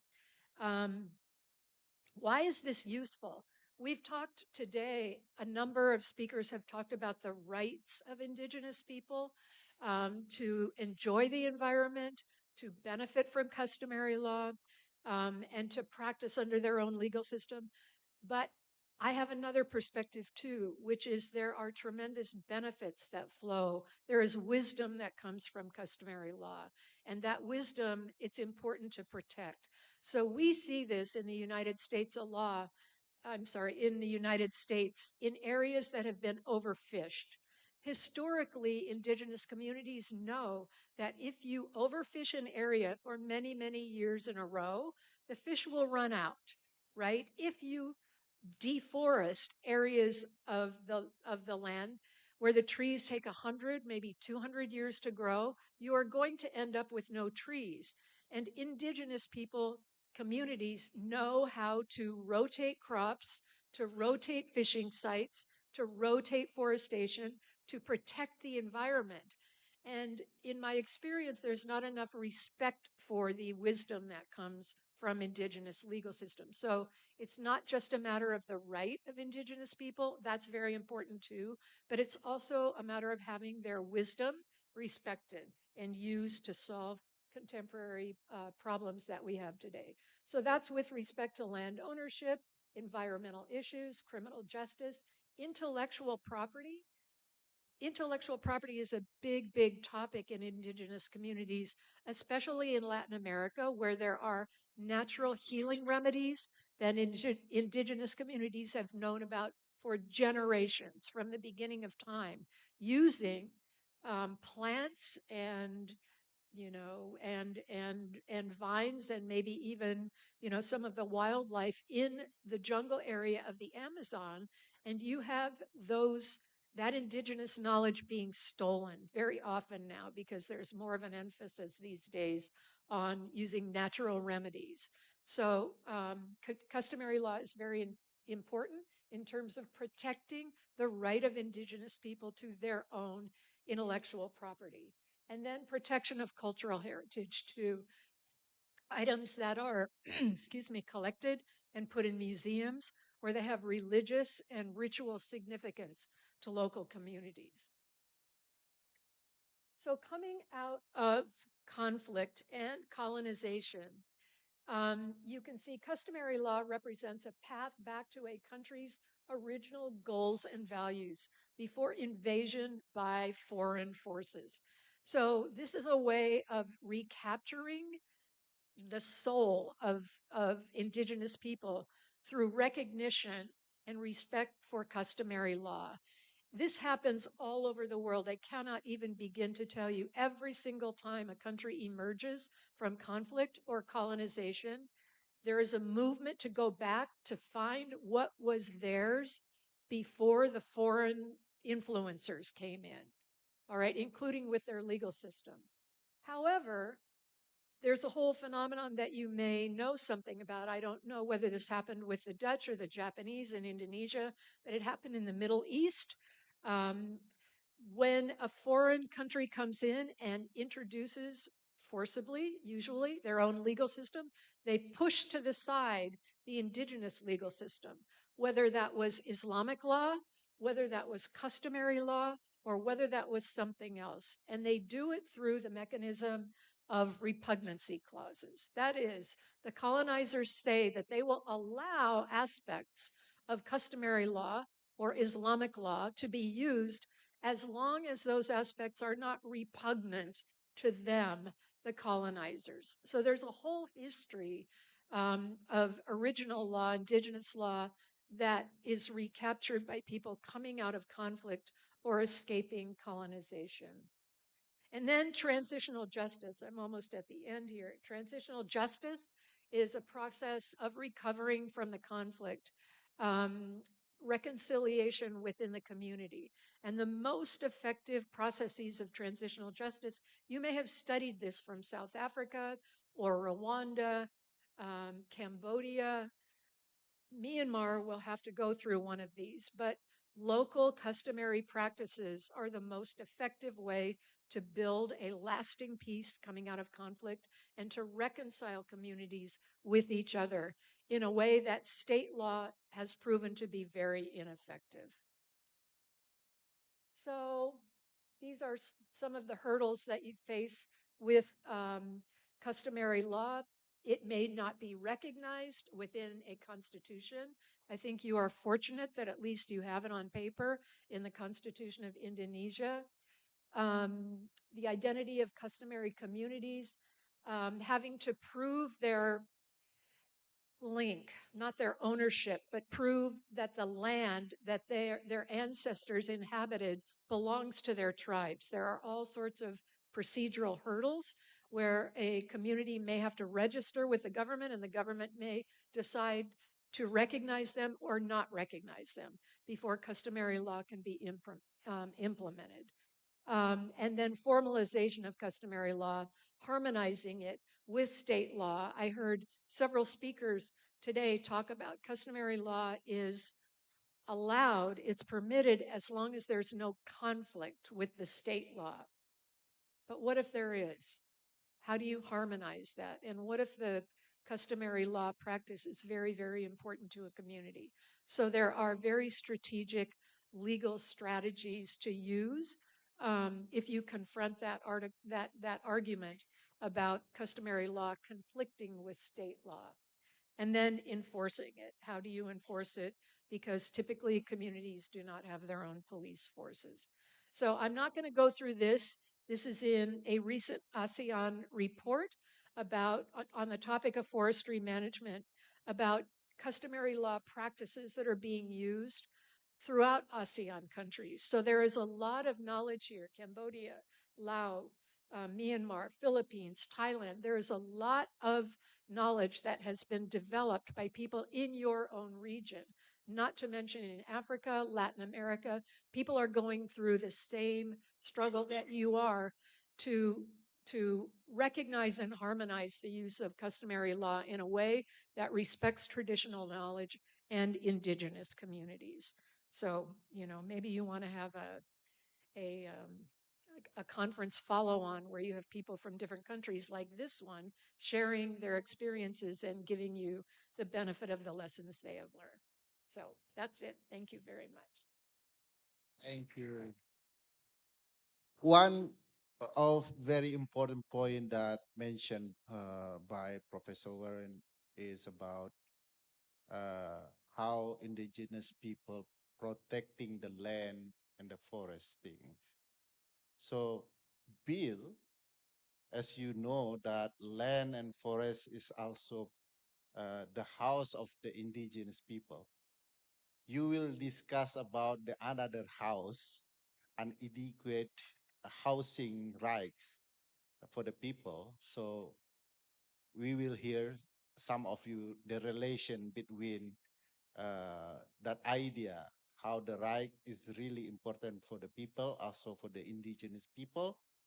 And around 15 to 20 minutes, you will explain how important is that. Thank you.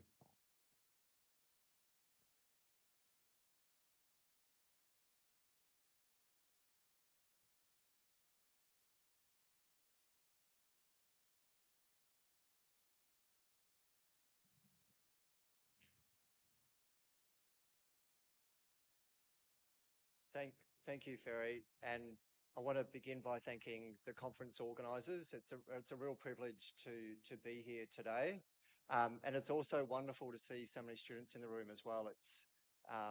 It's a really wonderful thing to see. And I'll be talking today about housing rights and about the right to adequate housing.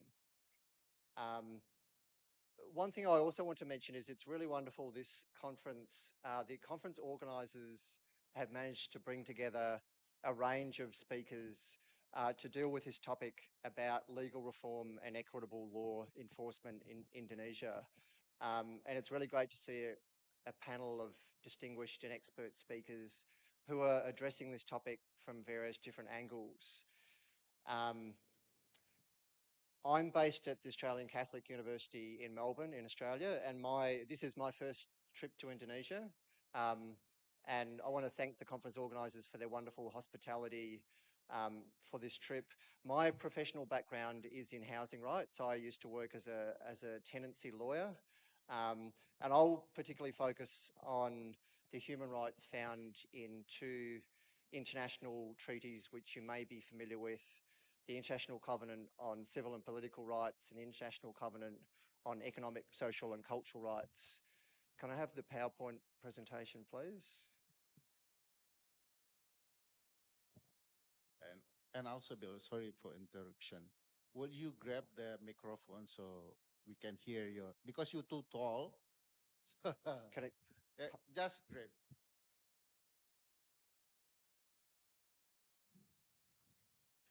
hold on to it.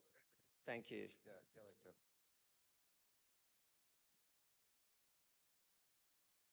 Is the PowerPoint presentation available? So Australia and Indonesia are both parties to the International Covenant on Civil and Political Rights and the Covenant on Economic, Social and Cultural Rights. And this means that Australia and Indonesia are both bound to comply with the obligations which these treaties impose. The Covenant on Civil and Political Rights is important. It states that no one shall be subjected to arbitrary or unlawful interference with their privacy, family, home, or correspondence. And it says that everyone has the right to protection of the law from such interferences. The Covenant on Economic, Social and Cultural Rights recognises the right to an adequate standard of living, which includes adequate food, clothing and housing. Thank you.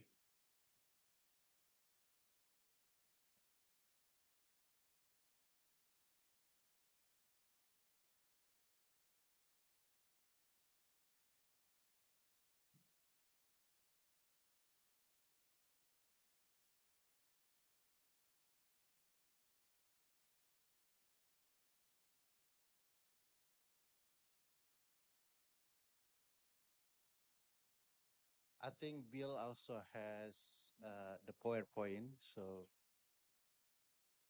that's jump. I think you have PowerPoint. There is Yeah. PowerPoints.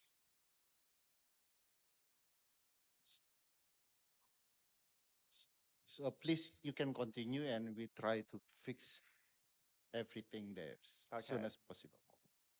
Okay, and what I want to speak to particularly today is the right to adequate housing. And the UN expert body on the right to adequate housing has published a statement, and I'll bring up the text of the statement on the PowerPoints, but it's basically published a statement to outline what is the scope of the right to adequate housing. What does it actually mean under international law? This general comment is called General Comment 4, and it has certain features which I want to outline in the presentation today. The purpose of General Comment 4 is actually to outline to state parties what are their obligations, what do they need to comply with in terms of providing adequate housing. General Comment 4 states that there is a disturbingly large gap between the standards set in the covenants and the situation prevailing in many parts of the world. While the problems are particularly acute in some developing countries, which confront major resource and other constraints, significant problems of homelessness and inadequate housing also exist in some of the most economically developed societies. The United Nations estimates that there are over 100 million persons homeless worldwide and over 1 billion inadequately housed. And this is in 1991. 100 million persons homeless worldwide and 1 billion inadequately housed. Thank you for the PowerPoint presentations. There is no indication that this number is decreasing, and it seems clear that no state party is free of significant problems of one kind or another in relation to the right to housing.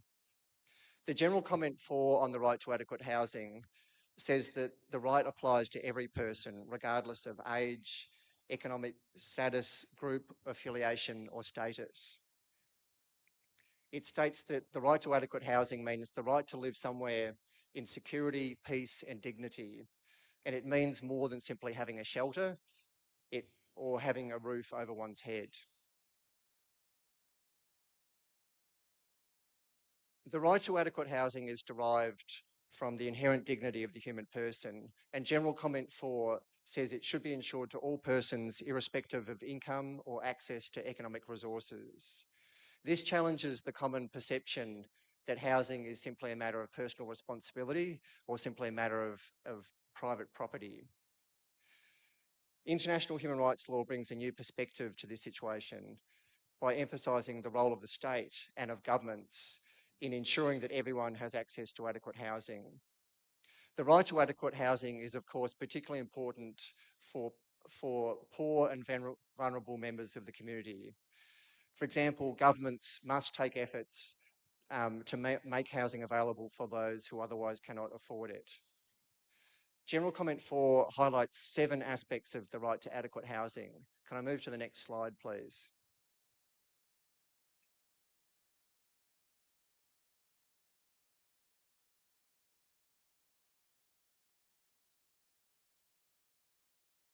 The first aspect of the right to adequate housing is security of tenure. This means that government should protect all people from forced eviction or removal from their home. And this means even if they're living in informal settlements or living in temporary accommodation. So security of tenure is a really important part of the right to housing. Secondly, adequate housing includes access to essential resources such as safe drinking water, cooking, heating and cooling, sanitation and site drainage. Thirdly, affordability. Government should ensure housing is affordable, for example, by providing subsidies and housing finance to those in need. Fourthly, habitability. This includes structural safety and protection from natural elements such as rain and wind. Fifthly, accessibility. Government housing policy should prioritise groups in particular need, such as women, the elderly, children and people with disability. Sixth, location. Housing must allow reasonable access to employment, school, healthcare and community activities. And finally, cultural appropriateness. Housing must be culturally suitable for the occupants, for example, according to family size and configuration, and it must be suitable to the cultural needs of the people occupying it. Fulfilling the right to adequate housing, of course, depends on the availability of sufficient resources and therefore of the level of development of each country. External factors such as restricted budgets affect what is considered adequate in terms of states' compliance with the right to housing. Adequate housing also depends on the allocation of adequate resources and also on government policy framework. And I want to come back to this topic about policy framework in a moment. But this generally requires each state to have a coherent national housing policy developed in consultation with stakeholders, including homeless people and people on low incomes. States must monitor the effects of their policy, for example, on reducing homelessness and providing housing for members of vulnerable and disadvantaged communities. And states should ensure that domestic legal remedies are available when the right to adequate housing is breached. And this includes through court proceedings and also to other complaints mechanisms, for example, concerning unhygienic or unsafe housing or any discrimination which is happening in relation to housing. So to summarise in terms of the right to adequate housing, This right is internationally recognised through the 2 international covenants which I've mentioned, and it has various aspects including security, affordability and accessibility. Australia and Indonesia are both state parties to the 2 covenants from which the right to adequate housing derives. Therefore, they both have obligations under international law to provide access to adequate housing. I want to talk briefly now about the situation in Australia and also briefly the situation in Indonesia in terms of state compliance with the right to adequate housing. Firstly, Australia. Can we move to the next slide, please? Australia has a developed economy and a higher per capita income. However, Australia has a large and growing number of homeless people, and housing is increasingly unaffordable for many people on average incomes. In Australia, housing is largely regarded as a matter of property law, and it's largely regarded as a matter of personal responsibility in terms of housing and standard of housing. So, for example, under Australian law, if a tenant breaches their rights, then they can be, if they breach their obligations, for example, by not paying rent or by damaging the property, then they can be quickly and easily evicted under Australian law. Public housing in Australia is provided by government, but the demand for public housing far exceeds supply and the demand is steadily growing. The Australian government provides financial support to people on low income living in private rental accommodation. Now, moving to the situation in Indonesia.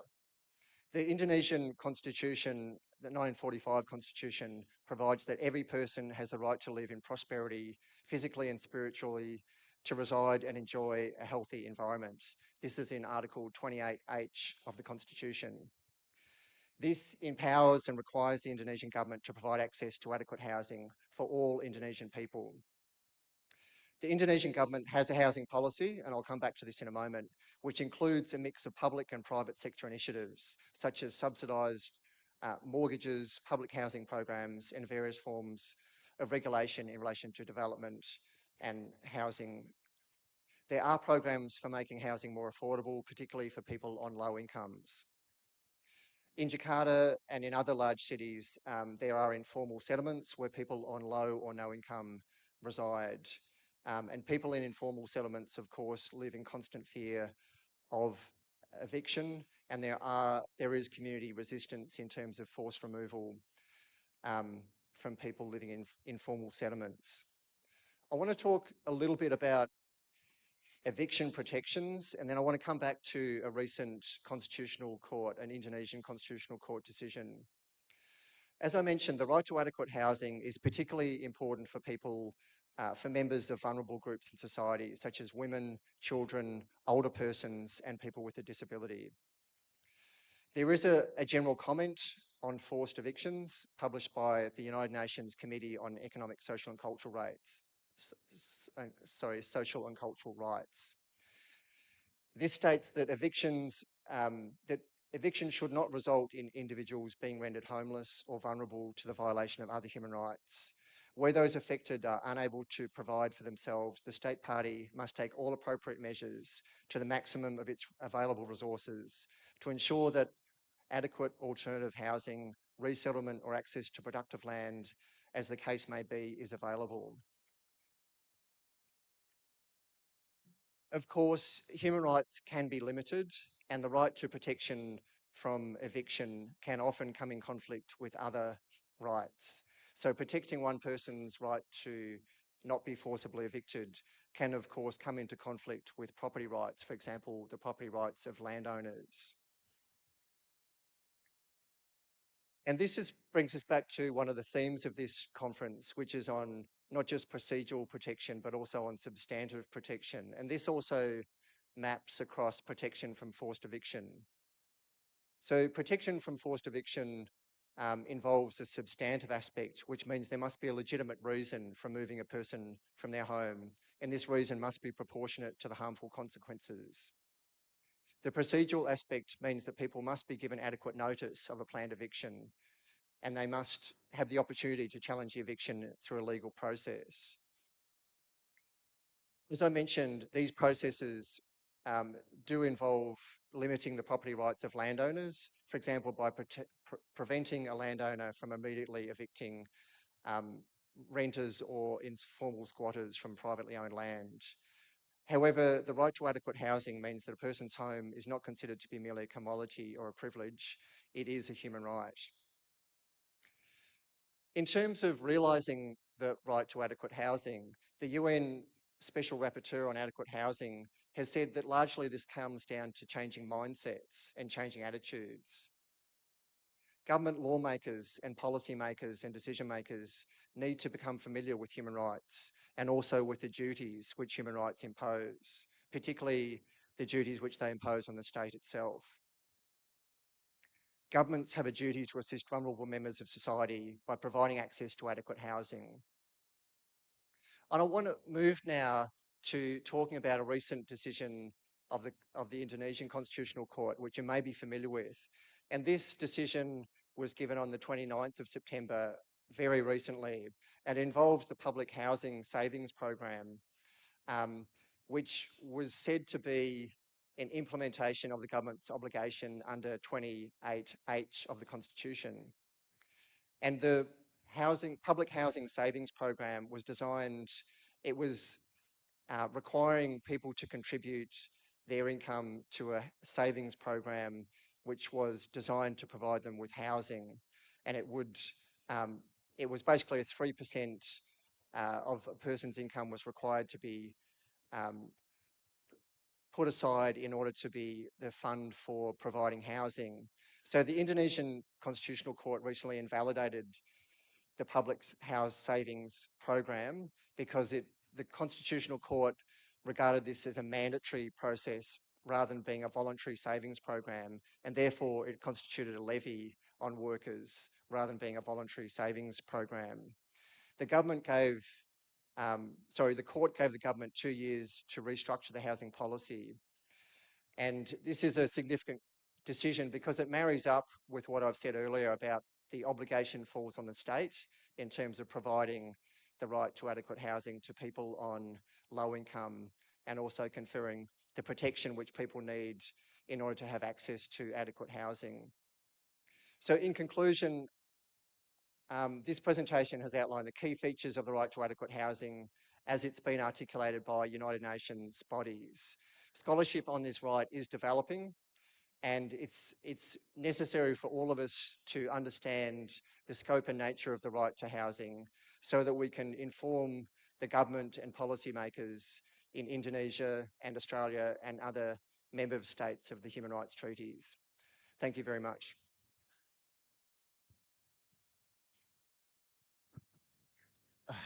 I do hope President Prabowo hear your presentation because he promised will give like 30 million free house for the people. So probably you can give your presentation to him. The relation between your presentation with Professor Ahmad Buang is zakat probably one of the solution related with the housing. Even though in Indonesia, zakat also political things that involved in many election. But let's hear how we can use zakat to protect everything and also the giving people rights, especially adequate housing or anything else. Please welcome the presentation for Professor Ahmad Buang around 15 to 20 minutes.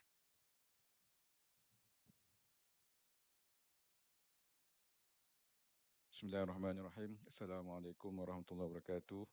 Selamat petang. First of all, I'd like to thank the organizer for inviting me to this important seminar or conference. And I'm lucky and honored with the great scholar here today in this great campus of University Andalas. And my presentation will be the last one for this afternoon. I promise you will be short. And because I can see many of us are retired or this long day presentation. To answer our chairperson question whether zakat can solve issue housing, of course, the zakat can, solve this problem by providing at least paying the house rent instead of house ownership. What happened in Malaysia is that the zakat authority, they provide uh, rent assistance to the poor. So the poor will their house rent will be paid by the zakat authority. So that one of the solve that the solution to the issue of house. But the issue is that, Mr. Chairman, the poor, when they receive zakat, they do not want to be rich. They want to stay poor all the time because because they want to receive the assistance every year. So that's the issue, the moral hazard of receiving zakat. So my presentation today is about accountability and also about equitable, perhaps in term of poverty, in term of wealth. So there are two issues here. So I will not go to the slide one by one, but I want to just discuss the theme of the topics. So the next slide is that. Can you move to the next slide, please? Okay. Okay. You need to control my. Oh yeah. Okay. Okay. Okay. Okay. Yes. The next slide is that the foundation of zakat. I think we know that zakat is a religious obligation. If the one of the five pillars of Islam. So the issue here is not easy to ask people to donate. Okay, so when you have money or property, it's not easy to take from you voluntarily, except through taxation. That's through law. Then you have to pay because there's a law. But to donate voluntarily is not easy. So what here is that zakat is one of the Islamic pillar. So people pay zakat because they believe in the system, because of their faith, not because of any law that pressurize them to pay or that force them to pay. Normally, in most of the Muslim Islamic country, people pay zakat because of their belief, of their faith. But in Malaysia, there are two types of zakat: zakat fitrah and zakat property, zakat mal. Zakat on property, zakat on oneself, we call zakat fitrah. The zakat on the property is voluntary. It's up to you to pay. There's no law, there is no regulation that require you to pay. It's voluntary. But on the zakat fitrah, some state in Malaysia, because we practice federalism, so the authority on the Islamic matter rests on the state. So there's in some state say that you need to pay fitrah. So you can be penalized if you don't pay fitrah. But fitrah is very small, only about, I think, $1 per year. Okay, very small. Now probably about $5 per year. So it's very small. So all people can pay fitrah, doesn't matter. So meaning that payment of zakat is something from yourself. And then that creates the issue of accountability and come of equitable distribution to the poor. Next slide, please. Okay, perhaps I think this one. Okay. Okay. So the issue here, the main point here is that the philosophy of zakat is self and wealth purification. And then in certain aspect of zakat, people say that when organized officially, it will serve as complement to public finance. So in the Muslim society, for example, in Malaysia, so zakat serves as complementary to government projects and government assistance to the needy in that respect. although zakat is purely a Muslim-based social net program, but in certain aspect, it has some impact and some assistance to the non-Muslim as well in Malaysia. Because you see that, for example, in case of flooding, because flooding does not recognize Muslim or non-Muslim. So in that situation, zakat also assist people that affected by this issue of flooding. The next one is the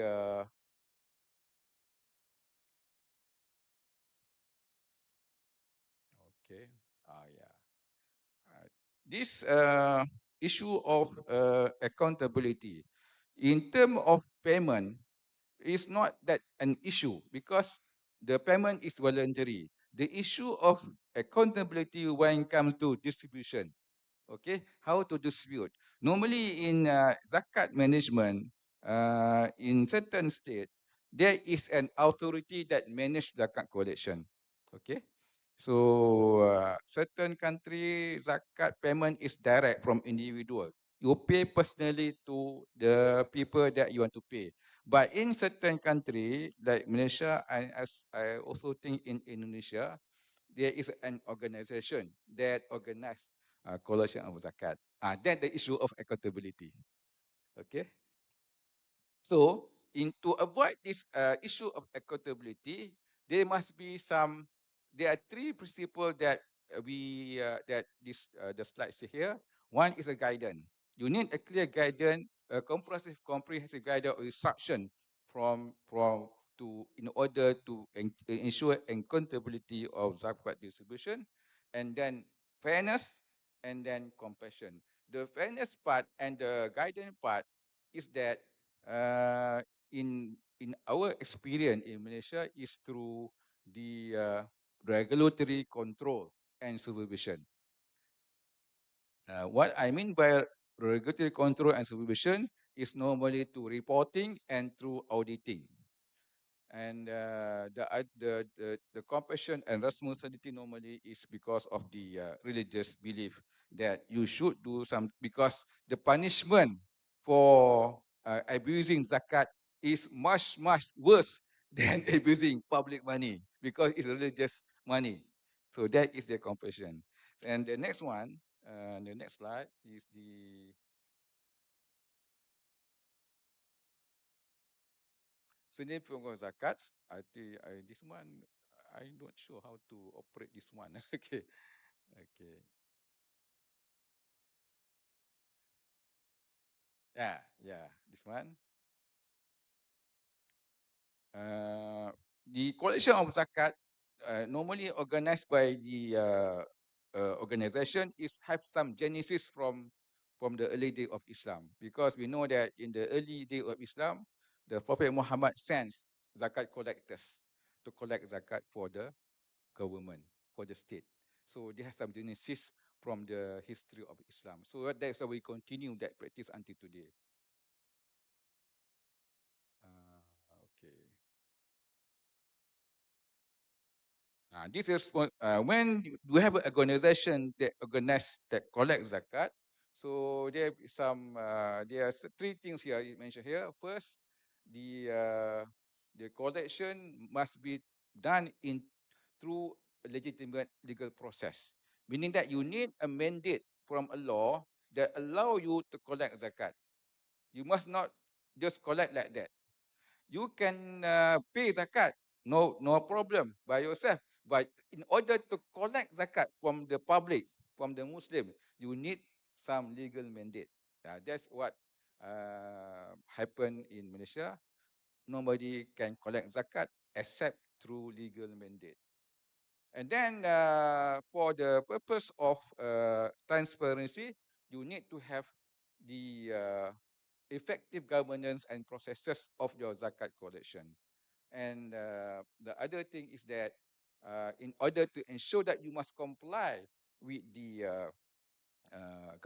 rules and guidance of zakat collection and distribution, there must be a good governance in your organization, meaning that you have the board that authorize all the policy. You have the manager that do all the process, and the end of the day, all that thing must be audited for the transparency purposes.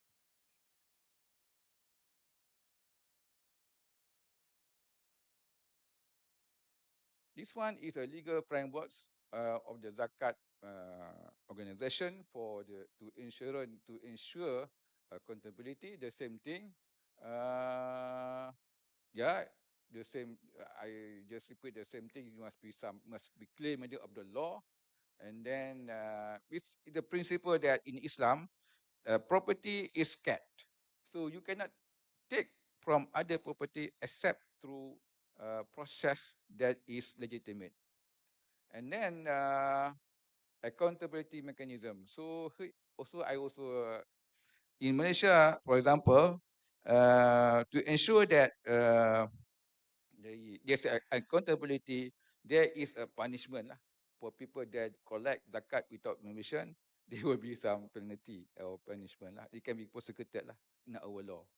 I don't know about Indonesia, but in Malaysia, if you collect zakat without permission, you can be prosecuted. And then the protection of beneficiary rights. So as I said just now, it's the duty of the zakat organization to produce report annually and to be subject to audit internally and independently. So you have the internal auditor, you have also independent audit that audit your processes. Okay, so that's why to ensure protection of the beneficiaries.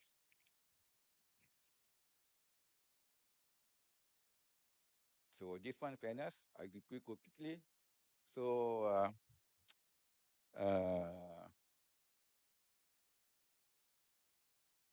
so what is the most important thing in zakat collection is to help the poor.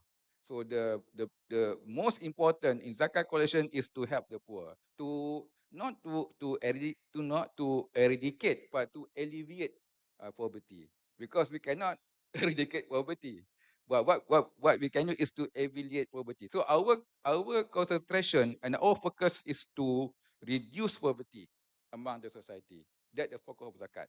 Well, of course, there are also other social impact of zakat, especially in terms of now we have this ESG principle, environment, sustainability, and governance. So these two can be used to prioritize zakat, but focus to the poor and needy. And then in Islamic principle, there is a maqasid or fair necessity also normally applied through when formulating this priority. So we align the maqasid with the ESG in order to produce what is that is most important to help to be the zakat fund can be used to achieve this goal. And then the most important thing is adherent to Islamic law. And in Malaysia, before zakat is paid to the beneficiary or to recipient, it must be approved by the Council of Scholars. Scholar will check whether this payment to the recipient is complied or is accordant with Islamic law. Okay, so that is to ensure that the payment made by the zakat payer is something that is legit according to the Islamic principle. Otherwise, people will question. So we need the approval of the scholar before we release the money to the recipient.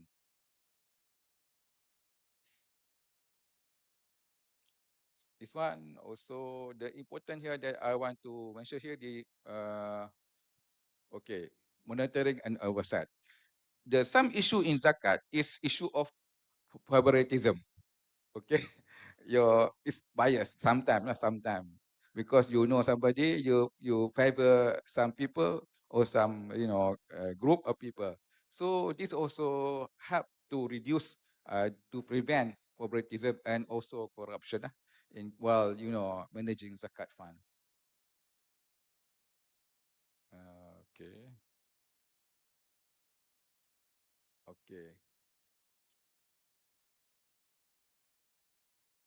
Yes, the same thing, educate government, because in the past, because it's a religious payment, can I stand over here? uh, because zakat is a religious obligation, people tend to pay only to the imam, to the ustaz, you know, okay, because they believe that when we pay to ustaz or to the imam, we will receive more pahala, more rewards, okay, because we pay to the ustaz, and then we left all the poor. The poor have nothing left because all the payment go to the ustad, because we believe that we will receive more rewards. In that, in the past, what happened? So what happened is that because what? Because the inadequate governance for the oversight of zakat payment. Okay, so Alhamdulillah today nobody is left. Nobody is left. So the zakat organization will try best to find poor people. And then the other aspect is that the issue here is the challenges. Largely to when we talk about efficiency, misallocation of fund, largely to the poor management of zakat proceed undistributed. In Malaysia experience, uh, you could say you collect 1 million, 400 undistributed left in the fund, not distributed. Because the principle is that in zakat, once you collect, the money is not belong to you. The money belong to the recipient. You must distribute as fast as possible. But what happened in Malaysia, I don't know about Indonesia, uh, most of the time, 50% undistributed because poor in the management to identify the poor. And then the last one is also because of the records of the poor is not maintained very well. And then we have to identify the poor. And then the other thing is that using outdated poverty line. Okay, so because of the inflation and other many things, perhaps in the old day when you have salary about 1,000 ringgit per month, is considered not poor. But in Malaysia, currently 1,000 ringgit per month, you cannot do anything. But they're still using that poverty line income. So people that with income of 2,000, 3,000 ringgit are not considered poor and not be considered as poor that should receive zakat assistance. So that is using outdated poverty line. But this today already already they overcome that one because to be considered as poor, you must at least below a poverty line. In Malaysia, I think now it's about 3,000 ringgit. Anybody that income below poverty line, 3,000 ringgit, is considered poor and can be paid from zakat, can be assisted from zakat fund. Okay. Sorry, I have some more, very quick. That one centralized, so as I use now, centralized authorized collection. Because to ensure accountability, you cannot just ask anybody to collect, and then regulation and standardization, and then also the accountability and distribution. Yeah, the same thing. The emphasis here is to penalty and punishment. The issue of technology now in certain now because of the technology, it's very easy to pay zakat. Okay, but here the challenge here is that in the country that lack in the infrastructure and cyber technology, and also because the poor probably don't have this accessibility to use this highly modern technology and data monitoring.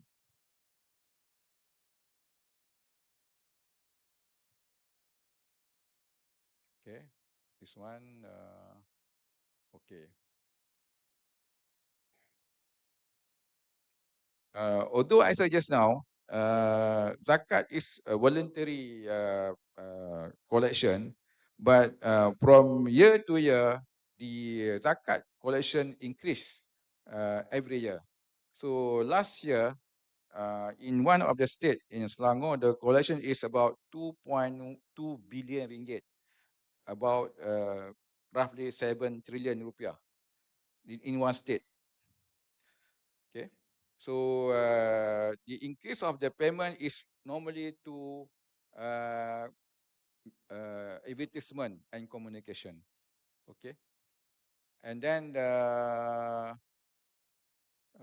okay, and also the management of zakat or the organization of zakat now in Malaysia has been transformed into sort of corporate body like a company.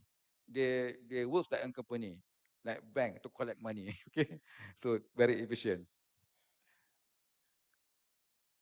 This is a Malaysia scenario, so I think I already mentioned. But here in Malaysia, the last point is that zakat payment is reputable from personal income tax, and company that pay zakat receive some tax relief.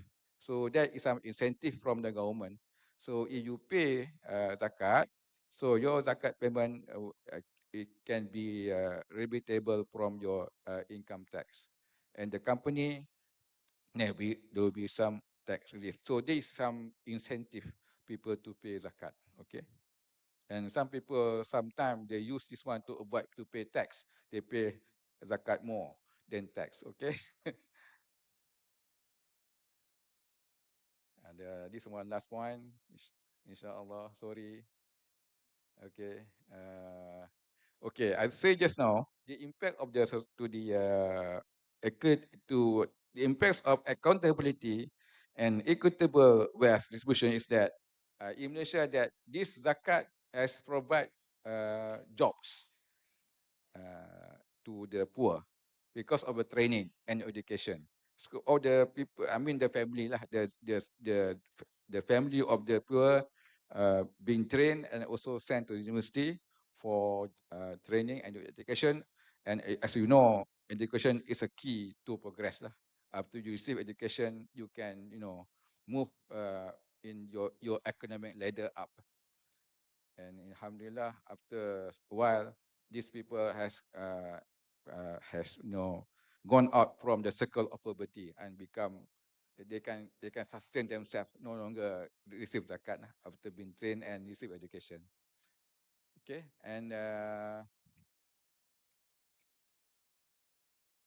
as I say just now, yeah, small business job opportunity and training, and also one more example is in Perlis, Malaysia. Perlis is one state in North Malaysia near the border of Thailand. So in that state, the distribution and the collection of zakat has a direct involvement of the royalty and palace, making an impactful effect of zakat to both collection and distribution. When a royalty involved in zakat, collection and payment, so the impact is very strong there.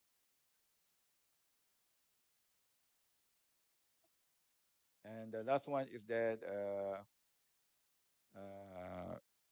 when a corporation pays zakat, say like a bank or financial institution pay a zakat, say 20 million ringgit.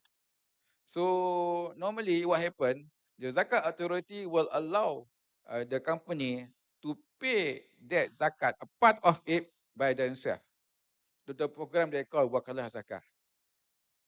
Okay, say a school or university, they collect zakat from their staff, and then they go there, and all the collection is given to the zakat authority. But in certain situation, the zakat authority will allow the university to directly pay that collection to the recipient. And then because why? Because the university probably know better who will receive this assistance. It's normally to the student lah. Okay. And so the takaful company. So the other thing is the one more that I want to show here, to the impact to the social is that insurance company. we call in Malaysia Islamic insurance, we call takaful. So takaful company also pay zakat, and this under the scheme of wakalah, they provide this what we call as macro takaful, meaning that in we have this medical insurance, medical takaful. So the poor, their premium will be paid by zakat collection. The premium, the premium of the medical insurance or medical takaful. So that will help the poor in terms of health benefit from the zakat. So there are many programs that zakat can contribute to the equitable society in Malaysia. But as I said just now, it's only complementary to the bigger picture of the state apparatus and state responsibility. It's not something that try to replace the state responsibility, but only complement. Because we do not want to make that the government will release all the responsibility to zakat authority. So that's it. My presentation. My apology for taking some time. Thank you very much again for the invitation, and hope that you get benefit from my presentation. Sekian, Assalamualaikum warahmatullahi wabarakatuh. Thank you very much. You mentioned sometime Indonesian better than Malaysia on collecting and distribute the zakat things, because only around 50% they can distribute well the zakat. Is it? This is the way Indonesian did. We almost distribute 90% of zakat. How they did? They give some social assistance to the public when the election come. We call it pork barrel. That's not the correct things, yeah. So we have a problem each other. You explain how important the accountability. That's also a problem in Indonesia, and in Malaysia it's not the real problem. The real problem how to distribute. We can solve, but the wrong way. Okay, 2 questions, because tomorrow the attendees will discuss in another meetings at a hotel. So we only have like 2 questions. I give a chance to the audience if you have a question. A lot. 1, 2, yes, please.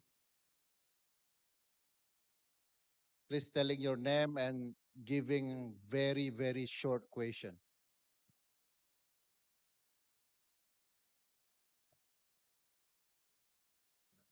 Yes. Hello, good evening. Assalamualaikum to the panelists. My name is Muhammad Aiman. I am Malaysian. I'm from Malaysia. So I have a question to Prof. Warren. I appreciate your presentation on how we should appreciate customary law. Quite similar to the Indonesian constitution, Malaysian constitution also recognize customs as part of our legal system, but the status quo now is not really fully appreciated, especially by some of the higher courts in Malaysia. So one of the argument against of customary law is that the feature of customary law is unique to the community, and sometimes it creates uh, irregularities between one community to one community. And some legal jurists have argued that the features of law must come with its uniformity across the land. So how do we respond and how do we react towards those legal arguments? Thank you. Sorry, to whom your question addressed?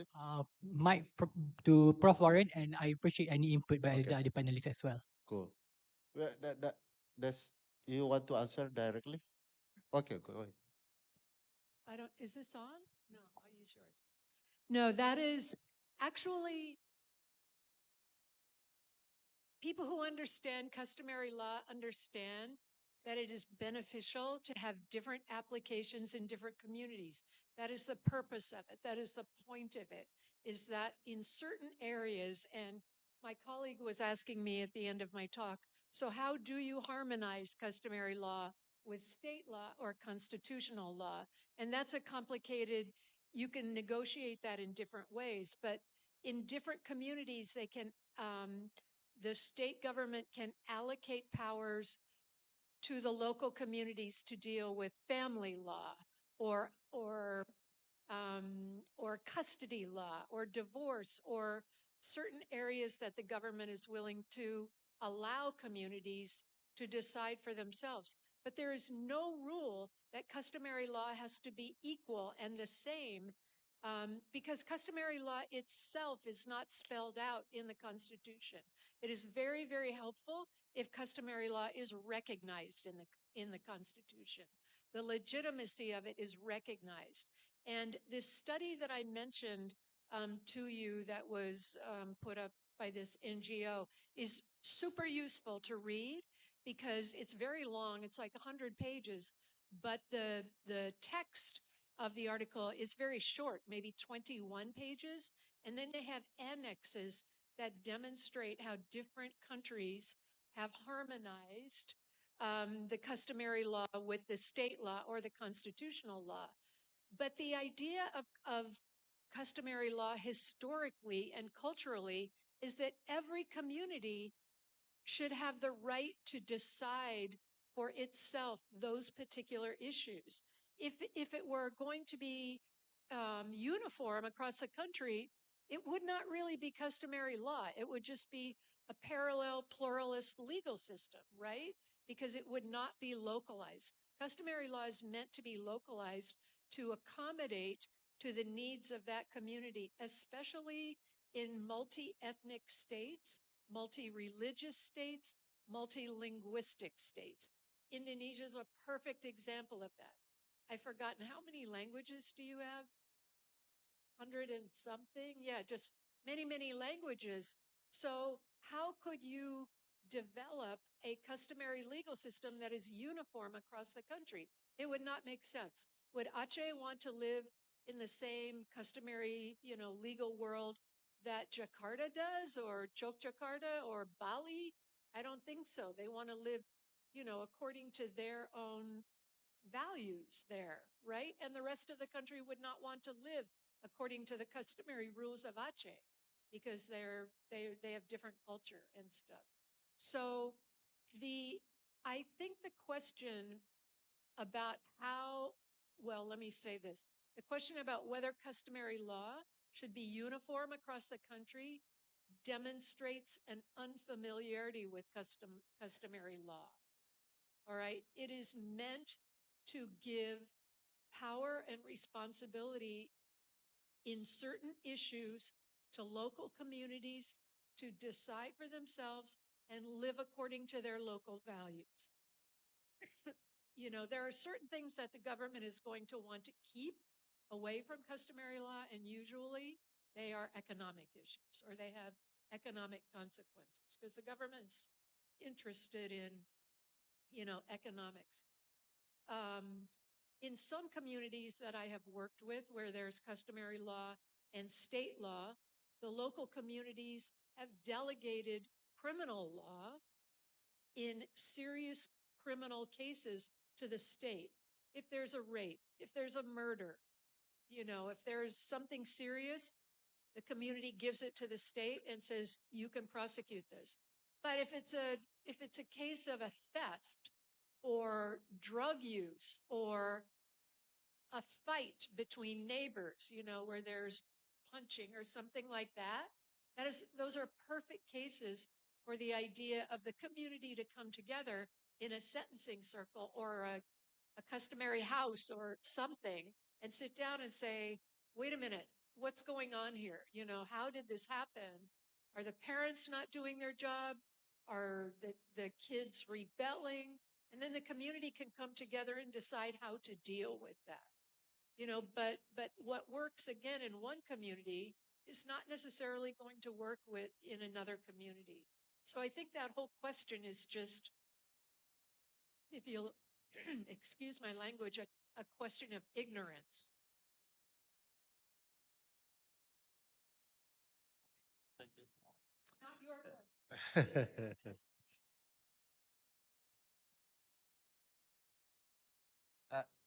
Last question, please.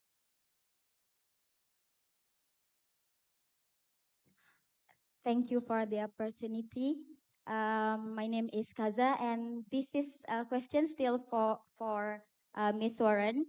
And thank you for the presentation before. I really appreciate it, and I strongly agree with the Miss Warren about how important the customary law in Indonesia. But I always see and found that customary law, particularly in Indonesia, faces significant challenges, uh, such as the state itself that violates the rights of indigenous people. And I think one of the reasons for this is because we are lacking of the protection for the communities.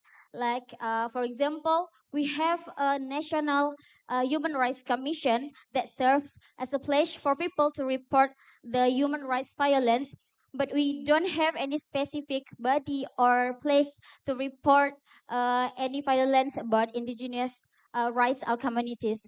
So I just wanna know or hear your perspective about how do you think it is important to a country like Indonesia that have so many customary law to have a body that serve like Komnas HAM that protect only for indigenous rights, and or do you think we could do something else, or do you have any ideas so the customary law in Indonesia could gain power as the law in general? Thank you. That's my question. So I want to make sure I understand the question. What do you do? Is there a body where violations of customary law can be reported? Is that the question?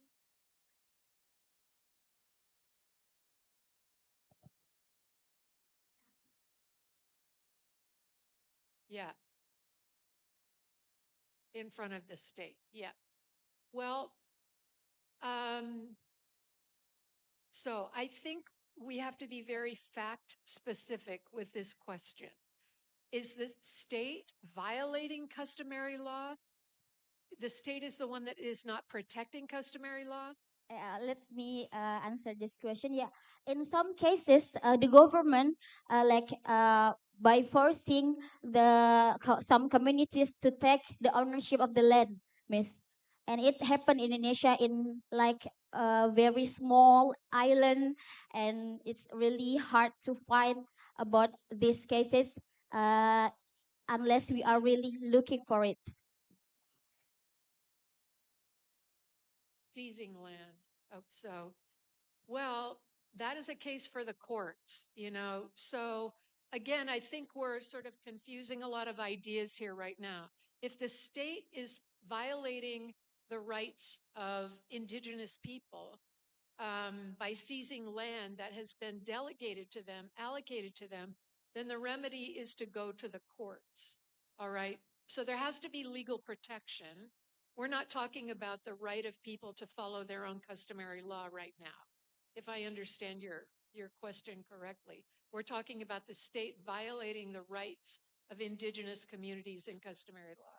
So in that situation, having very specific language about what the rights are of customary communities, indigenous communities, to own their own land, to manage their own land, to manage land that historically their tribe and their family and their kin have managed. That is a legal issue that should be protected on paper, you know, in the laws. And if those laws are being violated, the indigenous community members can go to court to challenge them. You know, but if it's just customary practice, and it's not reduced to writing, then you may not have a legal remedy. That's the problem. You know, enforcement is one of the very tricky parts of customary law.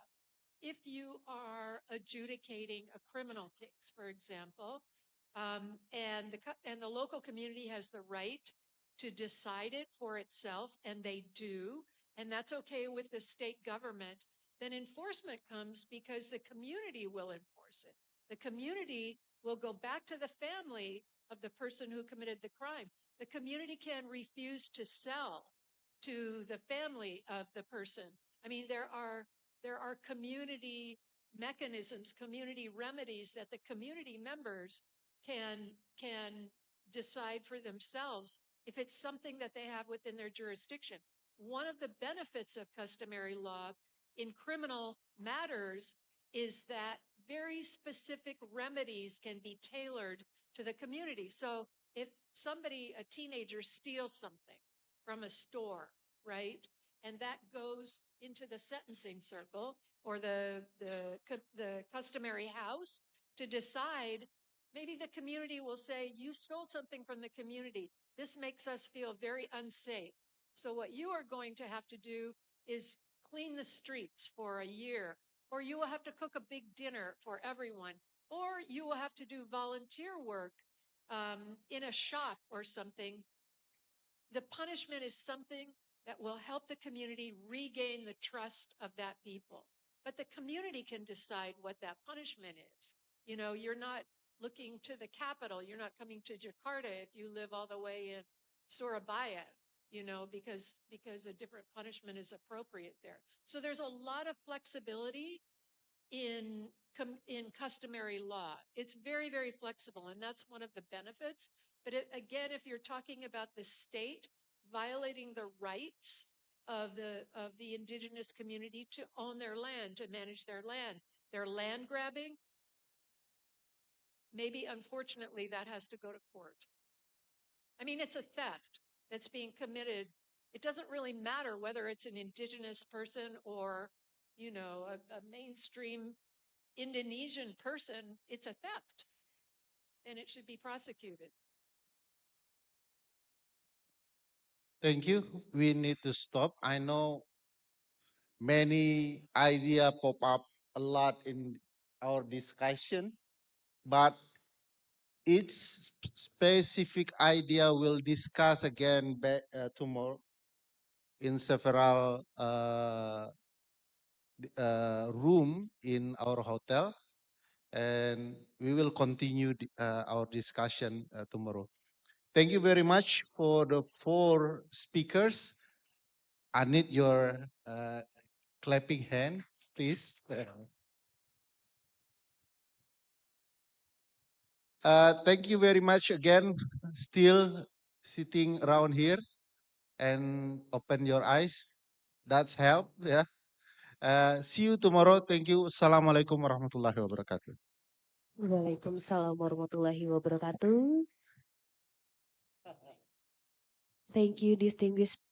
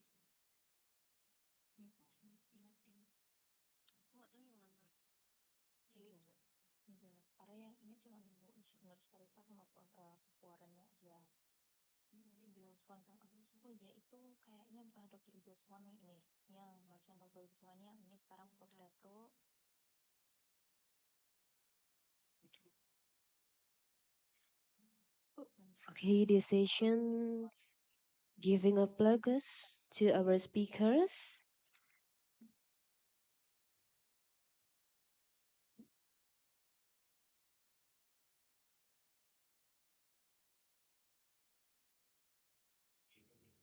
To Dr. Bill Swaney from Australian Catholic University, and also to Professor Dato Ahmad Hidayat Buang from University Malaya,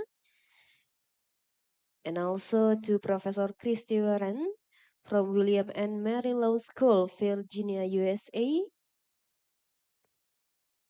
and also to Nur Sharifah from Oregon, Nusantara.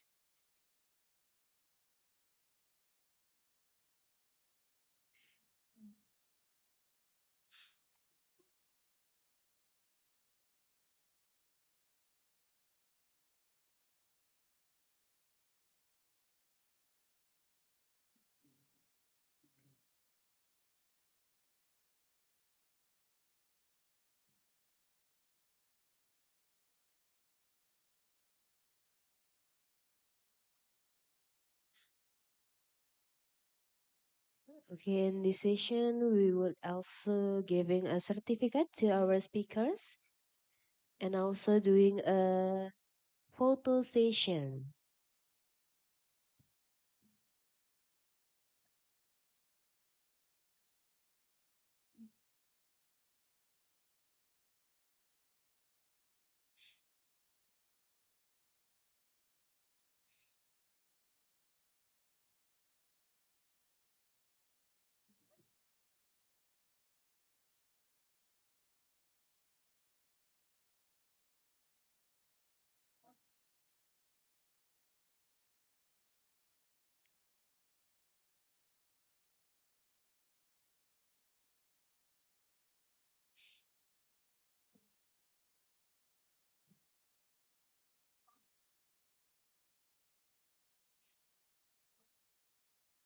Okay, and also we would like to say thank you to our best moderator,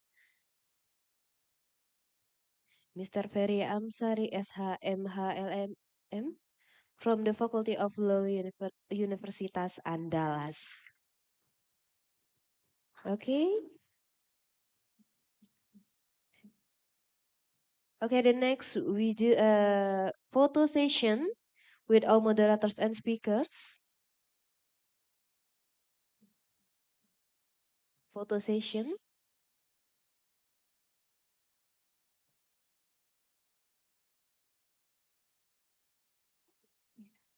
Okay. Okay, thank you so much, Dr. Nani, and our moderator, also the speakers. Well, ladies and gentlemen, that concludes today's international seminar of the first Andalas Law Conference. On behalf of the organizing committee, I would like to express our deepest gratitude to all distinguished guests, speakers, and participants of making today's event a success. We will continue tomorrow with a call for paper presentations at Santika Premier Hotel, Padang. Thank you and have a wonderful day. Assalamualaikum Assalamualaikum warahmatullahi warahmatullahi wabarakatuh. wabarakatuh.